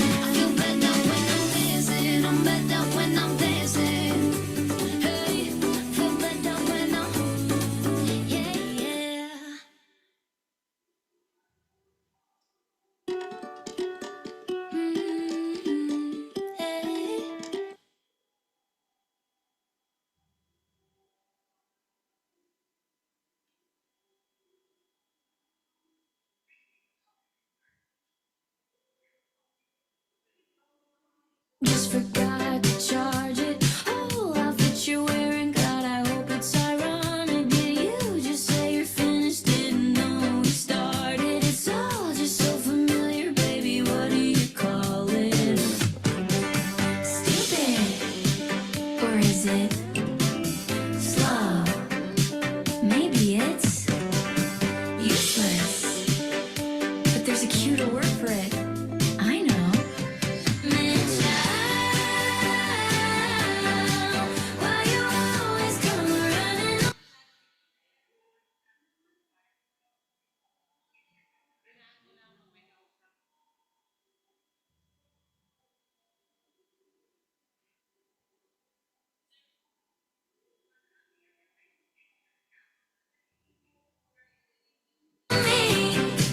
Fuck my life.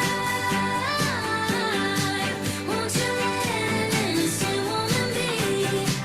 Never heard of self-care.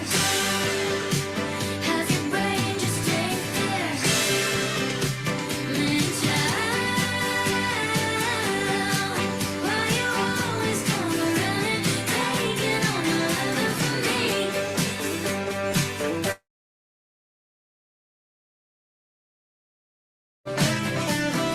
Why so sexy? You're so dumb. How survive the year so long? If I'm not there, it won't get done. I choose to blame your mom. Man, child, why you always come running on me? Fuck my life. Won't you let an innocent woman be? Never heard of self-care. Have your brain just ain't there. Man, child, why you always come running? Taking all my love from me. My boys playing hard to get, and I like my men all incompetent, and I swear they choose me. I'm not choosing them. Amen. Hey man. Oh, I like my boys playing hard to get, and I like my men all incompetent, and I swear they choose me. I'm not choosing them. Amen. Hey man. Why you always come running on me? Fuck my life. Won't you let an innocent woman be?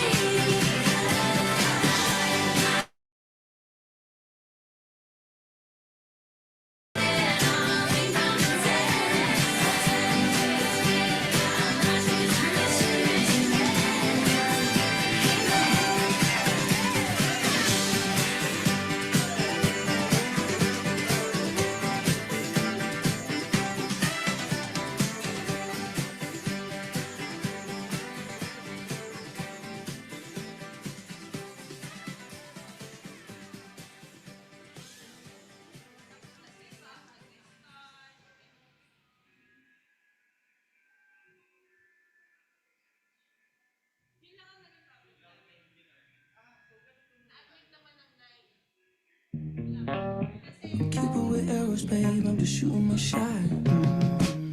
If I could get in, drop me a pin, hop in the whip and come over. Don't wanna be friends, just in skin. I wanna get to the way you got me all in my head. Think I'd rather you in my bed. Whatever it is, you know I can take it. I'm counting the days, how many days till I can see you again. Oh,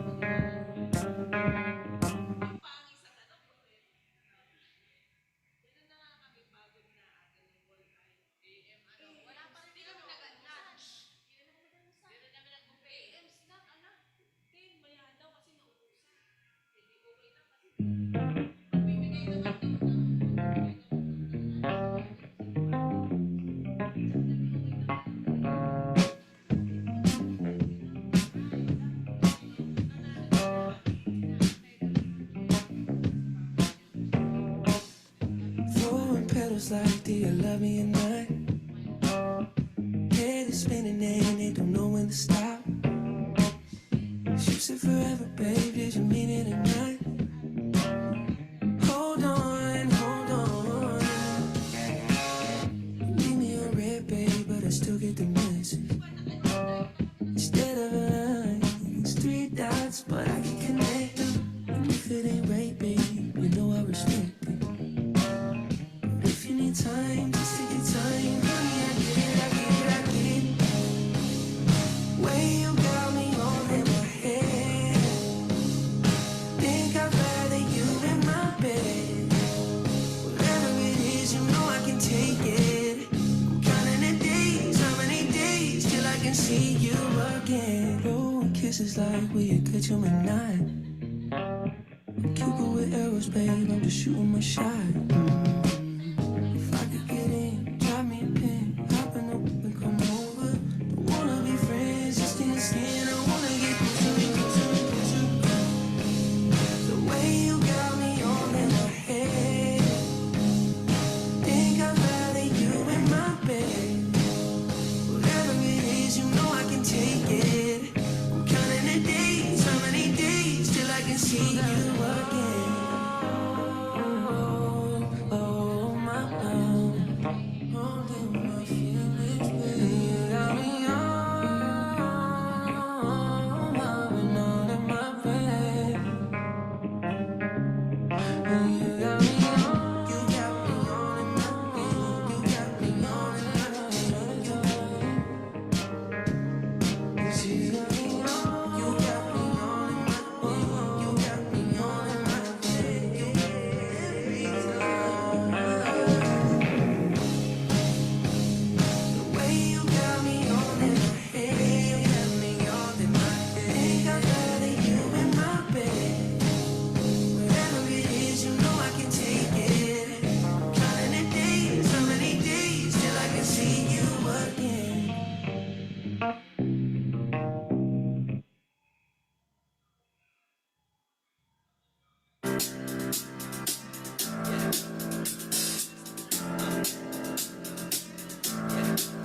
I got this feeling inside my bones. It goes electric wavy when I turn it on. Off from my city, off from my home. We're flying up, no ceiling when we in our zone. I got that sunshine in my pocket, got that good soul in my feet. I feel that hot blood in my body when it drops. Ooh, I can't take my eyes off of it, moving so phenomenally. You're more like the way we rock it, so don't stop. And under the lights when everything goes, nowhere to hide when I'm getting you close. When we move, well you already know. So just imagine, just imagine. Nothing I can see but you when you dance, dance, dance. Feel good, good creeping up on you. So just dance, dance, dance. Come on, all those things I shouldn't do, but you dance, dance, dance. And ain't nobody leaving soon, so keep dancing. I can't stop the feeling. So just dance, dance, dance. I can't stop the feeling. So just dance, dance, dance. Come on. Ooh, it's something magical. It's in the air, it's in my blood, it's rushing on. I don't need no reason, don't need control. I fly so high, no ceiling when I'm in my zone. 'Cause I got that sunshine in my pocket, got that good soul in my feet. I feel that hot blood in my body when it drops.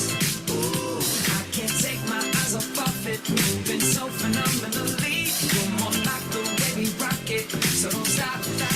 Under the lights when everything goes, nowhere to hide when I'm getting you close. When we move, well you already know. So just imagine, just imagine. you when you dance, dance, dance. Feel the good, good creeping up on you, so just dance, dance, dance. Come on, all those things I shouldn't do, but you dance, dance, dance. And ain't nobody leaving soon, so keep dancing. So just dance, dance, dance. So just dance, dance, dance. So just dance, dance, dance. So keep dancing.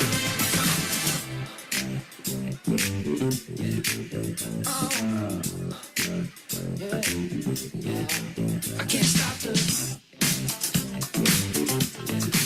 I can't stop. I can't stop the. I can't stop the. Nothing I can see but you when you dance, dance, dance. Feel the good, good creeping up on you, so just dance, dance, dance. All those things I shouldn't do, but you dance, dance, dance. And ain't nobody leaving soon, so keep dancing. Everybody say, got this feeling in my body. I can't stop the feeling. Got this feeling in my heart. I can't stop the feeling. Wanna see you move your body. I can't stop the feeling. Got this feeling in my body. Break it down. Got this feeling in my body. Can't stop the feeling. Got this feeling in my body. Come on.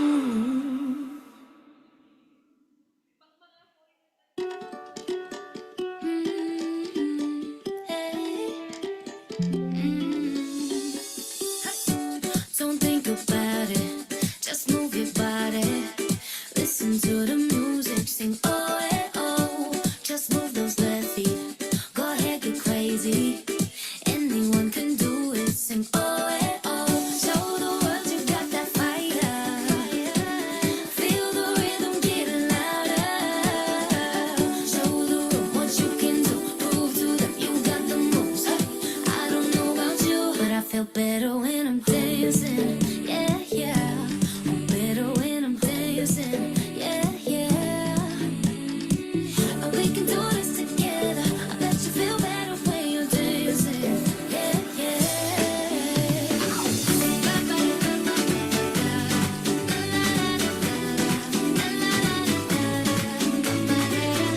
When you finally let go and you slay that solo, 'cause you listen to that music, sing it oh, eh, oh. 'Cause you're confident, babe, yeah, and you make your hips sway. We knew that you could do it, sing oh, eh, oh. Show the world you got that fire, baby. Feel the rhythm getting louder. Show the room what you can do, prove to them you got the moves. I don't know about you, but I feel better when I'm dancing. Yeah, yeah. I'm better when I'm dancing. Yeah, yeah. And we can do this together. I bet you feel better when you're dancing. Yeah, yeah.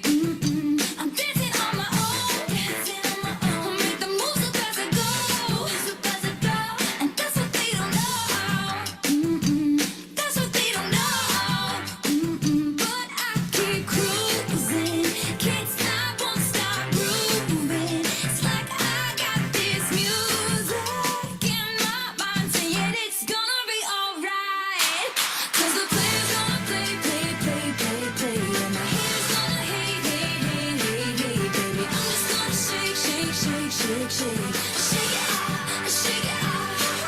Heartbreak is gonna break, break, break, break, break. And the break is gonna bake, bake, bake, bake, bake, baby. I'm just gonna shake, shake, shake, shake, shake. Shake it out, shake it out. Shake it out, shake it out. I shake it out, shake it out. I shake it out, shake it out. I shake it out, shake it out.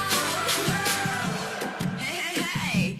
Just think, while you've been getting down and out about the liars and the dirty, dirty cheats of the world, you could have been getting down to this sick beat.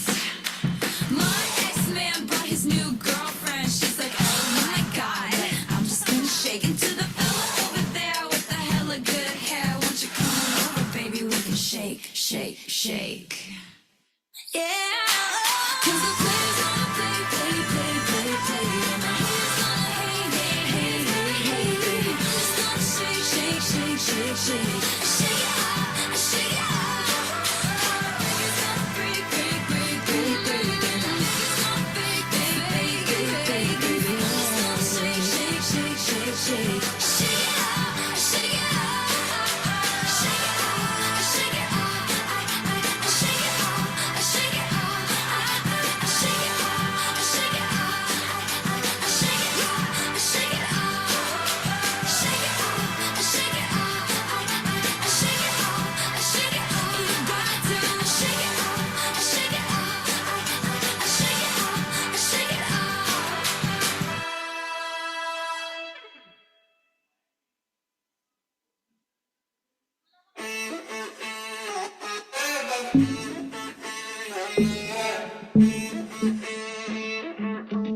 To be young and in love in New York City. Do not know who I am, but still know that I'm good long as you're here with me. To be drunk and in love in New York City. Midnight into morning coffee. Burning through the hours talking. Damn, I like me better when I'm with you. I like me better when I'm with you. I knew from the first time I stayed for a long time. 'Cause I like me better when I'm with you.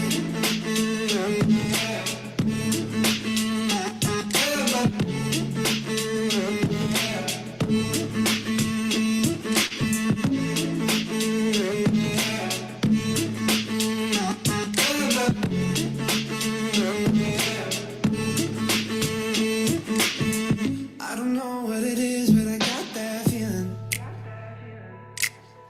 Waking up in this bed next to you, swear the room here got no ceiling. If we lay, let the day just pass us by. I might get to too much talking. I might have to tell you something. Damn, I like me better when I'm with you.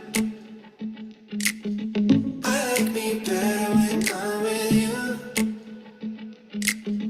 I knew from the first time I stayed for a long time. 'Cause I like me better when I'm with you.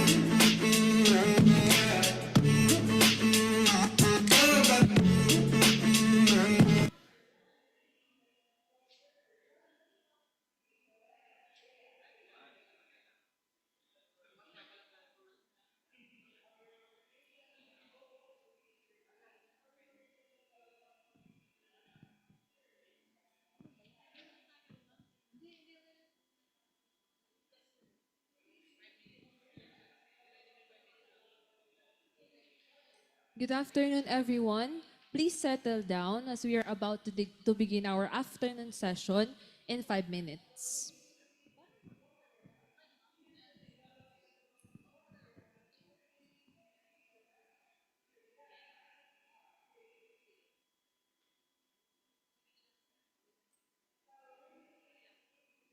Again, everyone, especially to those participants outside the room, kindly join us here inside because we are about to begin our afternoon session in 5 minutes. We, members of the Institute of Integrated Electrical Engineers of the Philippines Incorporated, IIEE, in recognition of the constant involvement of technology in uplifting the quality of life, and in accepting a personal obligation and dedication to our profession, its members, and the communities we serve, do hereby pledge and commit ourselves to the highest ethical and professional conduct, and agree to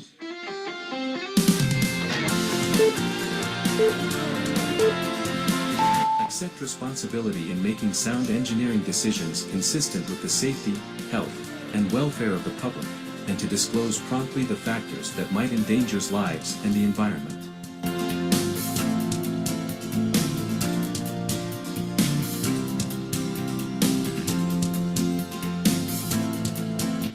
Avoid real or perceived conflict of interest or disclose existence of such to affected parties.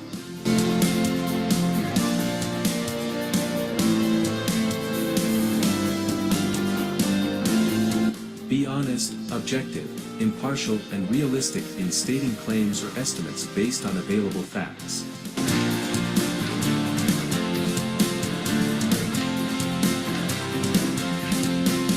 Avoid at all cost graft and corruption in all its forms.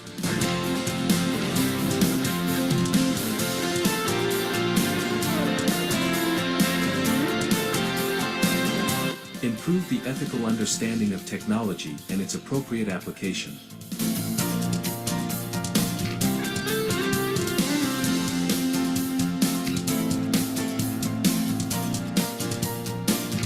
Continuously improve practitioners' technical competence.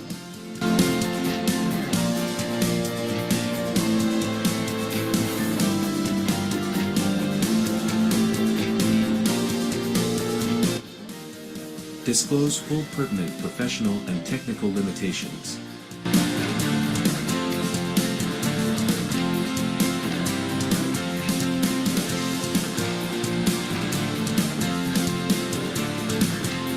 Seek, accept, and offer constructive criticism of technical work, acknowledge and mitigate errors, and give credit where it is due.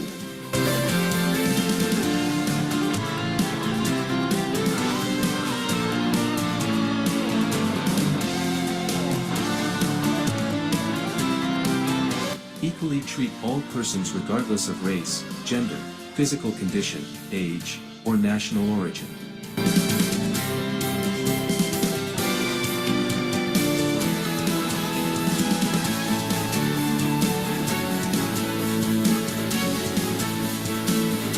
Protect and avoid injury to others' life, property, reputation, or livelihood by false or malicious actions.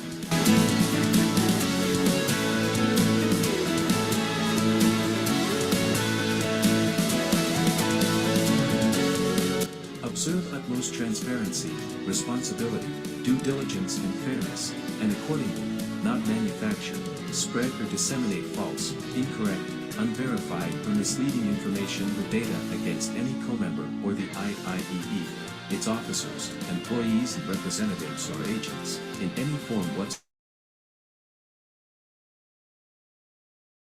Means or otherwise, especially if such tends to discredit, besmirch the honor or integrity or impute a wrongdoing on them.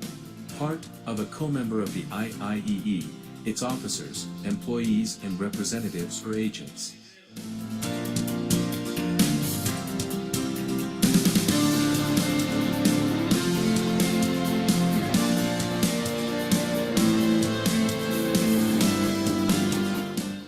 Support colleagues and co-workers in their professional and technical development and assist them in complying with this code of ethics.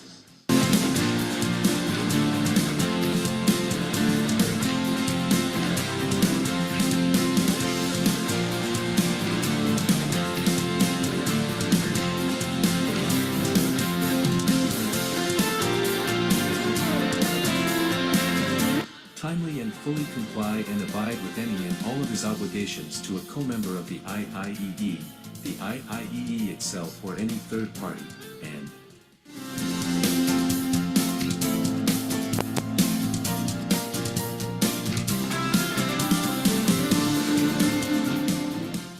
does not engage in or commit anti-competitive, fraudulent, and deceitful practices in any form, and uphold free and fair competition.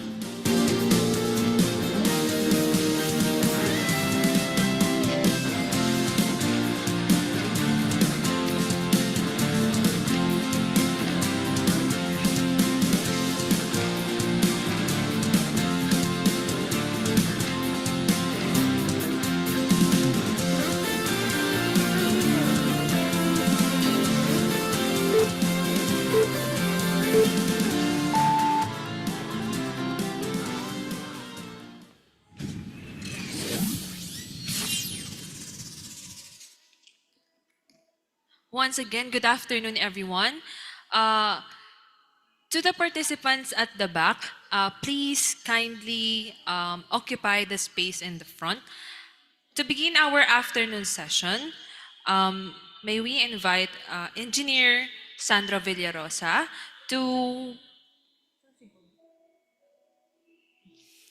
give a short background for our first speaker for the afternoon session.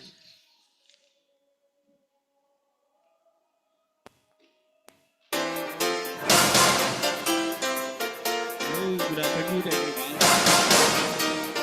We're honored to introduce a legal expert who sits at the crucial intersection of energy operations, regulations, and corporate governance. A member of the Philippine Bar since 2017. M&A and high-level negotiations. Currently serving as head of the legal and regulatory compliance for Rockport Power Incorporated.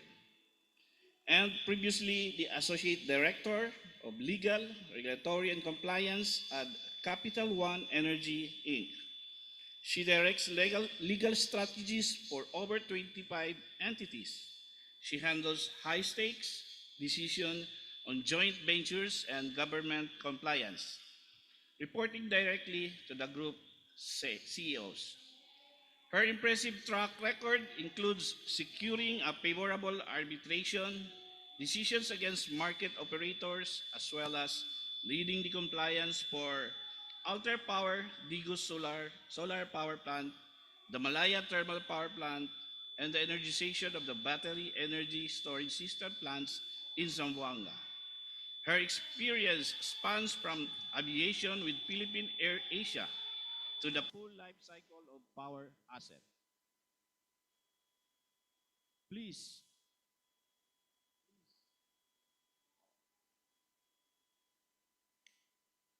Hello. Wala talaga. Lahat. Hello. Please join me welcoming Attorney April Domingo, who will present Rockport Power's perspective on the competitive electricity market and discuss the integral role you play in seizing these opportunities.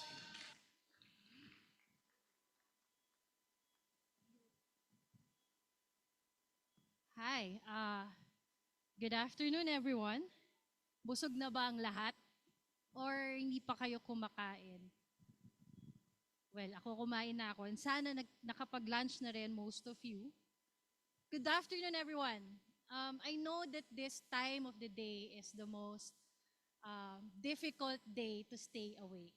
So I'm gonna be asking your patience and a little attentiveness. I don't mind kung merong hihikab. Baka pati po ako ay humikab din dito. Pero I will try my best to keep it short, to keep it relatable, and hopefully you'll be able to get something from my speaking engagement kahit po wala masyadong relation ito sa um, career path na, sa inyo pong profession, in a way. So, yeah, let me begin and be a little serious for a bit. Good afternoon, everyone, to the officers and members of IIEE, engineers, partners in the energy sector, and distinguished delegates. Thank you for inviting us today. My name is Attorney April Domingo, and I am currently the head of Rockport Power's Legal and Regulatory Compliance. It is an honor to stand before these good-looking electrical engineers. I was just told that there are 3,000 viewers online at the moment, and there are more than 50 here on site that are watching. And welcome and thank you, sir. Thank you, ma'am, for attending this session. These good-looking engineers are the people who literally keep the lights on in our nation. And as a lawyer from the retail electricity supplier sector, I spend most of my time analyzing contracts, regulations, compliance frameworks. You, on the other hand, you face the real-world physics, the operations, the engineering challenges that turn all those documents into actual flowing electrons. So I promise that this will be informative, interactive, and I hope, again, relatable. And because I'm a lawyer, speaking to engineers, I also promise no long Latin phrases, no whereas, no forthwith, only the electrical kind of power today, not legal power. Before we begin, please allow me to briefly introduce Rockport Power. It is a new but committed entrant in the competitive electricity market since 2021. We are registered to service all customer choice programs like competitive retail electricity market, green energy option program, and the retail aggregation program. Right now, we do have customers in the manufacturing, commercial, education, hospitality, and retail industries. As the Philippine energy sector evolves rapidly, customers also have become more active consumers.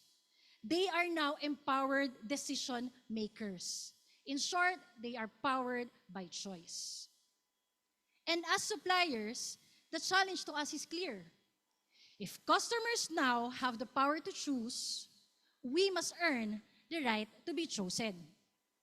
So today, my goal is to share our insights from the supplier's perspective, how we navigate the market, how we manage risks, and how we support customers in making informed energy decisions. Today's presentation is anchored on three things: the retail market, understanding the customer, and understanding the future. Before I further drill down information, let me give you an overview of what I will be discussing in the next few slides. First is the evolution of the competitive electricity market.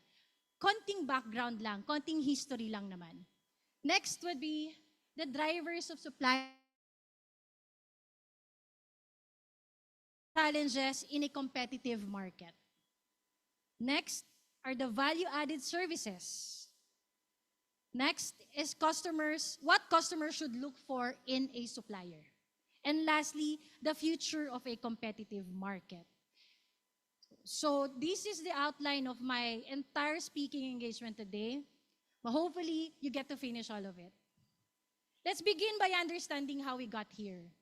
EPIRA and the vision of competition. I'm sure all of you are familiar with EPIRA. But for purposes of this talk, EPIRA means Electric Power Industry Reform Act of 2001, or as I like to call it, RA 9136. When EPIRA was passed in 2001, the vision was clear: to promote competition, to encourage private sector participation, to lower electricity costs in the long run, and improve service reliability, which will essentially bring energy democratization to people and communities, giving them now the power to choose, to produce, and to control their energy usage. And this vision materialized over several phases. So it's not over time, is the unbundling of the DU rates. These are the billing statements we see, the breakdown of costs, the components of the list of different components in your billing statements, the unbundling of DU rates. Another would be the privatization of generation assets, such as the Malaya Thermal Power Plant. I know about the privatization because I was part of it. Another privatization is the Batangas coal-fired power plant. And just recently, in 2023, the Kaseknan hydroelectric power plant. Another thing that materialized is the creation of the wholesale electricity spot market, or what we call WESM. And ultimately, the introduction of the retail competition and open access, or ARCOA. I will be focusing more on the ARCOA since this is what I am invited to speak about. The ARCOA rollout. From our perspective as retail electricity supplier, the competition is not simply about lower prices. For us, competition is a mechanism for discipline. I'm gonna ask you something. Have you guys watched Physical Asia on Netflix? Can I see those hands, please? Grabe naman kayo, sobra nyo namang tutok sa trabaho. Yung totoo, sino nang nakapanood ng Physical Asia? Physical 100 na lang. Okay, thank you for your hand, sir. Thank you for your hand. All right. That show is the perfect example of competition. Participants there, they need to strategize. They have to come up with the best representative or player of the team for a specific challenge, diba? And they are also forced to follow the rules of the game. For every game, for every challenge, iba't iba yung iniisip nila and their strategy they have to customize in order to win the game. So that's a perfect example of competition we have now. Because in the same way, in retail competition, this competition creates a pressure that forces all of us, retail electricity suppliers, to be efficient, to be transparent, and to be responsive.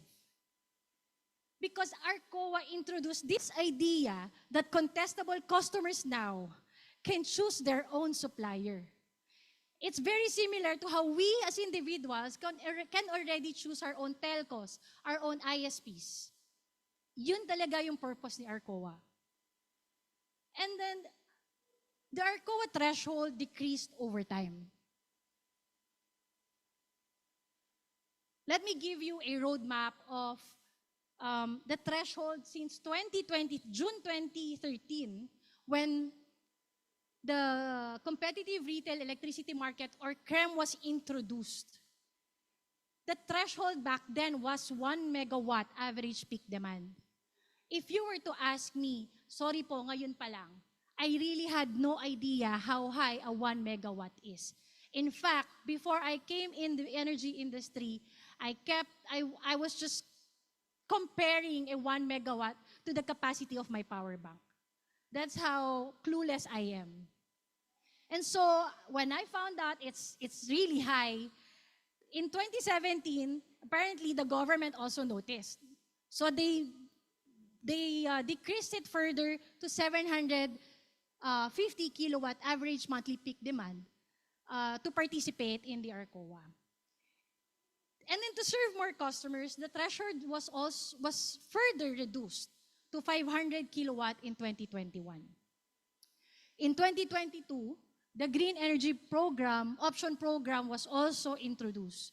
Here, contestable customers with an average of 100 kilowatt peak demand are eligible to participate. And then, in 2024, the Retail Aggregation Program was implemented.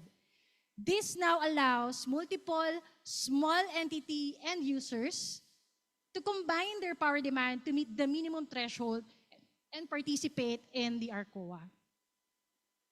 And just recently, just last Friday, I received through email the resolution of ERC decreasing or approving the decreased threshold not only for GEOP, but also for CREM and RAP, which is now 100 kilowatt average peak demand, effective June 26, 2026. So for your information po, our new threshold for CREM, GEOP, and RAP is now at 100 kilowatt average peak demand.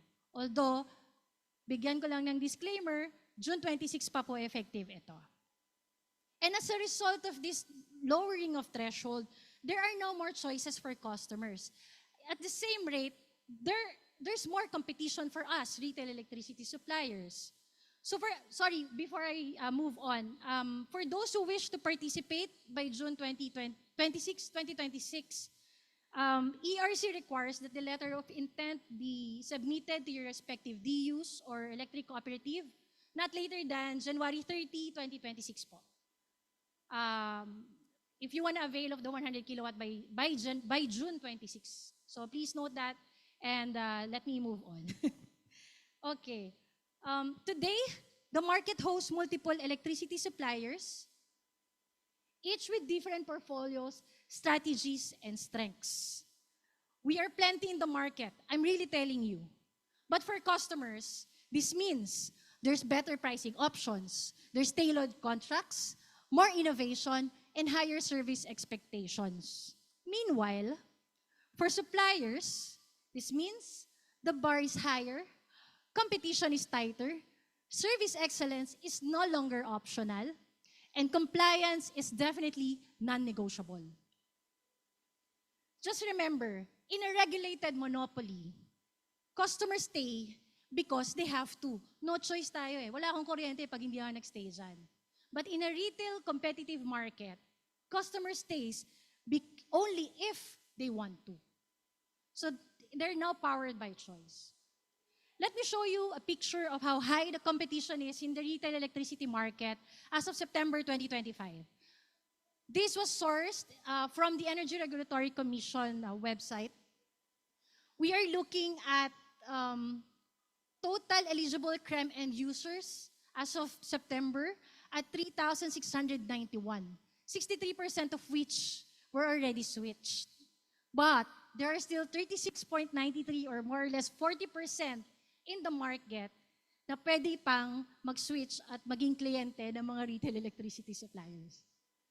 For GEOP, currently the services is at 712. And for RAP, there are 645.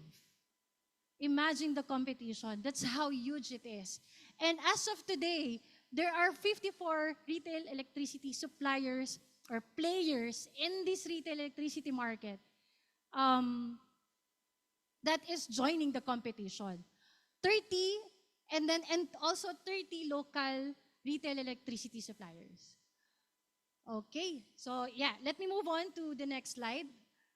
Countries like the US, the UK, Australia, Singapore, Japan, New Zealand, these are considered as the early adopters of our COA that have already reached maturity. Tapos na sila, nandun na sila sa dead end. I mean sa finish line. Sorry for the term, finish line. So it's not impossible to achieve it here. In fact, the Philippines is already on the way. Along with India, with Malaysia, and Thailand, the Philippines is already part of an emerging partial open access. So yay for us, it's a win. We are already catching up with how the world is doing retail electricity now, which is empowering more customers. From the supplier's perspective, our approach revolves around 4 major pillars. And these 4 major pillars are supply portfolio management, pricing and risk management, legal and regulatory compliance, and customer strategy and segmentation. Based on these 4 major pillars, a retail electricity supplier is not only a seller of kilowatt hours, we're a manager of risk and value as well. Customers come to us not simply because we offer power, but because we offer predictability, transparency, innovation, and empowerment. So let me break it down to you and give a brief discussion on each of the 4 pillars. First is the supply portfolio management. The core of a supplier's foundation is its portfolio. The set of what do we mean by portfolio or good portfolio? These are, having a good portfolio must include at least a base load supply for 24/7 operations. For example, coal or geothermal power plant. I'm so happy I'm speaking about this and you guys understand what I'm talking about. Kasi po, marami akong napag-discussan ito during my practice and they have no idea about these kinds of power plants. So anyway, let me get back to my speech. A good portfolio includes baseload supply for 24/7 operations. And these are the coal and geothermal power plants. Why is this important? Because there are industries or customers who require 24/7 uninterrupted supply. So if you were the retail supplier, you would want in your portfolio something that can operate 24/7 in order for you to accommodate those customers. Another thing to have another thing that should be a component of having a good portfolio is the mid-merit, such as gas, hydro, solar, biomass, and peaking plants like bunker or diesels. Why? Because these are important to address grid stability. Gets nyo na yun, di ba? Grid stability, familiar na yan sa inyo for sure. Next is renewable energy supply. Why is this important? To be in your portfolio. Because there are customers now with sustainability goals who opt for 100% renewable energy as their supply. There are plenty of companies or entities with huge facilities wanting in their sustainability goals, in their corporate social responsibility, that their portfolio, that their supply is already coming from green energy or clean energy, as we like to call it. And lastly, a good portfolio includes WESM exposure. Why is this important? For flexibility and cost opportunities. Especially when the rates are low, you can take advantage of the WESM exposure. So why does having good supply portfolio matter to customers? Because contract price, stability, and risk exposure are the dependent of supplier portfolio strength. If your portfolio is strong, your contract price is consistent. If your portfolio is strong, your supply is stable. If your portfolio is strong, your exposure is very, very low. Another pillar that drives our approach is the pricing and risk management. As you may already know, electricity is one of the most volatile commodities. Supplier must anticipate risks such as plant outages, fuel supply disruptions, WESM price spikes, demand surges, El Nino, La Nina effects, grid constraints. These are just among of the risks we anticipate from time to time. And these risks are what we use to come up with a price that is beneficial not only to the customers, but also to the suppliers.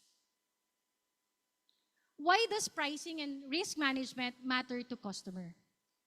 The goal here is to balance competitiveness in terms of pricing and reliability. You can't just offer low electricity price while having an unreliable source. In the same rate, you cannot focus on reliability alone while having a very high electricity price you offer to your customer. You have to find a balance between pricing and reliability. So that's why this is part of our 4 pillars. Moving on, the regulatory and compliance alignment. We suppliers are not regulated, but we are very heavy on compliance. And we take compliance as a serious consideration in strategizing because it affects everything.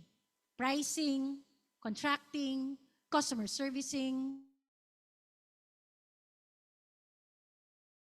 Not limited to this, licensing, customer switching rules, monthly, quarterly, annual reports, consumer protection protocols, even the DU and EC requirements, we also have to comply to those.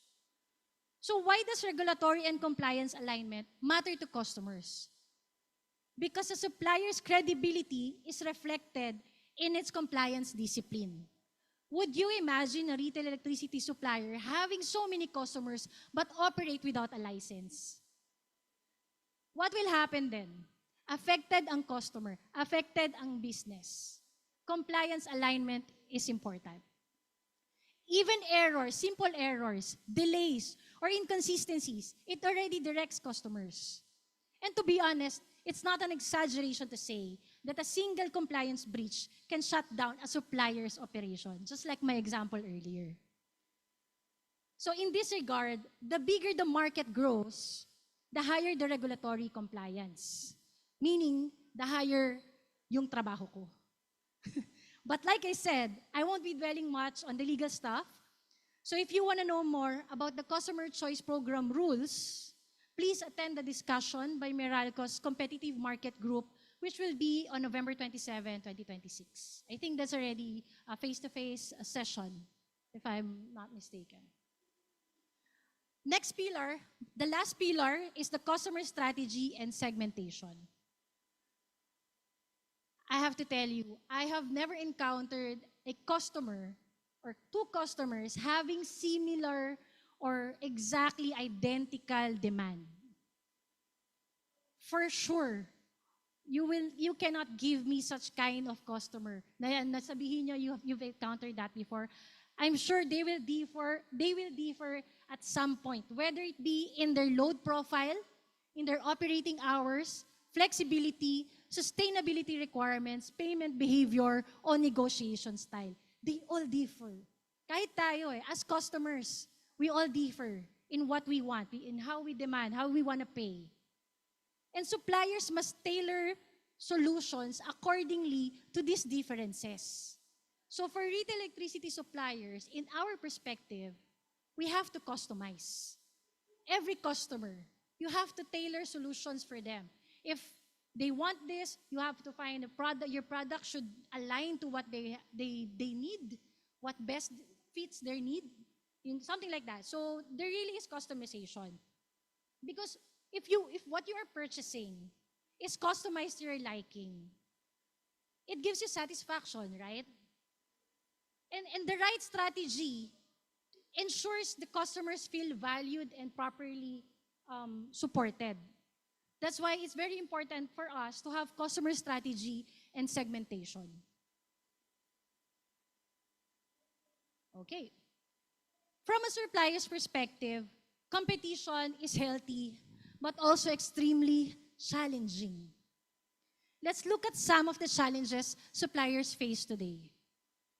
Hindi lang po ito namili lang po ako ng 4. First is market volatility. When I speak about market volatility, I'm referring to the market pricing. And this is the most visible challenge.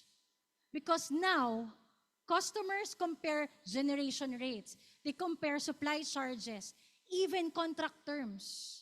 I'm surprised that customers now read even the fine prints. Umamin kayo, some of you still don't read those. So right now, customers compare contract terms, rates, supply charges of different suppliers. So how does a supplier deal with this challenge? First, by sourcing power efficiently. Hindi pwedeng mag-source ka lang ng power wherever, however, kahit anong nature ng source mo, you cannot just enter into any and all power supply agreement just so you can say I have plenty of supply. I can accommodate my customers because I have plenty of supply. No, it's not like that. You have to source power efficiently. Second, we deal this challenge by optimizing contract mixes. We also manage exposure to WESM volatility. And lastly, we are also offering flexible pricing options, such as index, fixed, hybrid, seasonal options. May mga ganyan kami sa product. But price is only the tip of the iceberg. Volatility, it impacts both suppliers and customers. Because this require proper communication and planning. Otherwise, hindi kayo magiging efficient. Because at the end of the day, the name of the game is efficiency. That while even having PSAs, volatility is there. Why? Because WESM is still a mandatory component to rest suppliers under the rules. So hanggat may WESM exposure ka, meron tayong fini-face na volatility challenge, price volatility challenge. Another challenge is the product differentiation. Due to the increasing rest players, the mature competitive market demands more than a low rate. Ulitin ko, it's not about the price again. It's no longer just about the price. Suppliers now offer green or renewable energy portfolios. They also offer time of use innovation. We offer portfolio management support or energy efficiency partnerships, even digital monitoring solutions. And these offerings create value beyond the peso per kilowatt hour metric. Yan. So when you talk about product differentiation, this is not just about rates or who has the lowest rate. Ngayon, isa na rin sa challenge, customers are asking, what are the benefits of this? What are the add-ons? Ano pa yung pwede nyong isama dyan sa package ninyo? What else can you offer for us? So, that's one of the challenge.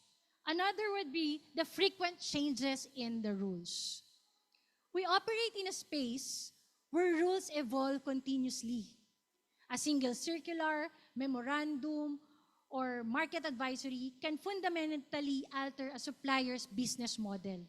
Just like I mentioned earlier, the decreasing in the threshold to 100 kilowatt is a major change for the business models of suppliers' perspective. Diba? We also have to consider those customers who will be eligible for 100 kilowatt on or before June 26.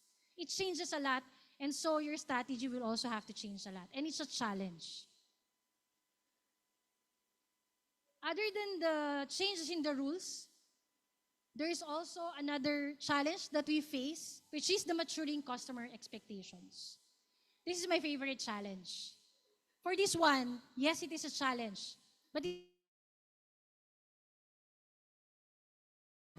are data-driven, and they have a higher level of standard now. Like if we're purchasing, for example, a phone, you no longer just buy a touchscreen. You buy something that you know has good specs. You research on them. You Google them first before you buy them. So that's how customers are now in the retail electricity competition market. Okay, so customers now look for transparent pricing in terms of their billing statements. They want to know what else is the component of my billing statement. Is your admin fee already there? Nandiyan na ba yung mga pass-through charges? They want to be as transparent as possible. Second thing that they look for is the real-time monitoring. In terms of market price, customers now, because they're smarter, they also monitor the market price there on themselves. And third is, they also look for sustainability in supply.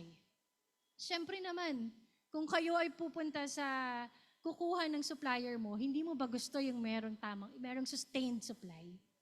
So, another thing that customers look for is digital dashboards for easier access to, whether it be your website or a mobile app. And lastly, faster response time. Not specifically for complaints, but customers look for fast response time in case there are queries and there are concerns. Because some of them, hindi nila alam saan hahanapin yung sagot sa mga tanong nila in terms of the retail supply. They are now smarter in choosing what best fits their needs. And suppliers must evolve in order to meet these expectations. Suppliers must stay agile and updated. Hindi kami pwedeng magpaiwan. Pag nagpaiwan kami, na yung mga available pa for switching, mawawala yun. Earlier, I mentioned the product differentiation is one of the challenge. Because retail electricity suppliers also have these value-added services as part of their products. Gone are the days when customers decide solely based on price. Ulitin ko, hindi na lang po presyo ang nagmamatter ngayon. Modern suppliers provide end-to-end energy solutions such as load side management, load and billing analytics, because suppliers also help customers understand consumption behavior. Modern suppliers also offer renewable energy pathways, like issuances of RE certificates or RECs, providing 100% RE options, or helping them create their sustainability roadmaps. Another thing that most suppliers provide are technical advisory and regulatory updates. and especially the seamless transition to retail market. Since customers are sometimes unaware of the actual switching process yet. They know about the retail, they know they can choose their own suppliers now, but when it comes to the actual switching, they always ask, so what do we have to submit first? That's always the question. And with Rockport Power, we ensure smooth and hassle-free switching to our customers.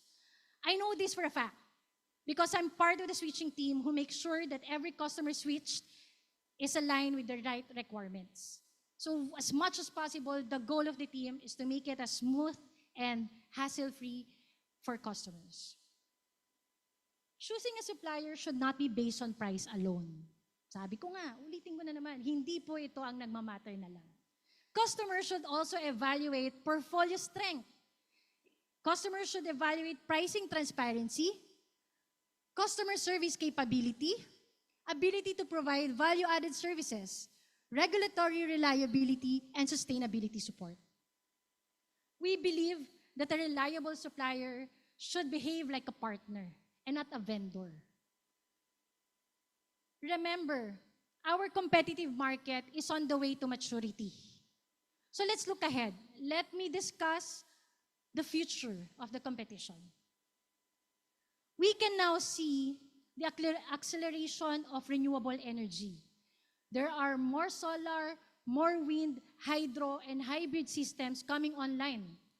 Even the government supports this. We have this green lane for those projects relating to renewable energy, right?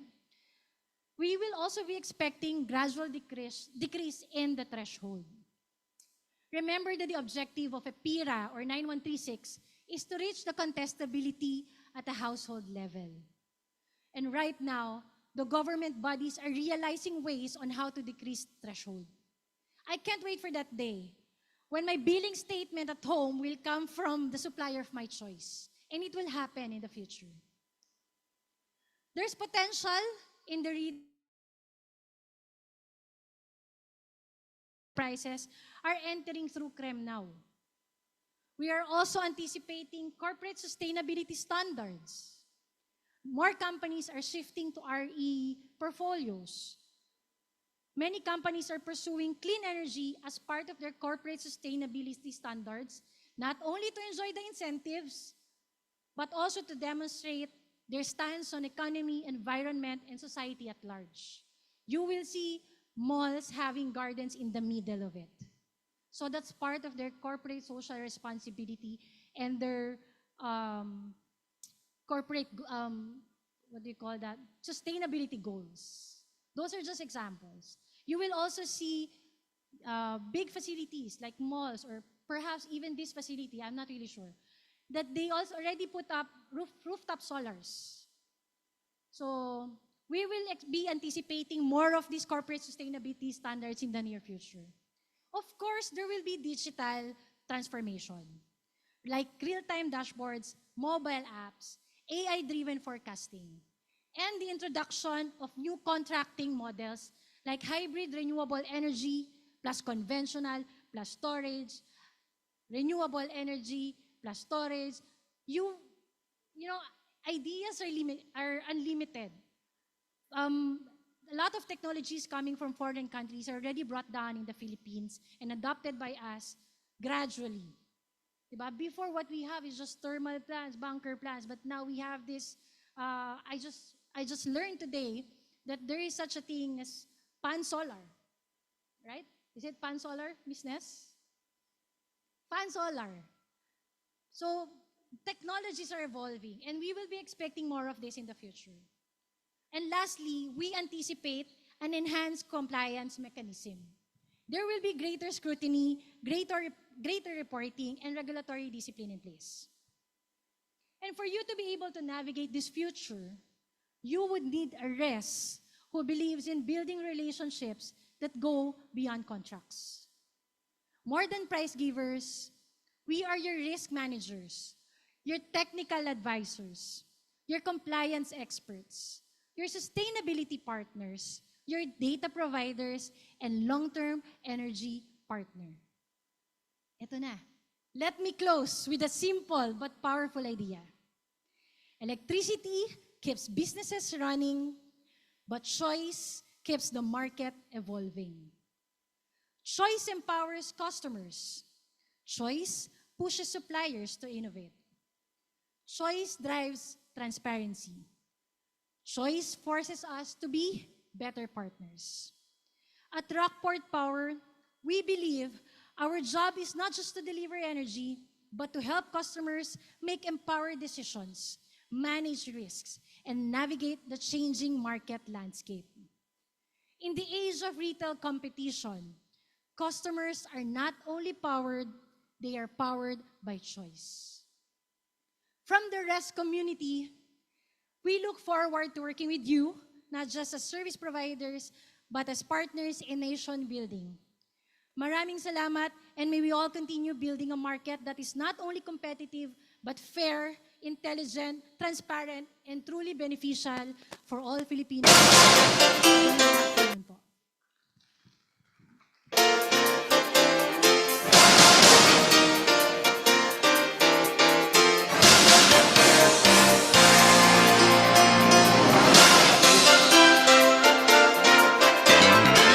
Question and answer portion na. But don't worry, attorney, bring these technical experts, engineers, they can answer if this belong to our profession. Okay? Any question here? Oy, para naintindihan nila, attorney. Siguro mga retail supplier din po naka-present ngayon.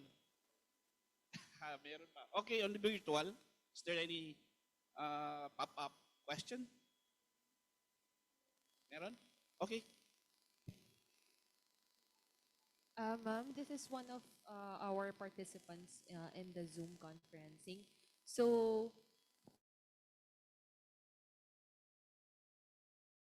Mr. Alexis Mongas, may we ask po if what will happen to the contracted demand of DU or ECs to their supplier as customer will be shifting to ARCOA? Is there a rule that promulgated by the regulatory agency for this? Thank you.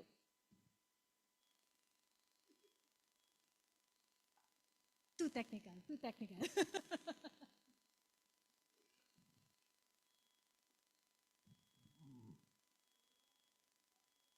Good afternoon. I think it is possible for carve out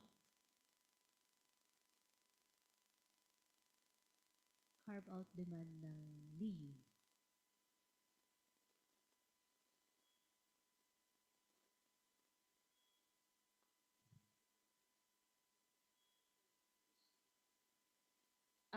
I will repeat the question, ma'am, once again. What will happen to the contracted demand of DU or ECs to their supplier as customer will be shifting to ARCOA? Is there a rule that promulgated by the regulatory agency for this? Actually, the contracted billing demand will be retained kasi it's under the DU's premise pa rin naman when it comes to contracted capacity. But they have the option to carve out or requested to their respective DU to lower it down by simply just asking the DU by a letter to lower the threshold or the contracted billing demand of their bill. Okay, sir, thank you so much. I think that answers the question of Mr. Alexis. Thank you. Okay, it's only one question. So, ma'am, we will proceed with the awarding of the certificates.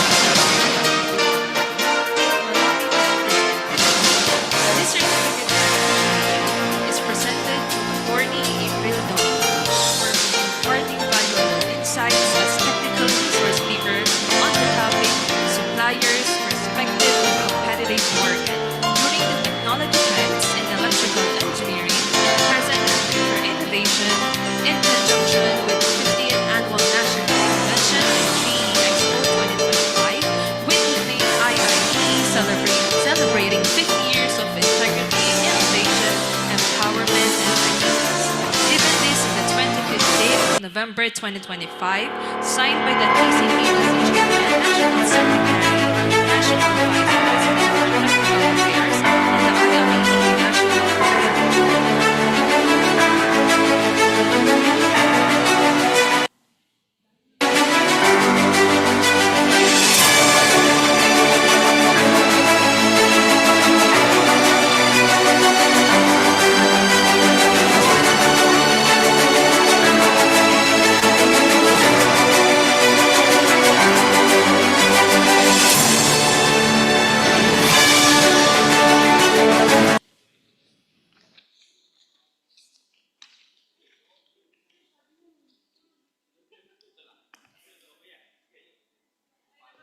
So moving forward, let's proceed to our next technical presenter. May we invite Engineer Sandro Villarosa to give us a short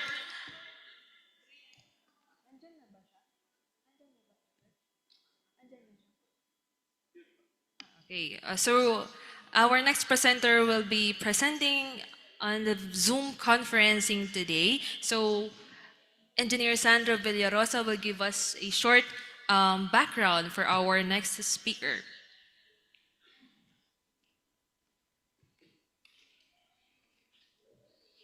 Okay, thank you, Jasmine. Our next speaker is a registered mechanical engineer and a seasoned safety practitioner currently serving as Meralco Head of OSH Standards since 2018. But he spearhead the implementation of comprehensive safety programs that ensure regulatory compliance and promote a strong culture of workplace safety across Meralco's operation. As a corporate safety leader, he develops and enforces occupational safety and health standards, conduct risk assessments, and manage incident investigation. His responsibilities include crafting safety policies, leading audits, and driving continuous improvement initiatives. He champions best practices in hazard identification, emergency preparedness, and proactive risk mitigations aligned with international benchmarks. Beyond workplace safety, he is a strong advocate for public safety, leading electrical safety awareness campaign that educate communities on safe electricity use, prevention of electrical hazards, and emergency responses. These initiatives reflect his commitment to protecting lives both inside and outside of the organization. He has facilitated numerous safety-related training programs designed to embed a robust safety culture with Meralco. His vision is to empower employees and stakeholders to prioritize safety as a core value. Holding a mechanical engineer's degree from the University of the Philippines, he combines technical expertise with strategic leadership to create safer, more resilient environment. Please, let's give a warm applause our speaker, Engineer Patrick Sian Pineda. Thank you very much po for inviting me.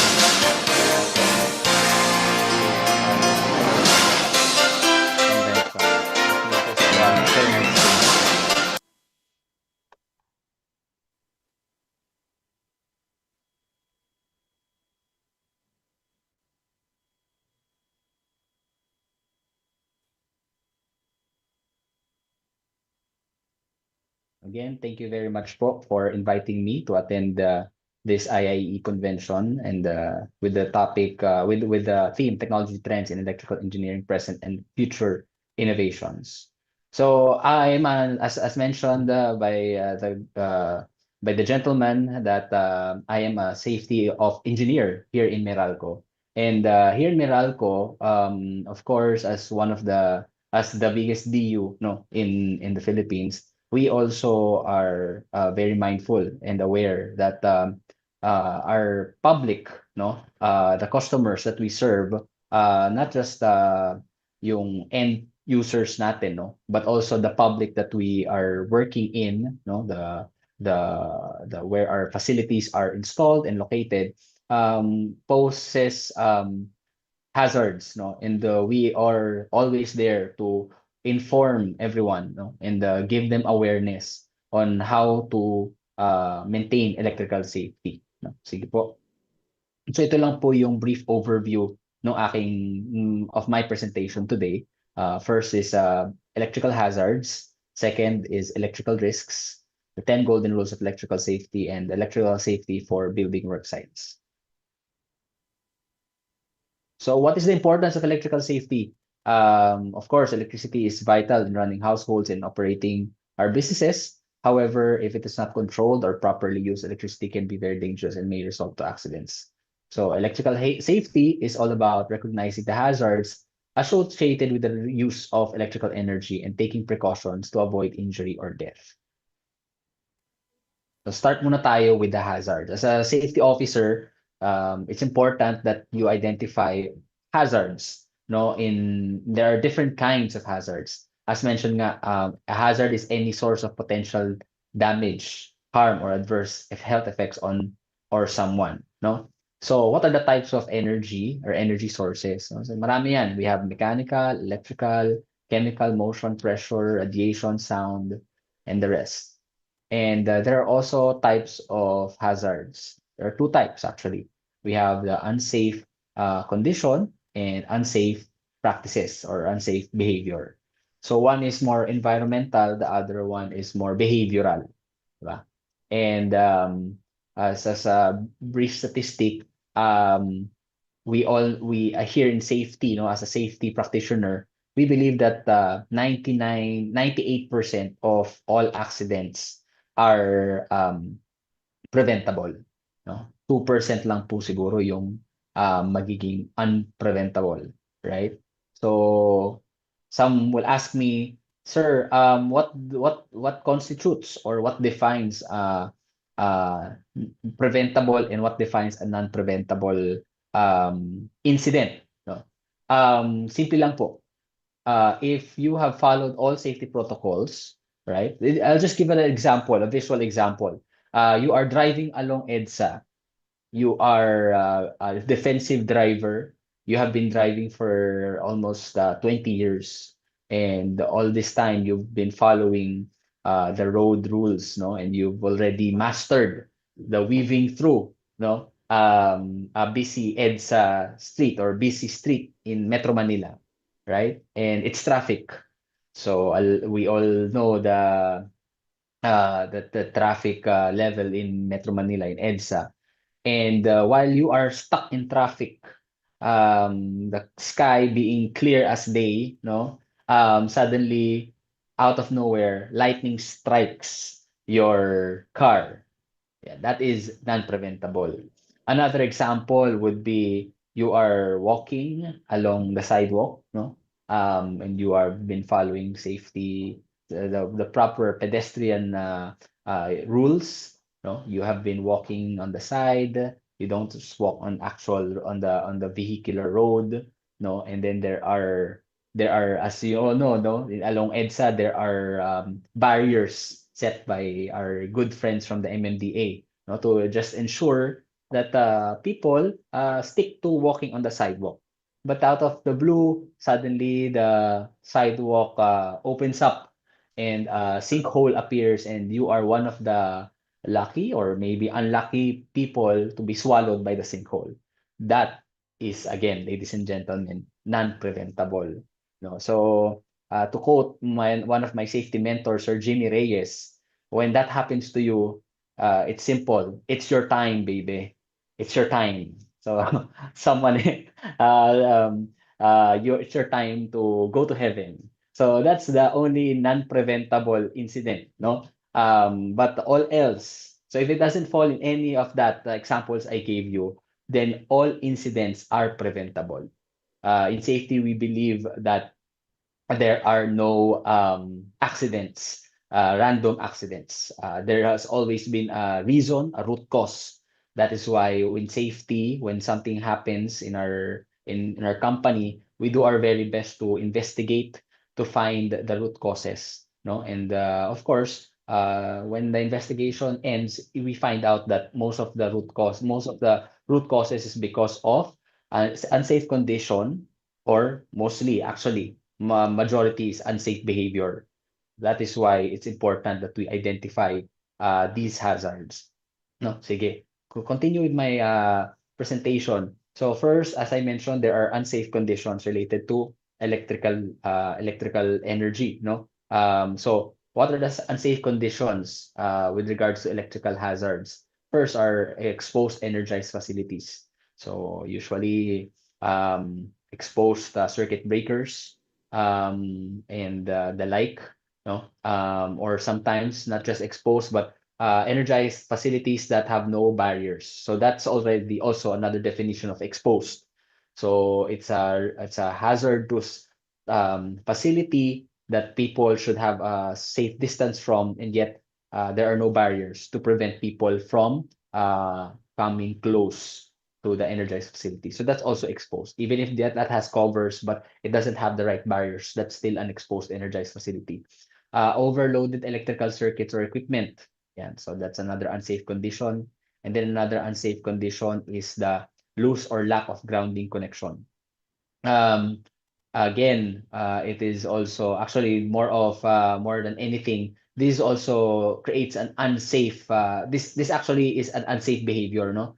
More than the losing or lack of grounding connection, it's more of people taking off the grounding connection. Why? Because out of convenience. Again, why? Because their outlets are only the outlets that they have at home usually only have two holes.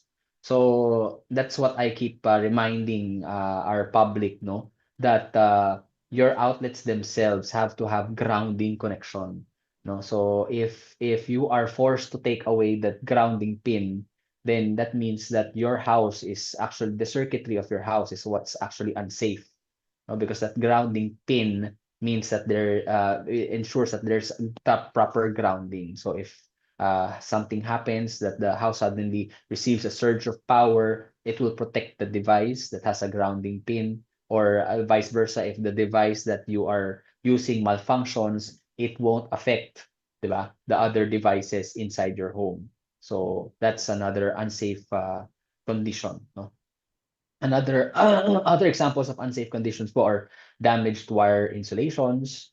Another is loose electrical connections, and these loose electrical connections are more difficult to identify because this has something to do with the construction, the quality of construction and installation of your electrical connections, diba? So as you know, as engineers, diba, once you install, it's going to be difficult to identify if it was in the circuitry, no? And then number six is substandard appliances and electrical equipment.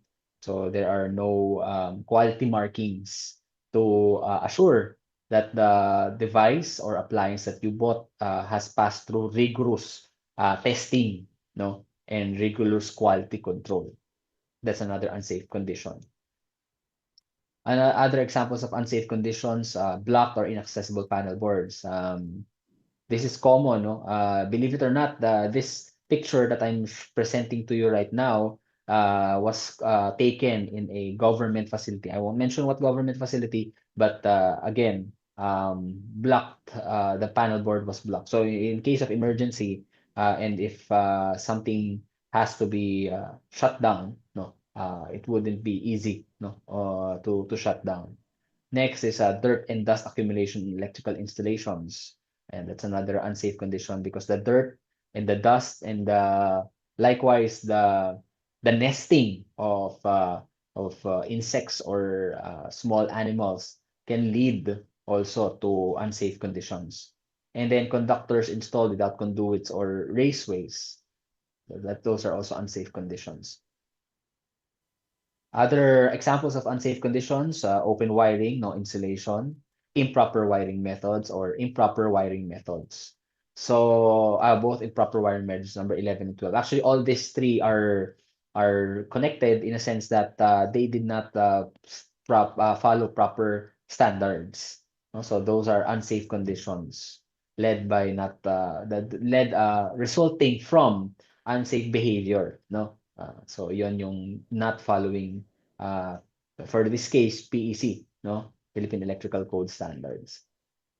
And then we go on to the next part of electrical hazards, the unsafe practices. So again, the use of electrical devices in wet or hazardous conditions. We all know that electricity and water don't mix. Number two, electrical works, unsafe practice of hiring, no, unqualified individuals. No, individuals who have no proper certification, no proper training to fix, to install, or anything related to installing electrical installations or facilities. Another unsafe practice is, again, the unrestricted access to energized or high voltage facilities related to the unsafe condition, which is the presence, no, of high voltage electrical facilities. Other unsafe practices, of course, is working on energized facilities without proper skills, tools, and PPEs. And then, like I mentioned kanina, diba, the unsafe condition brought about by the unsafe behavior of not following safe electrical work practices or procedures, or not following specifications, ratings that are not compliant with the PEC standards. And then the use of appliance or electrical equipment with incorrect voltage rating, right? So as even if you're not a safety practitioner, safety is still a responsibility of all, no, of all employees, no, whatever company you are working on, or not even employees, but even individuals, no, we have to learn to identify electrical hazards. So many do not understand the existing and potential hazards. Others who do not understand these risks do not realize how quickly a situation can change when things go wrong.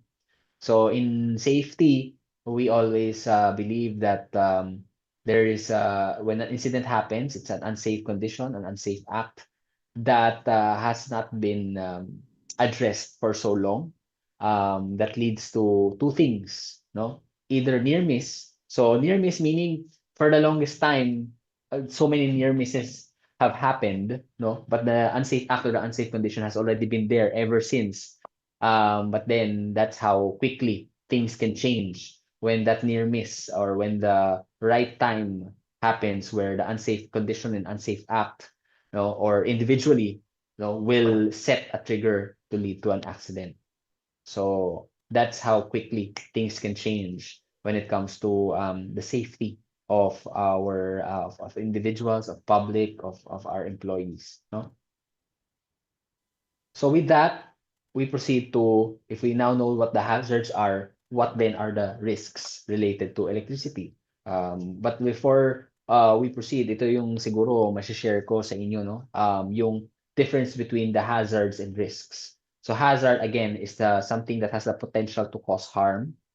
Risk is actually the hazard plus your level of exposure to the hazard, right? So if for this example you have a shark that has that is a hazard that can injure swimmers, no. But if you are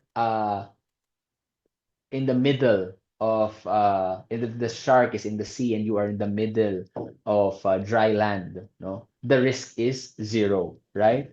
But as soon as you start coming near the shark, so you start wading by the beach, diba? And then you start paddling along the waves. That's when the risk starts rising because your exposure to the hazard is also increasing. No?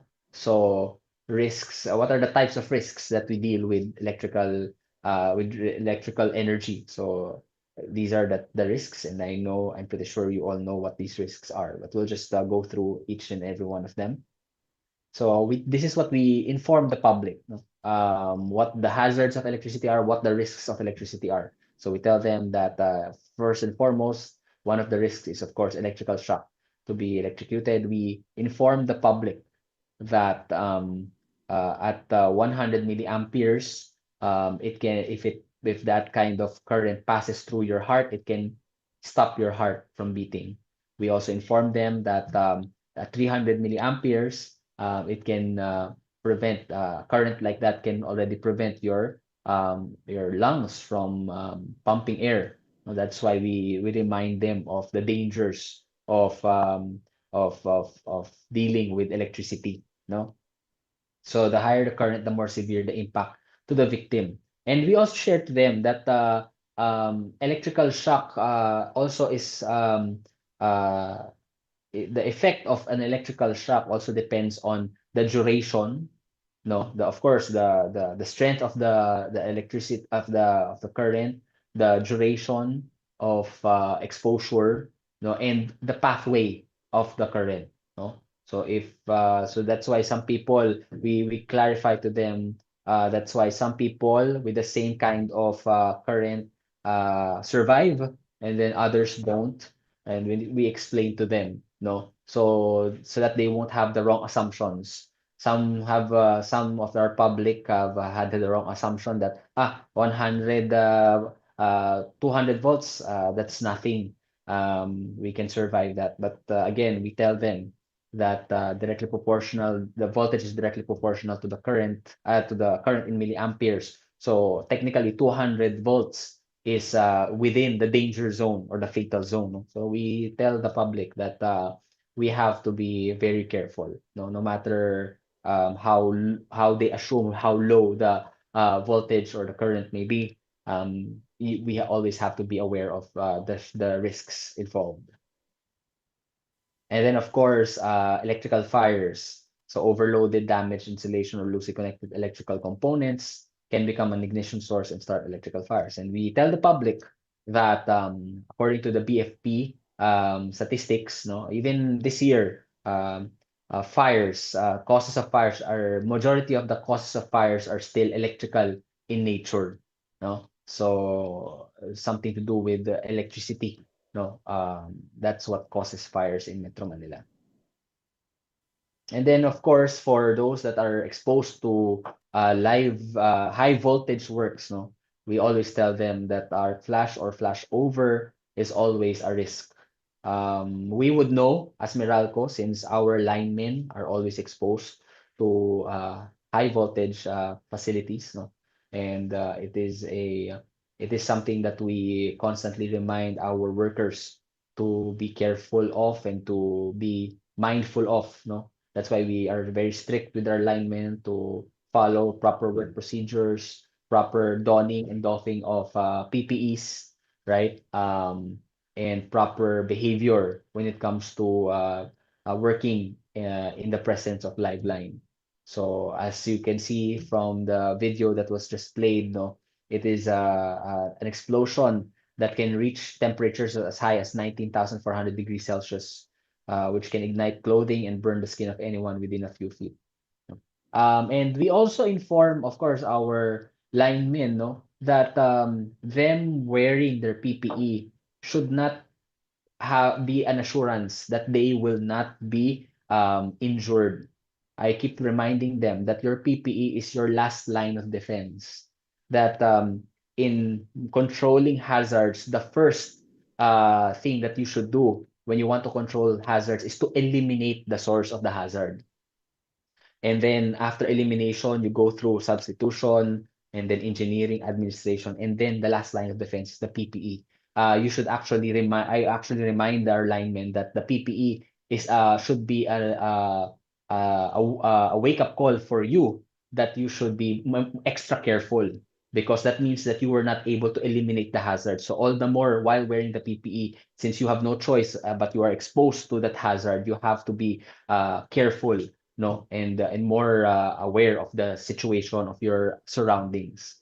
What I try to tell them that I tell them about PPE bias is a very dangerous behavior that bias to your PPE can actually bias to what your PPE can do, no, or what you think your PPE can do is a very dangerous behavior, and that they should be aware that this unsafe behavior, and that our class suits are not designed insulate you from electricity, but rather just protect you from an arc flash explosion.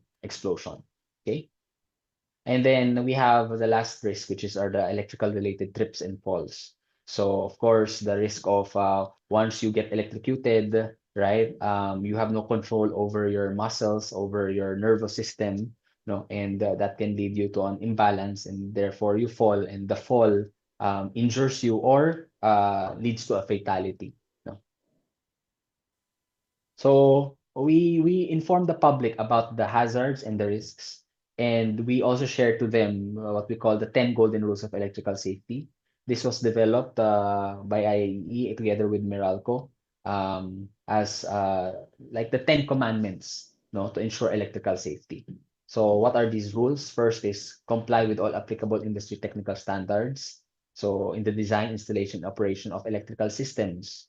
That's why we have the Philippine Electrical Code as the Bible for electrical, for anything related to electricity, no? And that ensures that if you follow the code, then safety is also already there.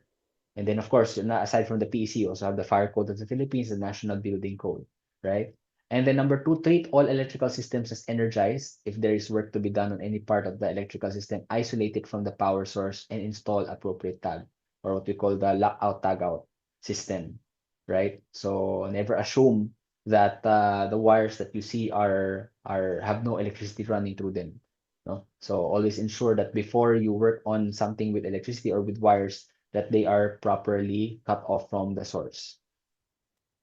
Number three, we need to ensure that electrical equipment are properly guarded and appropriately grounded. As mentioned a while ago, that proper guarding prevents exposure, unnecessary exposure to high voltage facilities, or the hazard of high voltage facilities. And then, of course, grounding is important because it's safety for people, it protects equipment, it stabilizes voltage, and it supports proper operation of protective equipment. Number four, we need to install protective devices that are properly rated, set, and coordinated to automatically isolate faulted parts of the system. So if these are not properly rated, we've experienced that before, that our circuit, one of the circuit breakers was not properly set. So an electrical fire was not avoided, right? Because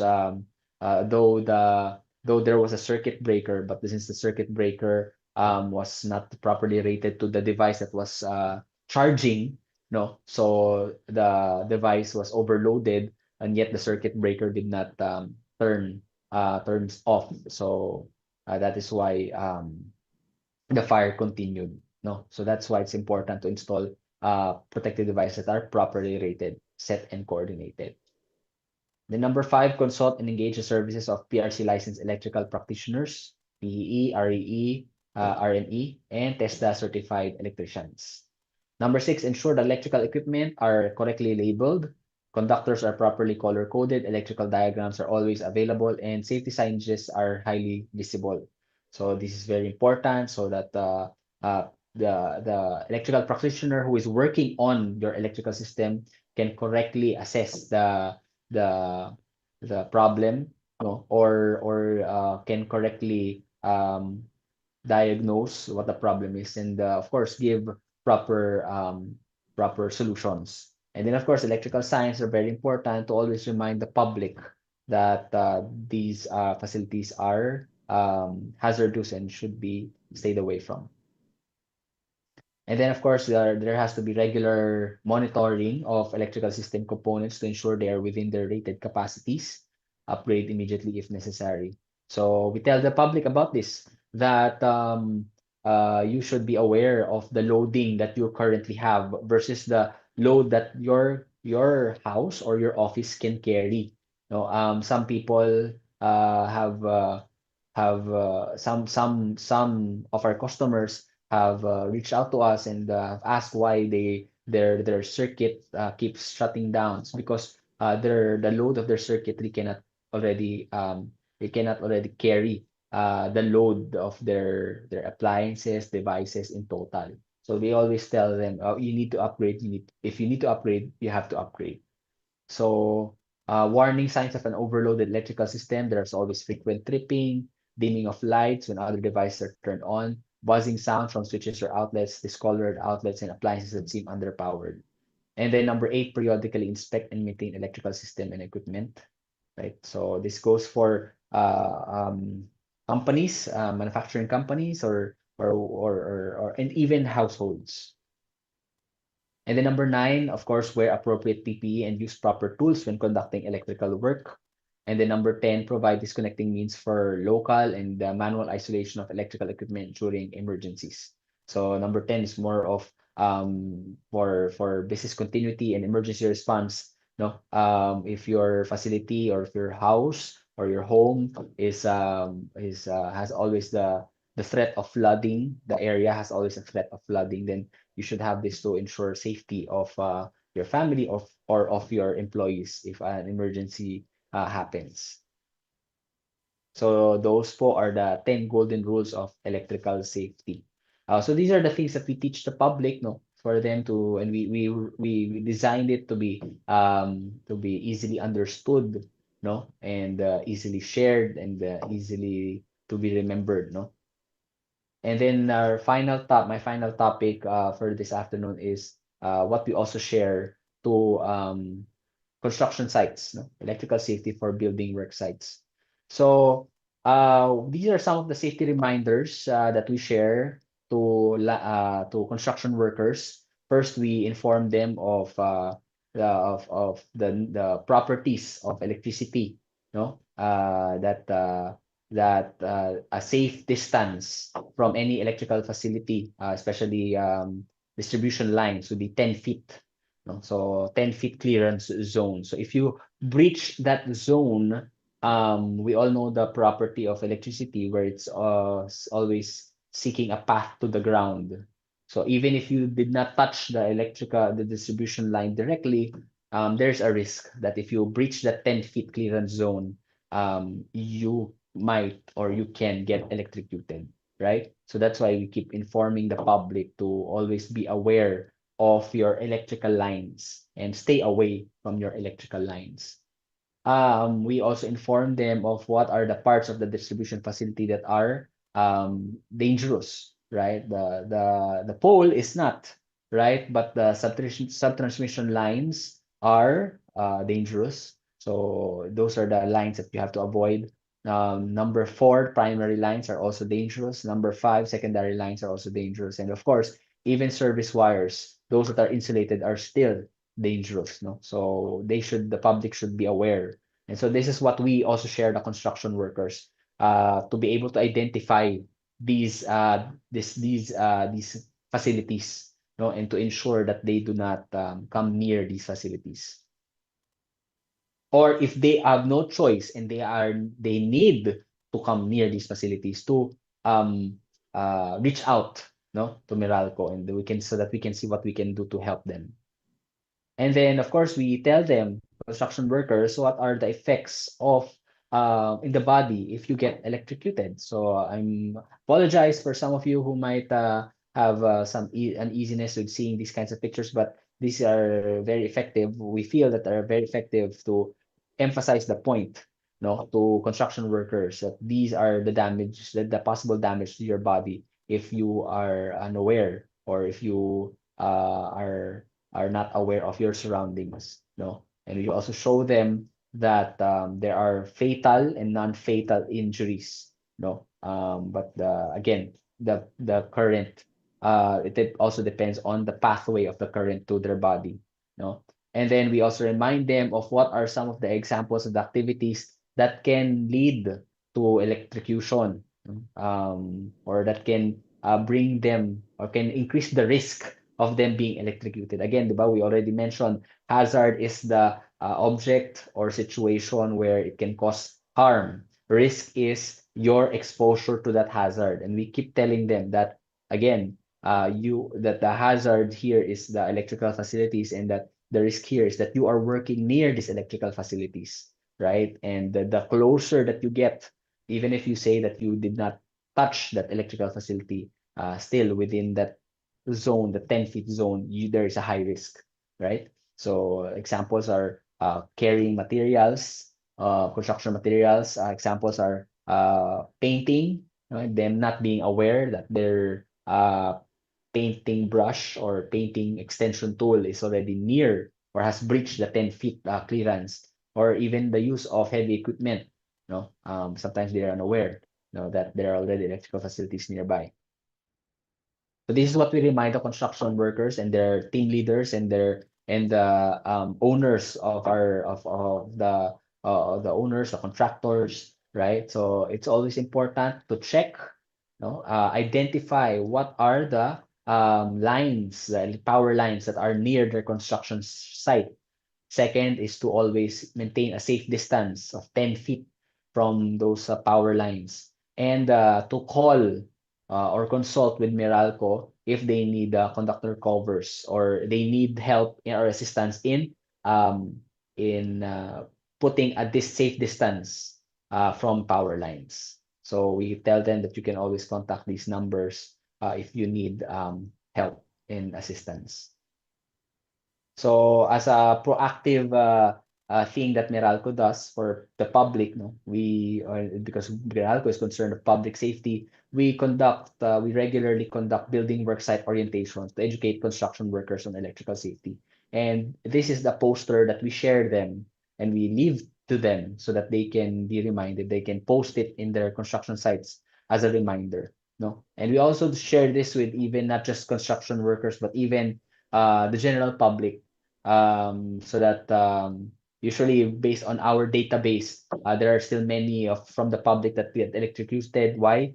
Kite flying, hanging of clothes, trying to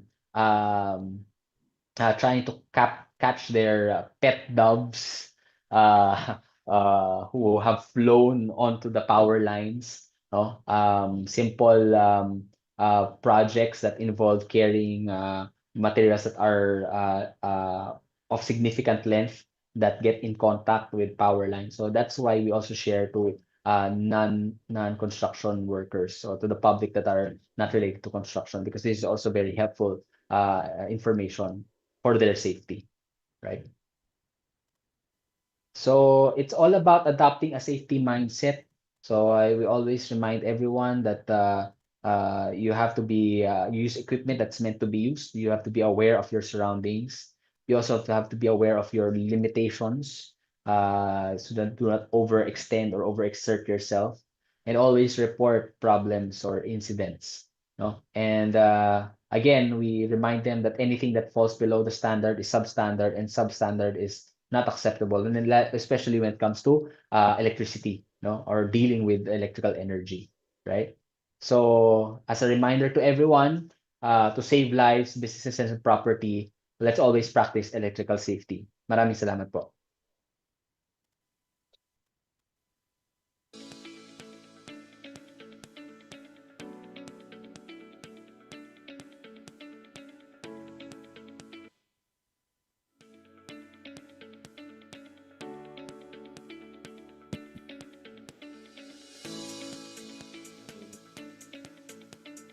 Okay, thank you, Engineer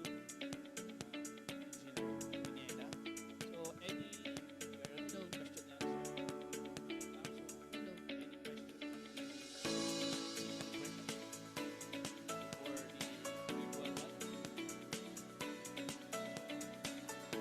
do we have a question? Yes, together with me, sir, I just also like to share that I also have my team, no, together with me are also electrical engineers from Meralco. So again, I'm a mechanical engineer, but I'm talking about electrical. I'm talking about safety, right? But I also have with me my teammates from Meralco who are electrical engineers. So if they have any questions related to safety, on regards to electrical lines, then they're also here to assist and help me answer these questions. Okay. So, may backup pala si Sir, si Engineer Pineda. Yes, sir.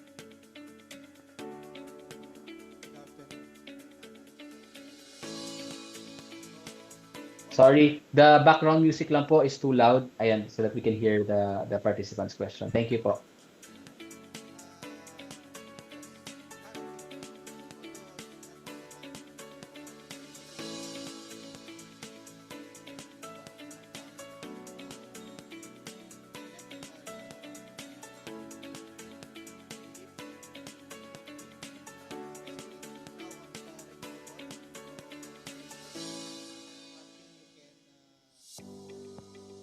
So, sir, sorry. Sorry, organizers, we can't hear the question of sir. My colleagues might not be able to hear his question. Can we just cut off po muna the background music lang po? Pasensya na po. Thank you. We just like to get the question po. Thank you very much.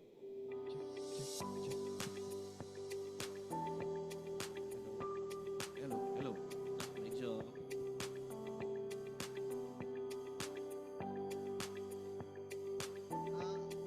My question, hello, can you hear me? Sorry. Yes, sige po, sir. Sir Myron, Sir Willie, ayan po, may question si sir. Not on the discussed item, but something partly on the previous topic related to renewable or solar Okay. hybrid. Can you share some electrical safety practices? Especially now, hybrid is very promising on the industry. So maybe we can, you can. On hybrid, no? Yes, Meralco has championed the use of hybrid vehicles. When it comes to electrical safety, we all here in Meralco we've installed chargers and we've ensured that the suppliers that provide yung hybrid vehicles for Meralco to use have the right certification. That's what we can for in my opinion, that's the only thing that currently we can ensure. No, since we are not the ones that are manufacturing the charging stations, and we are not the the ones that own the technology. So that's the I think for if I'm to put myself as a user, right? In regards to hybrid technology, we just ensure ako a safety ensure that the suppliers can provide the proper certification. We ensure that based on their profile and based on their experience, prior to getting their services, they can show or prove that they have a safety standard. That's the only thing that we can to ensure that the users of the charging station, which I think the charging stations are the most critical part of this technology, but at the same time is if not properly installed or properly designed can lead to electrical hazards, no? With regard to the vehicle itself that uses hybrid technology, again, we rely more on the manufacturer's the ability of the manufacturer to actually provide us safety certification, safety standards that they've rigorously followed. So that's the only thing for now that we can share with regards to the safety, ensuring safety of hybrid technology that we use.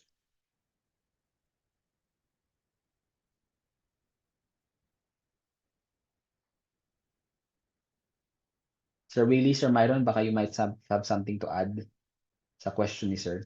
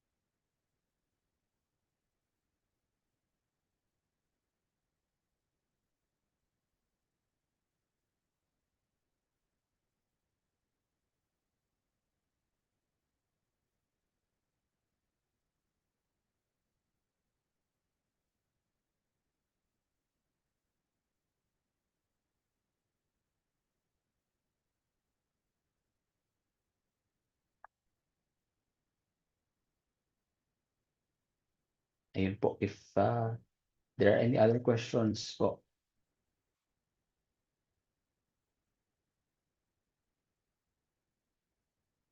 Meron dito mga questions po.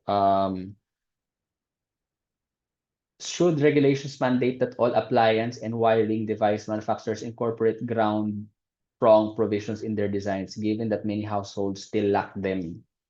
I think more than anything, this has it's for now, yes, Sir Alvin, no, to answer your question, mas maganda if this is mandated by the government itself, no? If the government can mandate the requiring of all construction outlet during construction, that all outlets, right, be three-pronged to ensure that a grounding system is set in place, right? But again, since we are the new generation, no, since we are the ones that are advocating for electrical safety, then siguro if the government cannot do anything about it, or there's no legislature to ensure that three-pronged outlets are to be mandated, no, then it is still our role to inform our users, no, or our clients the aspect of safety. And I think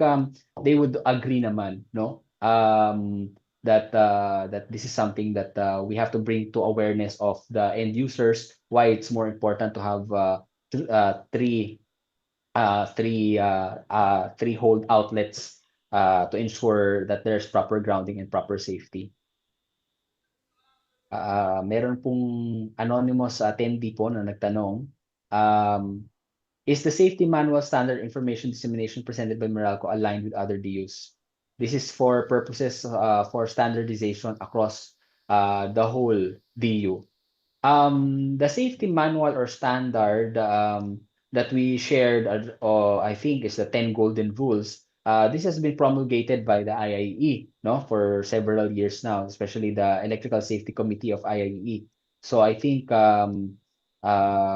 this is something that's made aware to the whole national level, no. But sir, to answer your question, we have not yet encountered or had to come to an agreement with other DUs, no. But this is a good suggestion that we can start to unite all DUs, no, to have a proper safety manual or standard when it comes to the safety of the public.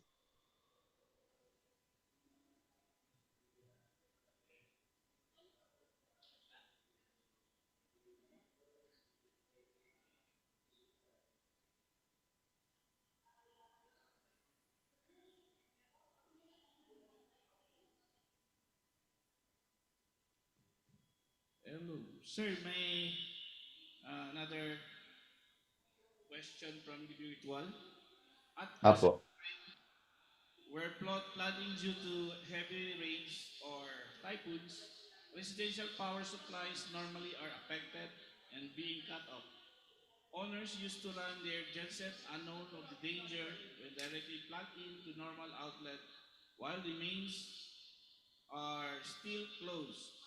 These things are the cause of electrocution among linemen and electric co-op. Where they failed to install grounding cluster, is this also encountered by Meralco linemen? What best practices are needed to prevent this incident? May IIE propose measures as advocacy for all practitioners?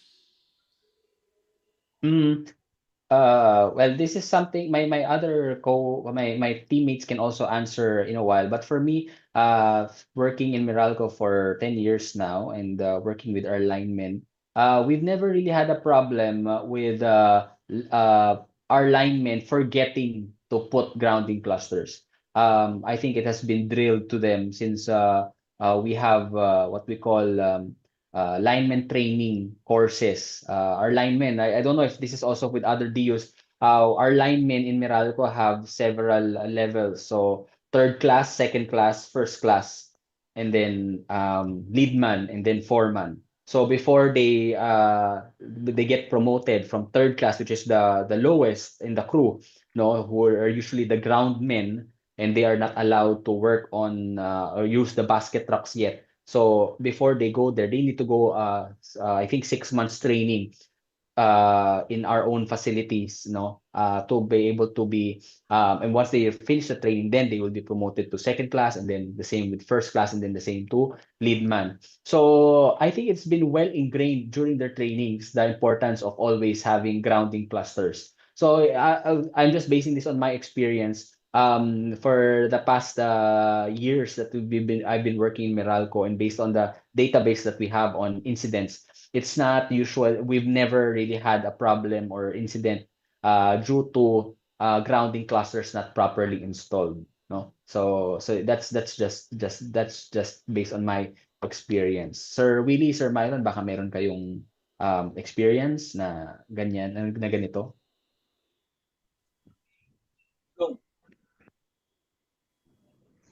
Sir Sean, Yes, Sir agree? Willie. Oo, Oo. agree doon sa statement, no. So wala tayong mga incident na ganyan na kasi nga yung well-trained yung mga lineman natin dito. And in terms doon sa sinasabi ni Sir na yung backfeed na sinasabi kapag mayroong mga isolated areas tayo, then nag gumamit si customer ng mga generator sets na pwedeng mag-backfeed during pagka nagtatrabaho si lineman natin is aware ang ano natin mga lineman regarding dyan. Kaya hindi natin nakakalimutan yung pagkabit lalo na nung grounding clusters natin, and then testing bago gumawa o bago magsimula si line crew natin. Yes. So very basic naman po. Sir Myron?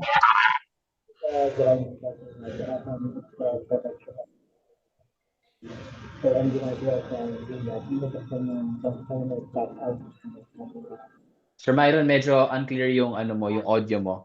Medyo muffled yung audio na lumalabas sa'yo, Sir Myron. Baka lang hindi ka marinig.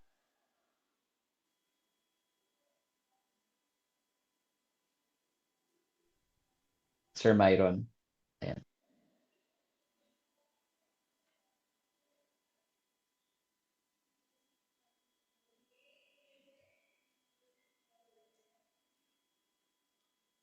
Okay, siguro yun lang yung additional answer ni Sir Myron.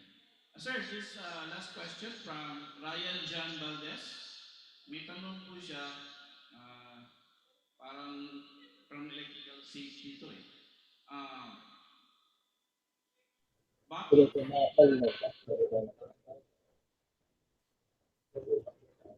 bakit need natin annual conditioning ng mga fire extinguisher? Yun po tanong ni Ryan John Valdez po. Yes, safety related naman yung question, no?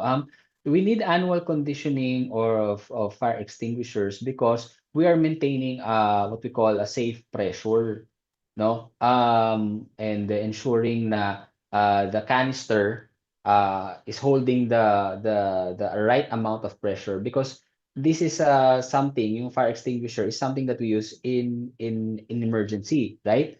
So if again, we only use extinguishers when the fire is incipient. When we say incipient, the very first level wherein nagsisimula pa lang yung apoy. Again, I would like to remind everyone, no, that in safety, you do not use a fire extinguisher when the fire is already at peak levels. No, that's when you call for help. You escape. You go to the exits. You do not fight that kind of fire with fire extinguishers. Again, fire extinguishers are only for those fires that are starting pa lang and are very small, no? So again, we don't want your fire extinguisher to be failing you when the emergency happens, right? That is why it's important to always make sure that that they have the right conditioning, that the canisters are have the right pressure, no? Because di naman yan forever, no? Sometimes through the years, the pressure also dissipates. No? So you have to ensure that during the time of emergency, you have a working fire extinguisher, right? So aside from the conditioning, syempre you have to check if the condition of the canister is still safe to use. no? You don't also want that canister to be the source of hazard, no? Biglang sumabog yung canister, no, in your face, dahil nga may pressure siya. So that's why it's important to always have your fire extinguisher canisters always in proper condition. Okay, well explained. Okay, thank you very much, Engineer Pineda. Okay, Ma'am Jasmine, let's proceed with the awarding.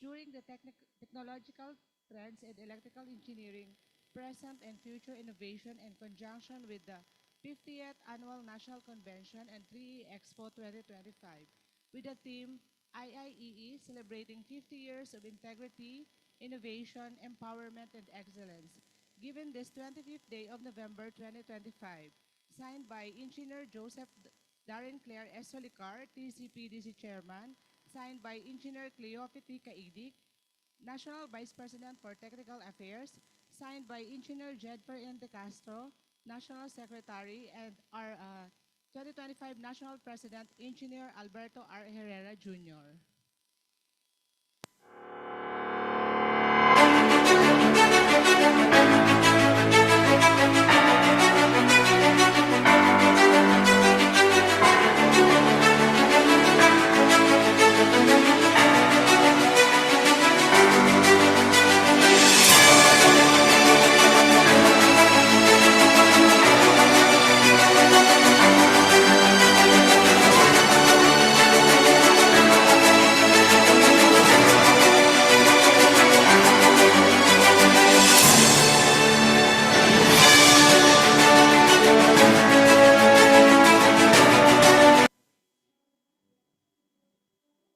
So as we conclude the second day of our technical sessions, we would like to call on the chairman of the TCPDC, Engineer Joseph Darian Claire S. Solicar, for the closing remarks.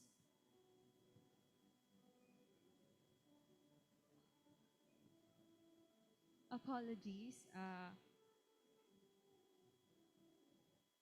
For our final technical presenter, the last but not the least, let us all welcome Mr. Nabarun Goswami, who will be discussing advanced lightning protection technology introduction for the Philippines. Okay, so this is our final technical presentation for the day, this afternoon, aside from this morning with three also topic.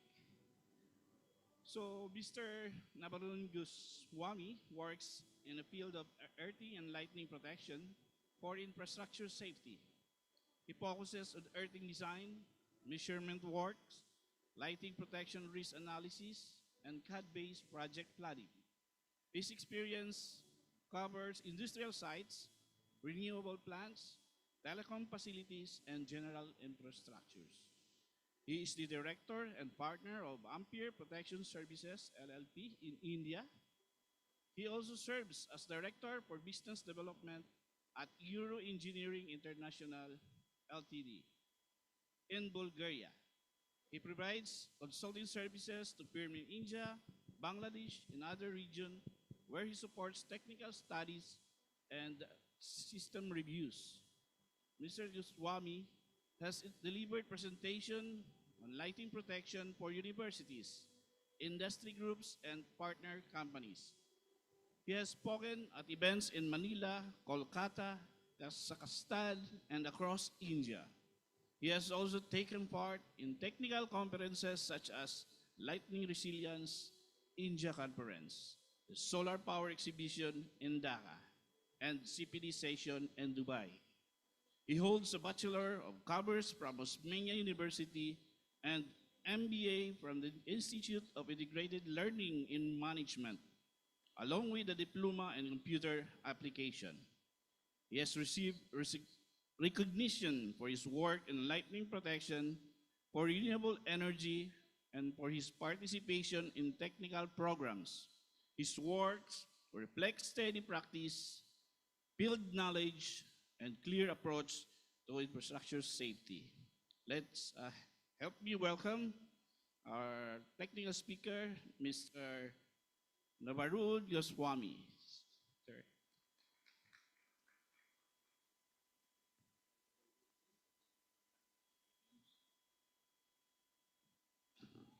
Thank you, everyone. And at the fag end of the day, I hope you guys are still interested to know about one very misunderstood subject of lightning. And entire Southeast Asia, including Philippines, Malaysia, Indonesia, suffers billions of dollars in damages every year. But when you go through the systems, are they designed? I find a lot of lacuna, I find a lot of gaps in what the international technology is doing and what Philippines is doing. So we are here to discuss about that. So can we start the presentation?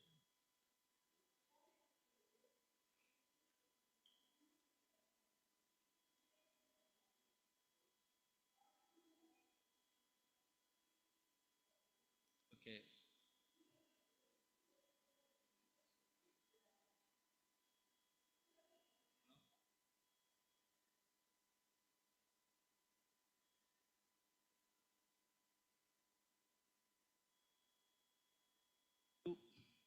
Hello? Yeah. Isochorionic map of the world. Now, this is a map that is given by NASA, as well as there is Vaisala GLD, which is in Sweden, and they have mapped out the lightning and thunderstorm of the days of the world in terms of number of days in a year. Now, the global map of lightning frequency talks about the strikes per kilometer per year. The Philippines is one of the highest, receiver of lightnings throughout the world. And there are a lot of studies and online research being done by academics who have come out with repeatedly with articles. So these values are exceeding 100 flashes per square kilometer per year in some regions, especially central Philippines like Cebu and the other. In fact, the whole of this region, including Indonesia, Malaysia, Hong Kong, parts of China as well. The high density makes the Philippines one of the most prone to natural disasters. This is particularly relevant for provincial agriculture, people who are working out in the open, but that is in the provinces. In the cities, you have the vertical high-rise buildings, and they have a lot of problems with this lightning. Lot of electronic equipments, including solar installations or even your TV dish antennas, they get struck by lightning, and it causes a lot of havoc in the panels and completely burns out. There are a lot of such videos. If you go to Google, you will search. But I'm not here to talk about the problem. I'm here to talk about the solutions. What can we do? What should we do for the PEC and for IIE as a body? Okay, lightning fatalities in the Philippines are analyzed for the first time using data from the Philippines Statistical Authority. I went through Google and I found out a lot of information was there, and a lot of crucial information is completely missing. What it says is a total of 1584 lightning fatalities occurred between 2006 and 2021, which I think is grossly underrepresented. I think the figures must be much higher than just 1,584 fatalities. There are many reasons for that. The same thing happens in India, in Vietnam, in Indonesia. fatalities are underrepresented or given to the media. Uh, it says an average of 118 fatalities per year between 2006 and 2013. But majority of the fatalities have occurred in May to July. These are the danger months, where May to July, 56%, almost more than half of the fatalities are happening this month. During the afternoon, uh, and provincial areas, 95%, 82% of the victims were male. I don't think lightning kind of particularly discriminates against gender, but maybe this 82% must be because of people working out in the fields. So it's not that lightning likes the woman or the female gender. No, there's nothing like that. Lightning will strike anyone. And at any moment, there is no, even NASA is struggling when they have this rocket launches. They have to find out the space satellite launches. They have to find out which are the days when there is less cloud to cloud lightning, which are the days when there is less atmospheric disturbances. So it's a very serious subject especially for a country like the Philippines. 82%, like I said, were males. Most vulnerable groups are the young males, 20 to 29. But again, this is just an average of statistics. Lightning hits everyone, rich, poor, big, small, doesn't matter. Okay, the number of lightning related fatalities in each province and highly urbanized city from the Philippines. This is a study being done by the credit goes to the Basic Education Department, University of San Carlos, Cebu City. So these are the guys who've done it, and they've made a very nice map, which I found online. It shows by your provinces, which are the danger. You can see highest is 100, more than 100 lightning fatalities in a year. So this region is danger, this region, and here as well. So this is what the statistics is telling us. There is no guarantee that next time the lightning will not hit somewhere here or maybe here. There is no guarantee. This is an atmospheric disturbance. This is what happens with nature. So we cannot fight with nature. We need to live with it and to make our buildings and human beings protected. So academics, like I said, the academics have repeatedly researched and written about climatic dangers like lightning, but it is up to the government to take those research work very seriously. Okay, what are the various types of external lightning protection systems we have? One is, of course, the high voltage substations, right? You might have seen iron spikes being put on substation voltages.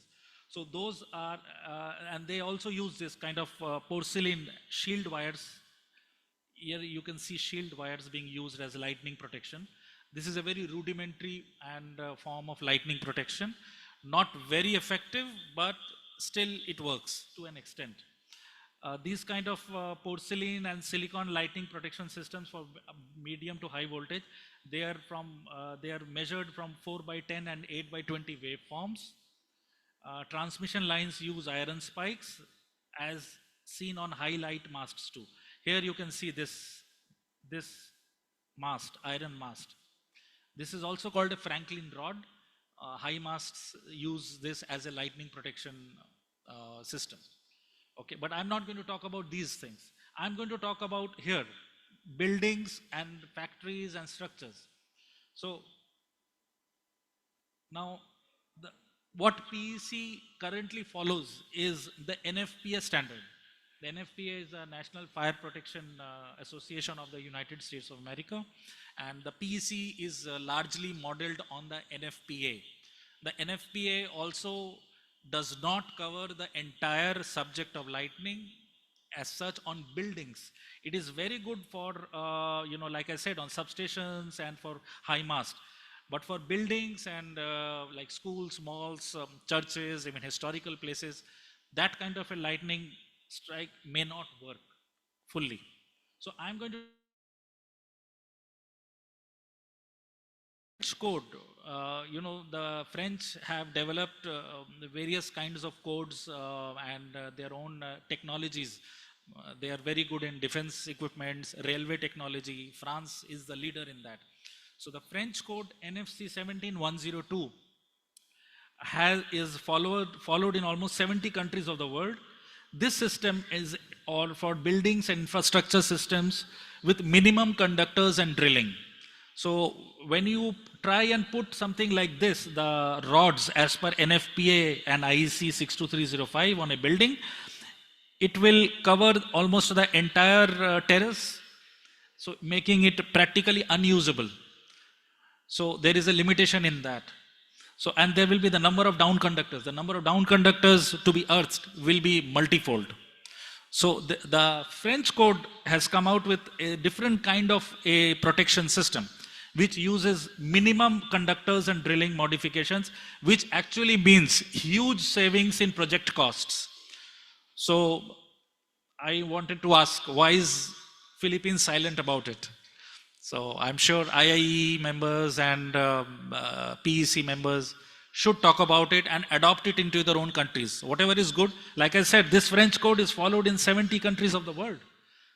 From where I come, India, and I work in entire Pan-Asia, from Dubai to Malaysia, a lot of countries are using the products for building protection for NFC 17102. So I'm going to talk about that.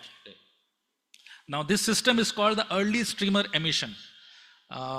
In fact, I just found out that there are 3 companies who are displaying early streamer emission technologies in the exhibition halls, including us, 3 more companies. So you will have plenty of questions to ask. But of course, I am also there. Okay, now regulatory, what are some of the questions that people generally ask? Is regulatory body or laws of building codes approval, is that mandatory? Yes, it is mandatory. That is what Philippines Electrical Code says, that lightning protection is mandatory. But it remains silent on what technology to be used. And what I am trying to tell you here is that the French code and the other technologies which are being used are not yet there in the PEC.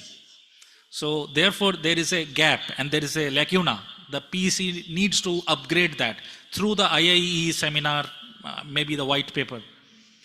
So where it strikes, lightning is known to strike even ground level. Smaller structures, solar panels, even moving animals. You can see thousands of TikTok videos and Google videos of lightning striking animals, humans, even on golf course. There's been a very famous video of Tiger Woods, in fact, played a tee and in Florida, I think. And immediately after he moved out, after the caddy put his flag on the on the hole, there was a lightning strike on the flag pole. And that flag pole just burst out with a big bang. So luckily Tiger Woods was away, so was the caddy. Nobody was injured, but that it got live recorded. Even with NASA shuttles, 3 or 4 times they have cancelled because of unexpected lightning in the air. So they had to postpone the NASA shuttle launch. Okay, now what type of structures need protection? That's a very common question. That does the structure that I am going to work upon where I live, does it need lightning? Yes. Any structure that has significant number of humans, expensive machinery, telecom sectors, data centers, solar panels, historical heritage. You don't want your historical heritage structures to be damaged by lightning.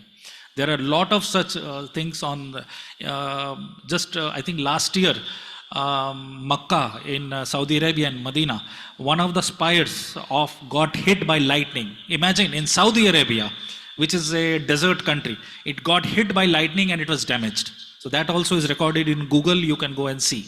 So lightning does not spare even the desert countries as well.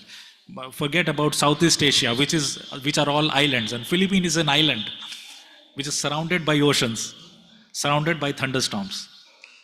So any structure that has solar panels, historical, anything flammable like fuel, chemical, wood, clothing, anything which catches fire, if lightning hits, there will be immediate, the whole thing will burst into fire. What if I don't put any lightning protection? Well, insurance surveys, and if you are claiming for insurance, Insurance service will, during damage calculation, will give negative points, and it found to be uninstalled. So the risk is yours. God bless you. Then there is another question. Nobody is putting, so why should I put? Why are you asking me to put a lightning protection? He doesn't put, she doesn't put. Why am I going to put it? Okay. See, our recommendation as engineering solutions is to keep the safety of life and assets as the highest consideration. Now, lightning is one of the biggest reasons of destruction for equipments. The United States of America has calculated $4 billion, not million, billion. I'm saying $4 billion of equipments being damaged by lightning, thunderstorm, and typhoon related things. You just had a couple of typhoons in your country, and I don't know if the government has released figures or what is the amount of damages in pesos. I could not find in the Philippines Statistical Authority. Online, it's not there. Okay, project consultants need to usually recommend the least suitable item. That's a controversial statement I'm making, but I can back that up. Project consultants get driven by cost considerations rather than technology considerations. So technology, what I'm trying to tell you is that there are many technologies available in the world which the European countries, even other Asian countries are using it. But the Philippines and countries like Indonesia is adopting it. Philippines is not doing that. We must do it here. Most contractors are happy putting a simple rod and rods. So as consultants and project partners evaluating a project risk, so what is the project risk and what is the amount of damage that this lightning can hit and you are able to replace it? Nobody wants to do replacing jobs of construction again and again after there is a lightning hit. So maybe the IIE committee can recommend using the early streamer emissions technology as per the National French Code, so that the wide radius protection air terminals, which is most used in EU, Asia, Africa, they are also adopted here. So our favorite quote, quality is expensive, but safety is priceless. So unfortunately, I'm going to show you a small video where it is a live recording of lightning deaths. This was in a city called Gurgaon, just near Delhi in India. And what happened was that there was this 4 guys standing under the tree, one security man and, sorry. Oh, no.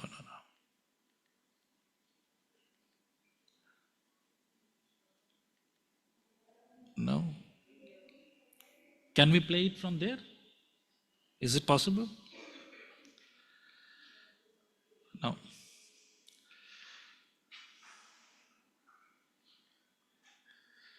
No. Mm-hmm. No, it's not playing. It's not playing? Okay, we have the screenshots. Okay, I can show you the screenshots. These are the freeze frames to show the fatal strike. As you can see here, these 4 people were standing under the tree. Wait.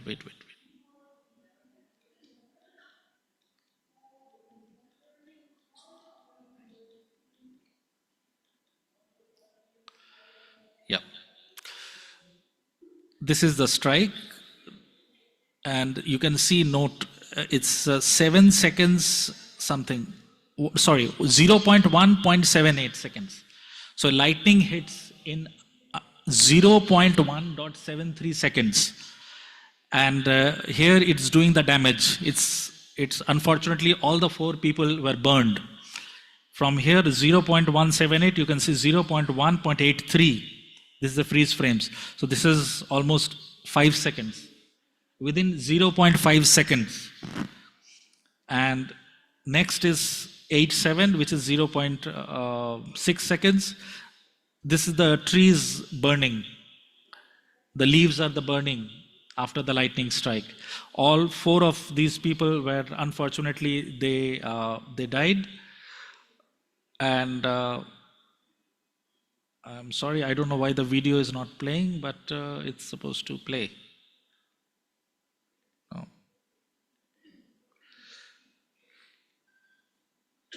No, it's not playing. Okay, we'll move on. Okay, what are the principles of lightning strike and how does lightning happen actually?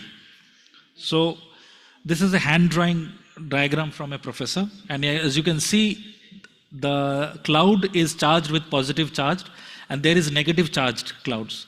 So, when there is cloud to cloud lightning, cloud to cloud in the air, and that is 90%, the positive and the negative charged ions, they clash with each other, and that is how we see the thunder and the lightning. Okay, we first see the flash and the sound comes later because the flashes are faster. And here you can see, and if there is insulation between the positive and the negative clouds, the lightning will follow to the ground and it will look for the easiest path. So this path can be a house, terrace, it can be a pole. This is where the lightning protection is put. It can be a tree. It can even be a human. And all of us, when we are standing on the ground, we are actually generating positive ions. Positive charged ions are actually flowing from Mother Earth into any kind of buildings. So the negative charged ions in the cloud will form a downward streamer and it will flow into the positive charged body. So that is how lightning happens. So it's since ancient times, the Greeks had a god called Zeus, Jupiter in the Roman. Norse mythology had a god called Thor. So everybody feared lightning and thunderstorms. So they all had a god. And in India, Hindu mythology talks about a god called Indra. This Indra god was the king of all the gods. He was the manager, and his favorite weapon was the thunderstorm. So whosoever he is not happy with it, he will send a thunderstorm from the skies into that person, and the person is finished. Nobody can save him. So the ancient people had a lot of respect for thunder and lightning. Us modern people, we think we know better. Okay. So early streamer emissions developed are based on calibrations to offer a preferred striking point as opposed to multiple points, which is very expensive and opposes. There are practical considerations. We have glass facades of buildings which cannot have so many kind of down conductors. Together we can upgrade safety measures for the Philippines. So let's dive deeper. So the application is universal, and you can see that this is a pyramid.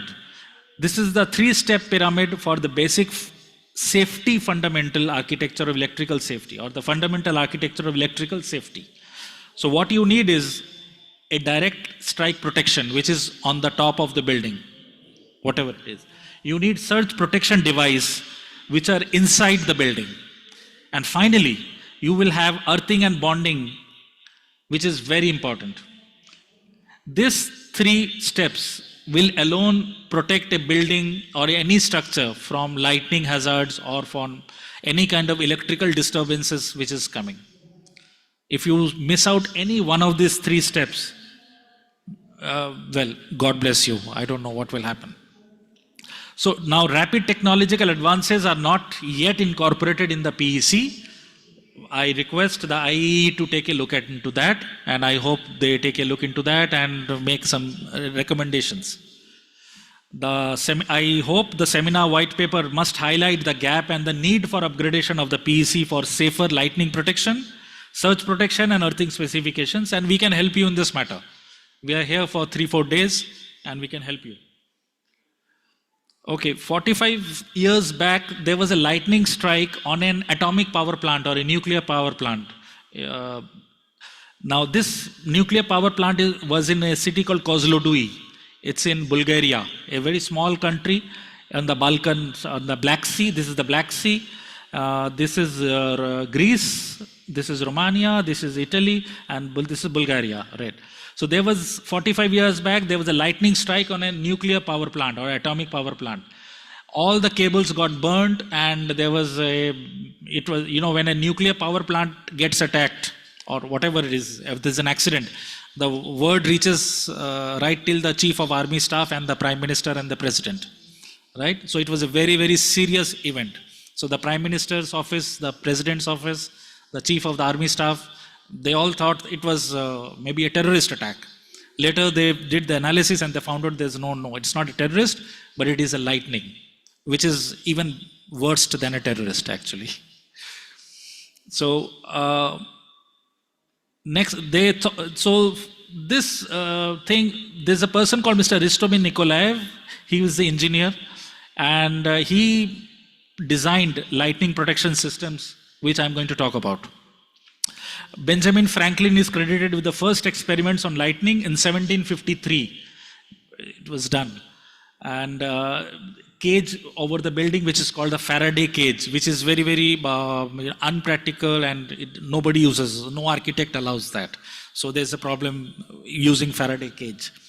France came up with the world's first standard on the early streamer emission technology in 1995. That's when the modern machineries came for having lightning protection in 1995, revised to 2011. There's this brand called Euro Engineering, which I represent across Asia. They improved the single point technology to multi-point technology in its patented design. The design has coverage in technical news, gold medals, and there are several Me Too products now available that has come to the Philippines. But believe me, there is a lot of technical difference between this product and the Me Too products which are available. We are presenting Eurostar as the most advanced upgraded ESER terminal without usage of battery. And Mr. Ristomir and Euro Engineering have trained our team to bring you this lightning protection. Okay. This is the lightning protection air terminal that I'm talking about. It's a single piece made of aluminum alloy. It's got one main rod, and supporting the main rod are 6 other rods alongside it. I'll come to the technical matters later on. Eurostar has no cutouts, has cutouts for the electromagnetic panels which are clearly visible. These are the electromagnetic panels, as you can see. These are the ones which will work to attract the ions towards it and protect the building. These are the 6 auxiliary rods, which is a patented design that won in the Innovation Awards. And it has EU intellectual property registered, European Union intellectual property. So this design is patented worldwide, so cannot be copied by anyone. Electromagnetic area is visible, and unfortunately, I'll have to bring your attention to this line. Philippines is now importing a lot of fake items in bulk. I'm sorry to say this, but I have all the documents and the papers to prove it. When you come to my stall, I can show you the documents. And unfortunately, it's the government agencies which are installing most of the fake lightning protection systems. Okay, you must look for the C quality mark on a test report. This ILAC MRA is the world's high voltage laboratories quality certification mark. Okay, there is a lot of products coming from some Turkey, China, and there are many other products coming. Unfortunately, we have writings by pen, sticker, labels, which I think is cheating. It should not be. A certification should not be handwritten, should not be in a sticker or a label. It should come from a genuine high voltage laboratory, preferably US, Canada, or European Union. European Union has got a lot of high voltage, very good substation testing laboratories. Eurostar has ILAC accredited high voltage laboratory test report. This is the ILAC seal. Okay, how this works? The PEC actually is modeled on the NFPA. which is the fire protection of the United States. That incorporates multiple rods and conductor length, which covers a major part of the building terrace. It is 4 times more expensive. So the system that we are trying to tell you is a very project cost effective solution. And I don't think, I think Philippines can do good to save a lot of millions of dollars by putting unnecessary down conductors and huge number of, maybe the United States can do it, but maybe I don't think the Philippines or Indonesia or Malaysia, Vietnam, India, Bangladesh, we can't do that. We are, like I said, our project consultants back in India are very, very cost conscious. So the moment they see that you are putting in conductors over a building which is running into kilometers, they say, okay, cut it down, cut it down. We don't want so much of thing. Use cost-effective solutions. Also, that is what I'm trying to tell you. This system is very cost-effective. Early streamer emission systems uses European code that gives 78 meters coverage. Asian countries, European Union, Africa, South American countries, even the United States does not have a code for this system, but it does not. But it allows the systems to be marketed and to be installed.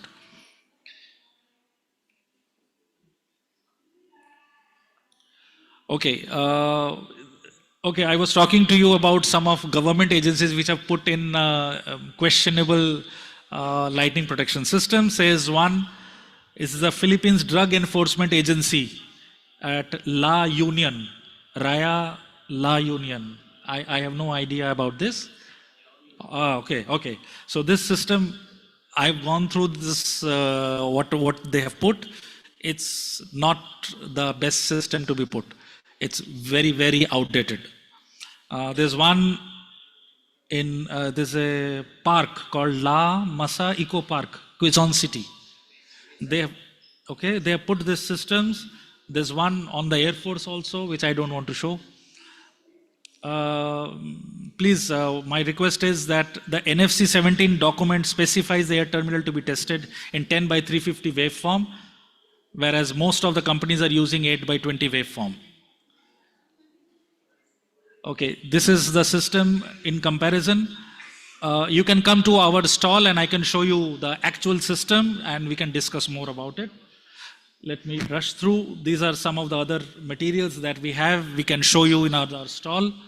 PEC regulated lighting protection systems, approximate budget for a building like building size 50 meters and 40 meters, of height 15 meters, approximate cost shall be $15,000 USD. Okay, no, I'm not talking Hong Kong dollars, I'm talking United States dollars. Okay, this is 15,000 USD. If you go by what PEC regulates currently, if you adopt the French technology and the French products which we are following, it will come down much less. So actually 1/4. It will come down to $4,000. So I think Philippines should be interested about cost saving, right? What we offer is site inspection, budgetary report with technical specifications, computer-aided drawing, CAD drawings as per proposed plan, installation and commissioning. So we have a Filipino partner who is doing all this. These are the earthing systems, which I think one of our earlier presenter was also talking about. The earthing part is very important. We have to use very, very good earthing systems for dissipating the current that we have. Okay, just wanted to show you Burj Khalifa.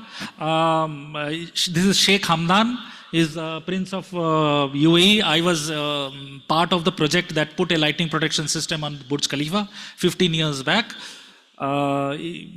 He's got on top of it. Tom Cruise has a video on top of Burj Khalifa.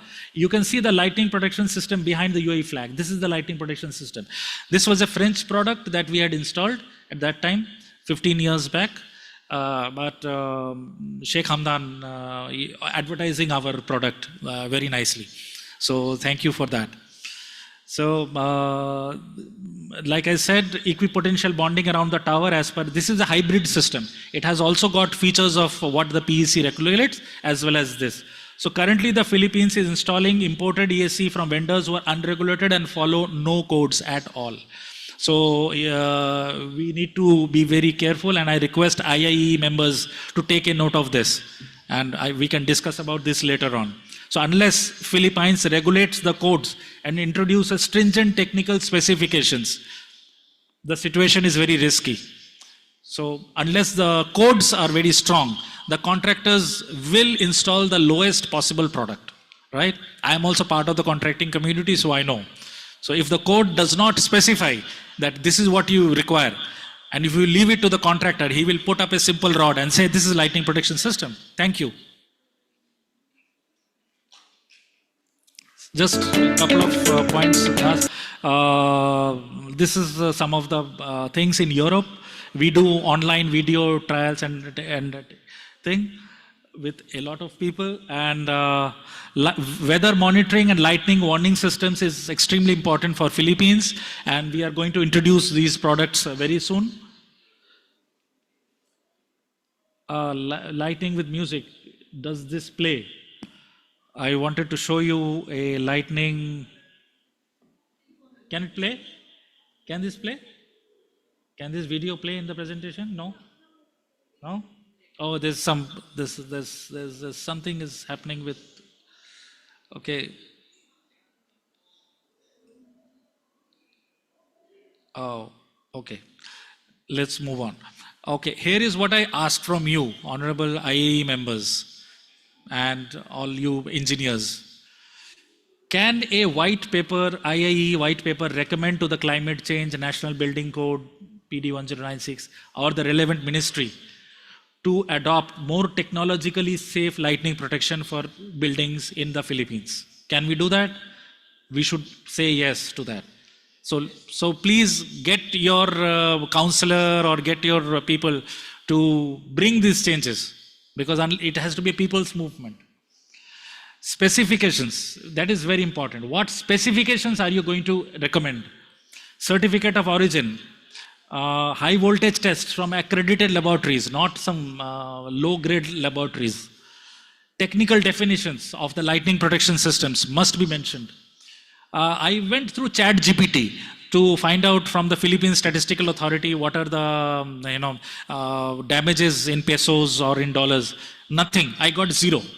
ChatGPT gives zero information about the damages of Philippines. It has a lot of data on US, Canada, Australia, European Union, even Dubai or Hong Kong. But unfortunately, ChatGPT, which is very, very widely understood by everyone, gave no kind of value additions as to what damages are being caused. I don't know why. The US suffers 40 billion annually due to thunderstorm. Can IE recommend damages data collecting and reporting to be made mandatory? So, Salamat po, thank you for listening to me, and many congratulations to IE for 50 years. Our partner we are at stall number F29 on the second floor. I will be there for 2 days, and our partners are here, Amerilux Industries, Quezon City. Next part will be by Jeff, my colleague. He will be talking about surge protection systems. This was external, part A, and now we'll talk about the surge protection, which is the internal. Thank you. Hello, Krishna. Hello. Hello, this mic. Thank you very much, Mr. Navarun Goswami. Okay, let's go on the question and answer portion. I think we have a question here in the virtual. First question, sir. Does the lighting protection system being recommended also utilizes the principle of either angle method or rolling sphere method? Yeah, rolling sphere method, yes. Am I audible? Yeah. Okay, the rolling sphere method is being used. These kind of systems that I am talking about, they use not only rolling sphere method, but they go beyond what has been mandated or what as per the textbooks given. So as a country which is progressing fast like Philippines, you need to use rolling sphere and plus extra safety measures which are already in use in, like I said, in the European Union, in other Asian countries. Any other questions? Second question, sir, is there a way to test the ESC lighting air terminal on site to determine if it is still functioning or in a good condition? Yeah, this is a question that is really very interesting. Can we test once I install a lighting protection, suppose I put it on the SMX Mall of Asia, can we test it that it is working or not? Well, the answer is yes and no, both. Now you must be wondering why I'm saying yes and no both.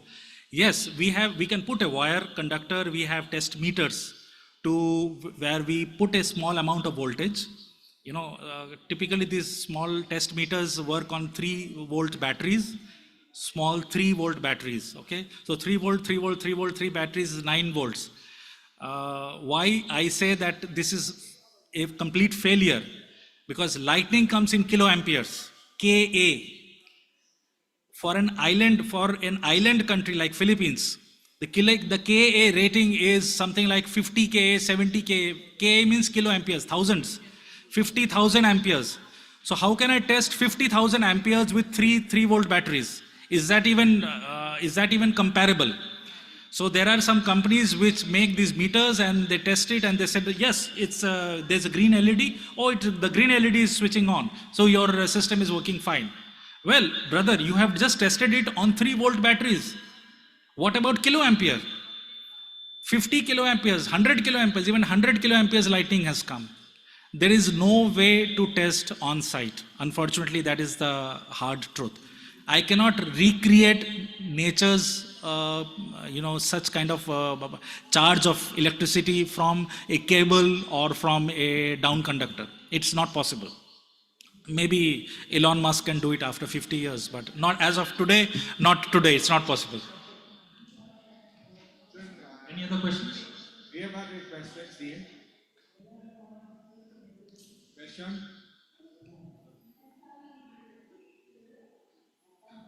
Question po. So, question, sir. What do you mean by hybrid lightning protection system? What do you mean by hybrid protection system? Okay, what do I mean by hybrid? Yeah, I did show you the picture of Burj Khalifa in Dubai. So the top of the Burj Khalifa, on the top there is, as you must have seen in that photograph, Sheikh Hamdan is holding that flag of UAE. Behind him is the lightning protection system. That is an ESC, early streamer emission terminal. But because this building is high risk, 15 years back, there was nothing comparable. It is 828 meters in height, almost 1 kilometer in height. So the engineers and the consultant said that we will have a bonding, equipotential bonding around each level. If you see the Burj Khalifa, it is shaped like steps. It's like step pyramid, right? On each level, like if you can go up to 126th level for a viewing gallery. But even above that, on each level, there is equipotential bonding, which is as per IEC 62305. So we are using both technologies. That is why we call it the hybrid technology. It is using the early streamer emission on the top and the equipotential bonding as per the IEC, which is what PEC is following. So that is why it is hybrid. Another question from the audience. Is there a special conductor recommended as down conductor? Is there a special conductor recommended as down conductor? Okay, there are companies which have been marketing special conductors. There is a company, I'm not going to talk about the name of the company, but what they have is a 7-layer cable. One layer after another insulation, then there is one more circle, 7-layer cables, which is obnoxiously priced, very high. So maybe Dubai can afford it, maybe the European Union can afford it, but let's talk about the Asian countries, okay? I come from India and I know from Vietnam, Bangladesh, Philippines, Indonesia, Malaysia, we don't want to do that kind of an obnoxious pricing. So that 7-layer cable, special cable, is very high priced, but it works, it is very effective. But equally the copper cable, 70 square mm or 50 square mm, is equally good, and it costs 1/10 the price of that special cable. Another question, sir. Is there a maintenance procedure for our ESE lighting protection system? Is there a maintenance procedure? Do we maintain? Do we have maintenance? Maintenance. Maintenance of this is should be part of the annual, AMC that you give to the installer. So whosoever is your installer, he should be able to check the continuity of physical. One is physical verification of the down conductor, right from the top, right till the earthing. So you can measure the resistance of the earthing. You can also pass a small voltage by a voltage meter from the top, and you can measure the voltage on the top. So the continuity you can check, right? And that is all what we should be concerned about, the resistance of the electrodes and the continuity of the down conductor. We cannot create, there was one question that can we test it actually as per, no, we cannot create, no machine in the world exists. At least I cannot move it to the site. There are such machines which create high voltage in CERN laboratory in, in France and the European Union, but it cannot be moved to the site. So any more other question? No more, so let's proceed with the awarding of the certificate.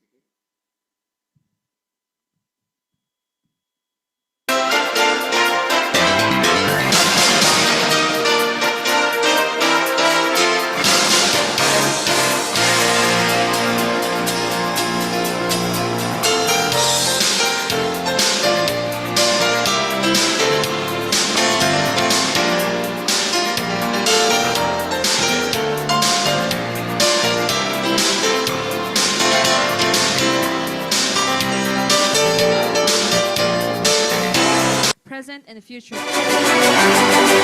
50th Annual National Convention and 3E Expo 2025 with the theme IIEE celebrating 50 years of integrity, innovation, empowerment, and excellence. Given this 2025, signed by the TCPDC Chairman, National Secretary, National Vice President for Technical Affairs, and the IIEE National President.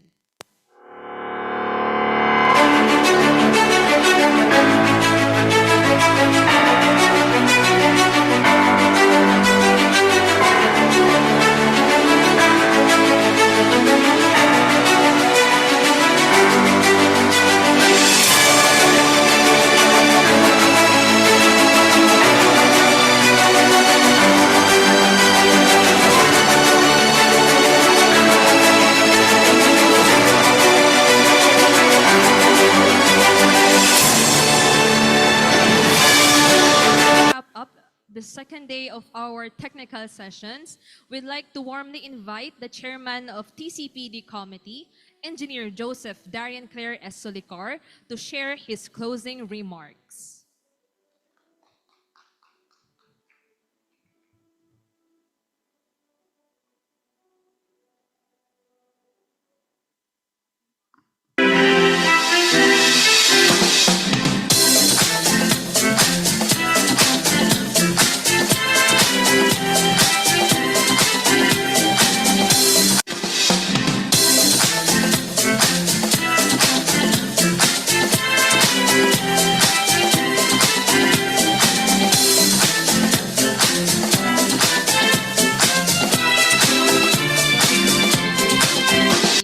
For the previous topic of Mr. Navarone. So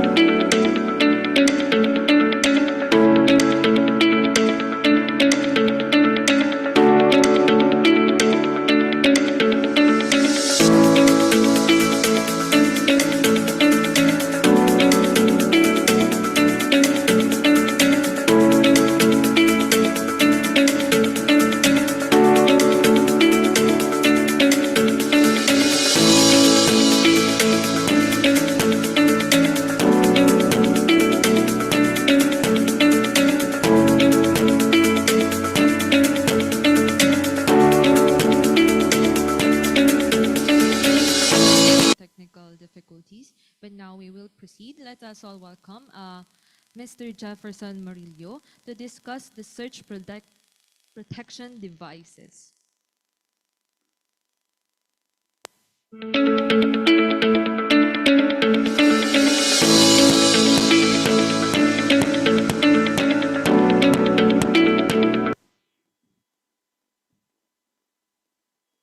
Good afternoon, everyone, and thank you very much for giving us a chance to share our knowledge about lighting protections. So, as Mr. Navarun discussed, I will be discussing the internal, as per Mr. Navarun discussed, the external lighting protection, and I will be the one who will explain the internal lighting protection, which is our products. So mostly what we are doing to our clients is we discuss the importance of lighting surge protection devices. And so the clients understands what is the value of the surge protective devices to our industries and for the protections of our human lives and also the equipments that we have. So we will just have a very short presentations about internal lighting surge protection devices. So we will just discuss the internal SPDs, equipment at risk. Uh, what are the equipments at risk without SPDs, and the solutions, of course, and the benefits when we installed SPDs. Okay, next.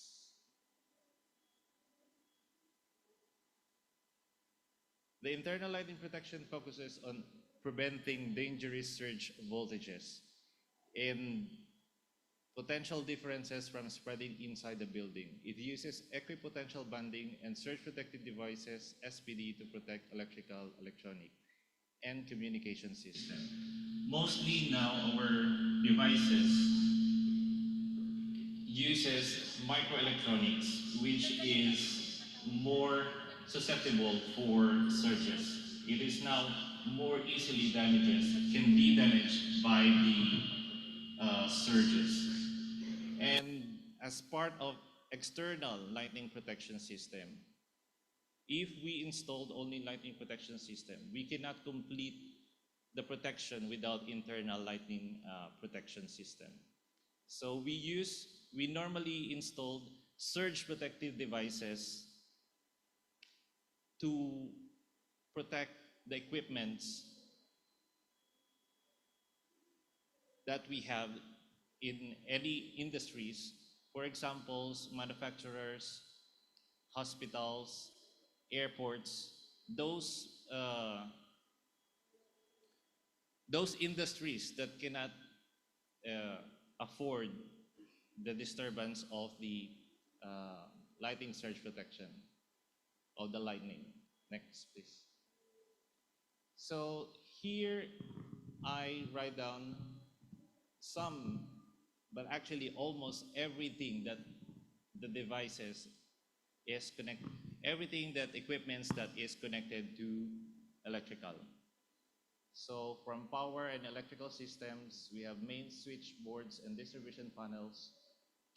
From office, from industrial and automation equipment, building systems, lighting control systems, renewable energy. As Mr. the guy that asked the questions earlier to Mr. Patrick, he is asking about how are we going to protect those solar system. So one of the solutions that we have actually is installing the lighting protection, external lighting protection, plus the surge protection devices. This complete lighting protection system protect the equipment and extend the life of the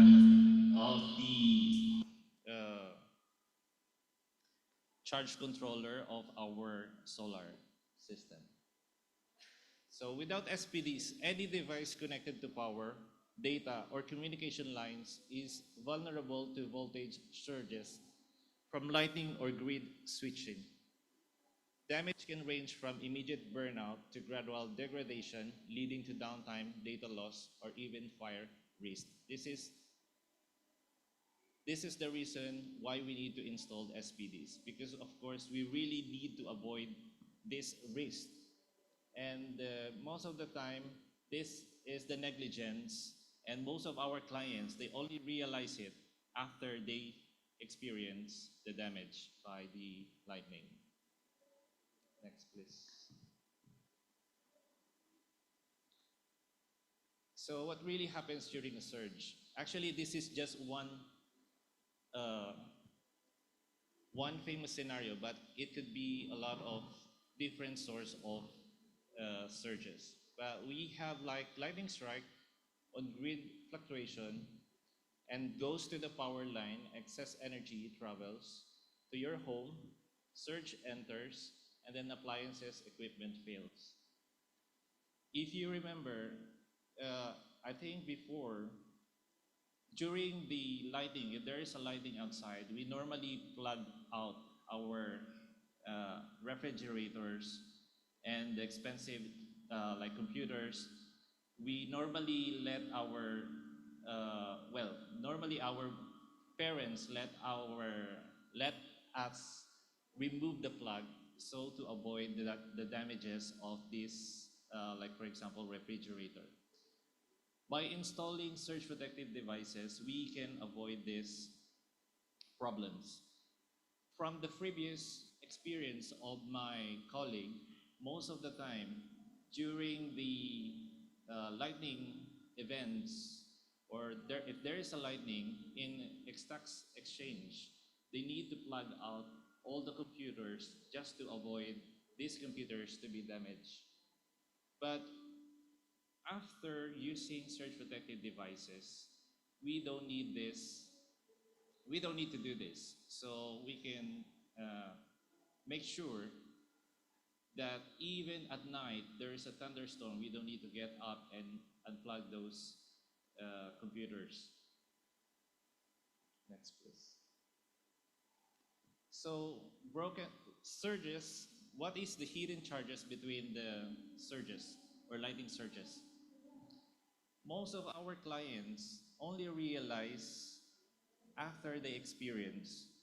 And after they experience, for example, for broken appliances, repair loss or new appliances, if you installed a surge protective devices, you could have avoid this repair loss or new appliances cost, which is like 10 folds or maybe 100 times fold the cost of SPDs.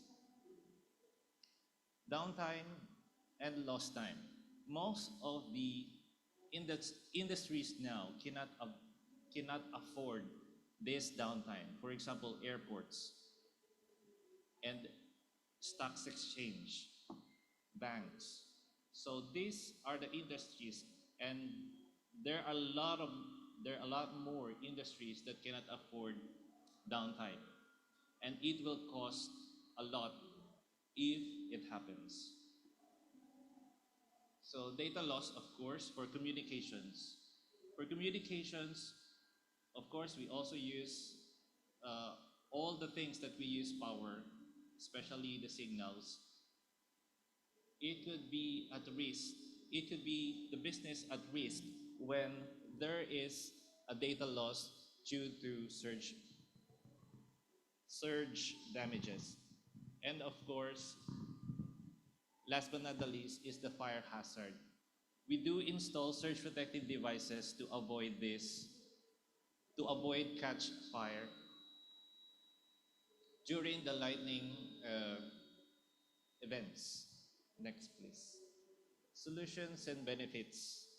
So, a SPD, surge protective device, diverts dangerous surge energy safely to the ground, acting as a sacrificial shield for your electronics. So it's like helmet for your equipment. Helmet protects your head and SPD protects your electronics. This is a very simple analogy, and so everyone can understand how important the SPD is. Next, please. So at home, where do we use SPDs? Or where can we use these SPDs? In fact, actually, we can use SPDs is in almost anywhere or anything. So we can use at home, TV, Wi-Fi router, refrigerator, and other appliances. Business, of course, computers, servers, the most important, POS machines, and network gear. Infrastructures, traffic systems, CCTV cameras, and IT's equipment. So where do we use SPDs? As you remember the previous slides, this is also the same page as the previous slides. So we use in almost every industries like power, electrical, in almost everything, in almost equipments that use power. And now, of course, everything use power. Even the solar, we can also protect it because when we install solar, we install it outside. We also expose our internal equipments. And so, aside from installing external lighting protections, we should also install internal, and so we can protect those equipments inside. Next, please. And why invest in surge protection? First is reliability, no costly downtime. So, well, as I mentioned earlier, again, there are lots of industries now that cannot afford the downtime. And so when we installed SPDs, we could have avoided these problems. And of course, safety to prevent electrical fires. Cost savings protects your investments. When you protect at the beginning your investments, you can save a lot compared when you protect your business after experiencing these damages. And of course, peace of mind. So you can sleep soundly and soundly through storms. As I mentioned, the previous ways to avoid the damages of these computers is to unplug these computers during thunderstorms. But since we have the SPDs, we can utilize it, and so we can have a peace of mind. So, is there any questions? Well, actually, I have questions. So, would you risk your business device unprotected during a thunderstorm? Of course. Is there anyone? Of course, we will not. Since actually SPDs is underrated, it's been in the industry for a long time, but actually even now in Philippines, not all the companies, not all the industries use the SPDs. Next, please. Do you know how many surges happen every single day, even without visible lightning? Actually, it's thousands of transient surges occur daily from switching operations and nearby strikes. Next, please. Next, please. And what happens to your computer servers and control systems when a surge enters your network? Next. This what will happen to your data centers. Here's another examples when there is a damages occurred last 2024. Okay. So this was low.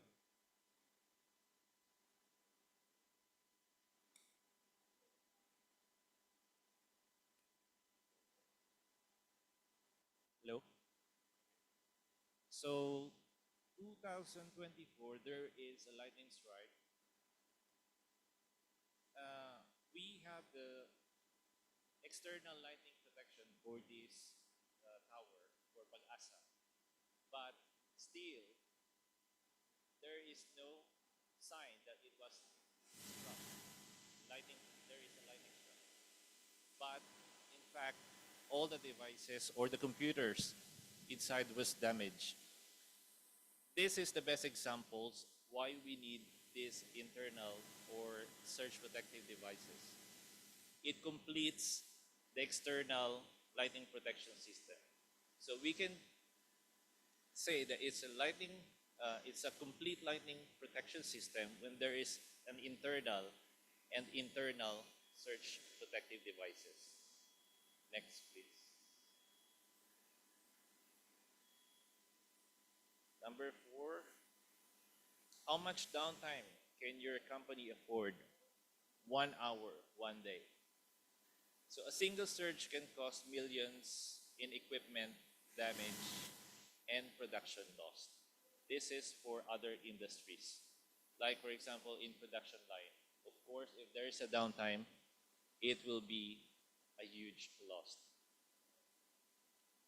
So how do we protect both the building and the system inside? So external LPS or lighting protection systems protects the structure. Internal lighting protection systems, SPDs or surge protective devices, protects the equipment and the operations. Surge protective devices is a small investment, massive protection. Don't wait for a strike to realize the value of your protection. So total protection, we have external lightning protection system, captures and safely diverts lightning current to the ground, protects the building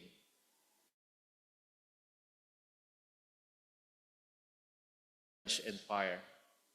While the internal lighting protections, SPDs and equipotential bonding prevents dangerous surge voltages from spreading inside, protects electrical, electronic, and communication system. Next. Thank you. That's it.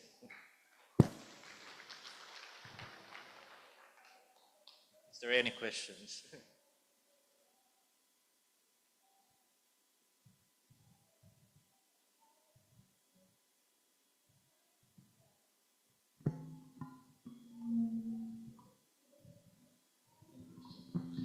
Any questions?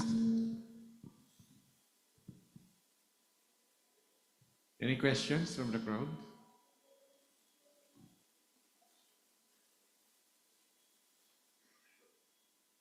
Sir, how do we determine what kind of surge protective device are we going to use in certain type of installations? It depends actually on the zone. We can actually discuss these long presentations, but because of we have this time constraint, normally we discuss this that we have actually a type 1, type 2, or class 1, class 2. It depends on zone. And then this type also have the different kinds of what kind of lining. Is it a direct or just a surges? And direct normally like 50 kA, 25 kA, 10 by 350, or 8 by 20.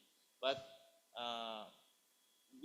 as we recommend, because what we do as a manufacturer, we do follow the IEC 61643-11, and those who buy from us and who install by themselves, we recommend to use the IEC, to follow the IEC 61643-12.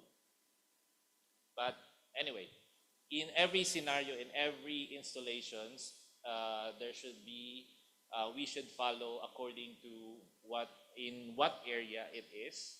Like for example, if this is directly coming from the outside, so we can install the class 1, and then we use the 10 by 350 waveform type of SPDs.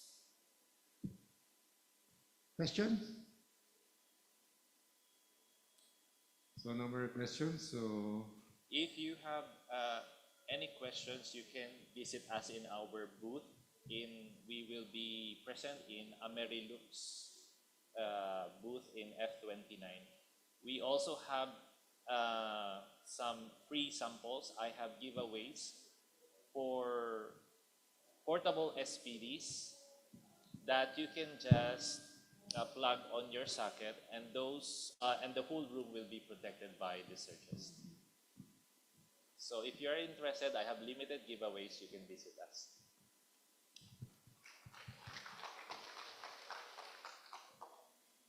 Thank you so much, sir. You're welcome.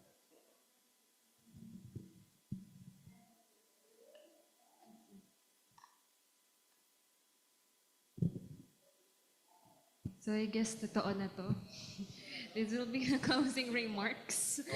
So let's all welcome the chairman of the TCPD Committee, Engineer Joseph Darren Claire S. Solicar, to share his closing remarks. Pangatlo mo na to, sir. Sure na to? Sure na. Okay, good afternoon, everyone. Okay, so to the Board of Governors for 2025, headed by our Golden National President, Engineer Alberto Herrera Jr. And of course, sa mga participants nandito ngayon, good afternoon. And of course, virtual, meron tayong virtual, I think 3,000 virtual participants. And of course, we have here our Honorable Councilor, si Engineer Ariel Duran. And of course, member of the TCPD, our Vice Chairman, Engineer Ronaldo Ibrada.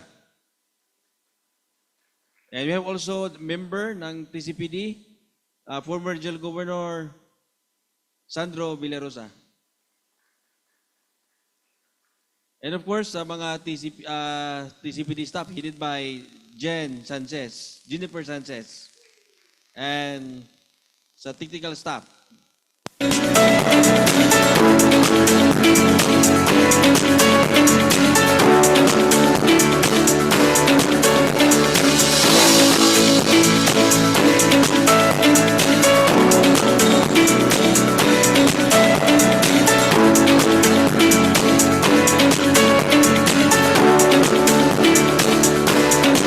Mega Webinar, which is officially organized by TCPD. So as the key component of 58th Annual National Convention, this significant event has been carefully designed with the primary goal of expanding participants' technical knowledge through a series insightful and comprehensive presentation today. So throughout the day, you had opportunity to listen to the diverse lineup of distinguished resources. It's bringing their expertise and experience in this hall. So the aim is to ensure that the knowledge gained from these sessions can be practically applied in our everyday work environment, as well as the future professional endeavors. So today's session, our expert speakers shared the valuable insights and innovative ideas that are directly relevant to the practical aspects of our work. This presentation provided us with a useful tips, new techniques, and involving standards that we can incorporate into our daily tasks to enhance efficiency, safety, and our overall performance. The speakers emphasized that in the rapidly changing landscape of the electrical technology, it is crucial for us as electrical practitioners not to remain stagnant or complacent with our existing knowledge. Instead, we must continuously update ourselves, striving to stay aligned with the latest technological advancements and current industry practices. Maraming salamat po and good afternoon. We'd like to request everybody to stand up and just give a round of applause to ourselves for a very successful first day of Mega Webinar hosted by TCPD. Thank you. Okay.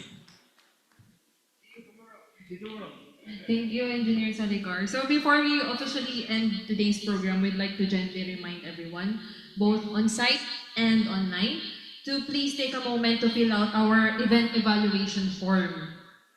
So once again, I'm Jasmine Villapanya, and it has been my pleasure to be your host for today's hybrid session. Thank you for spending your time with us. Mabuhay!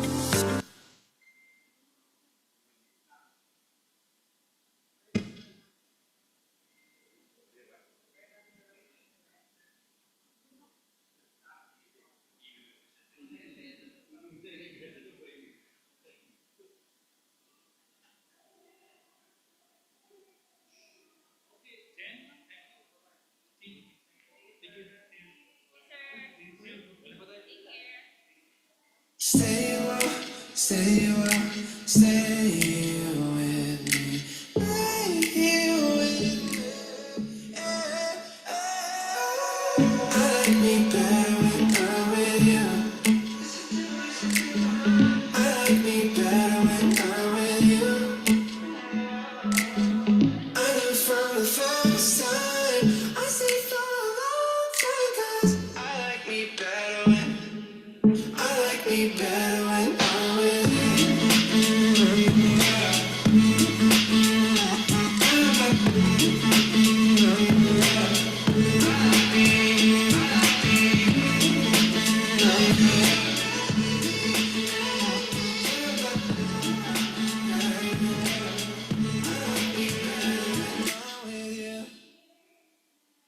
I will always remember the day you kissed my lips, light as a feather.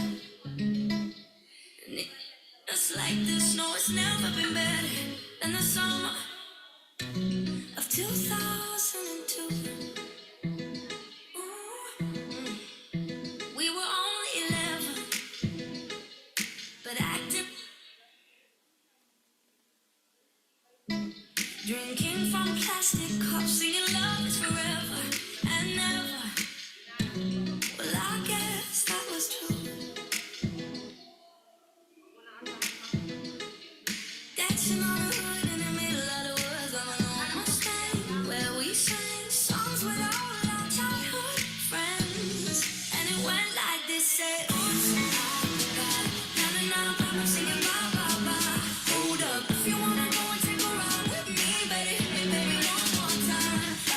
Paint a picture for you and me on the days when we were young, singing at the top of both our lungs. Now we're under the covers.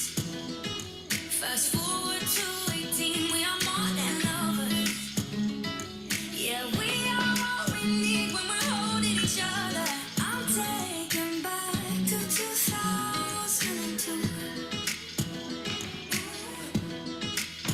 Yeah, dancing on the hood in the middle of the woods of an old Mustang, where we sang songs with all our childhood friends. And it went like this, say, oops, I got come on, singing bye, bye, bye. Hold up, if you wanna go and take a ride with me, baby, hit me, baby, one more time. Paint a picture for you and me on the days when we were young, singing at the top of both our lungs on the day we fell in love. On the day we fell in love. Dancing on the hood in the middle of the woods of an old Mustang, where we sang songs with all our childhood friends. Oh no, oops, I got 99 problems singing bye, bye, bye. Hold up, if you wanna go and take a ride with me, better hit me, baby, one more time. Paint a picture for you and me on the days when we were young, singing at the top of both our lungs on the day we fell in love. On the day we fell in love.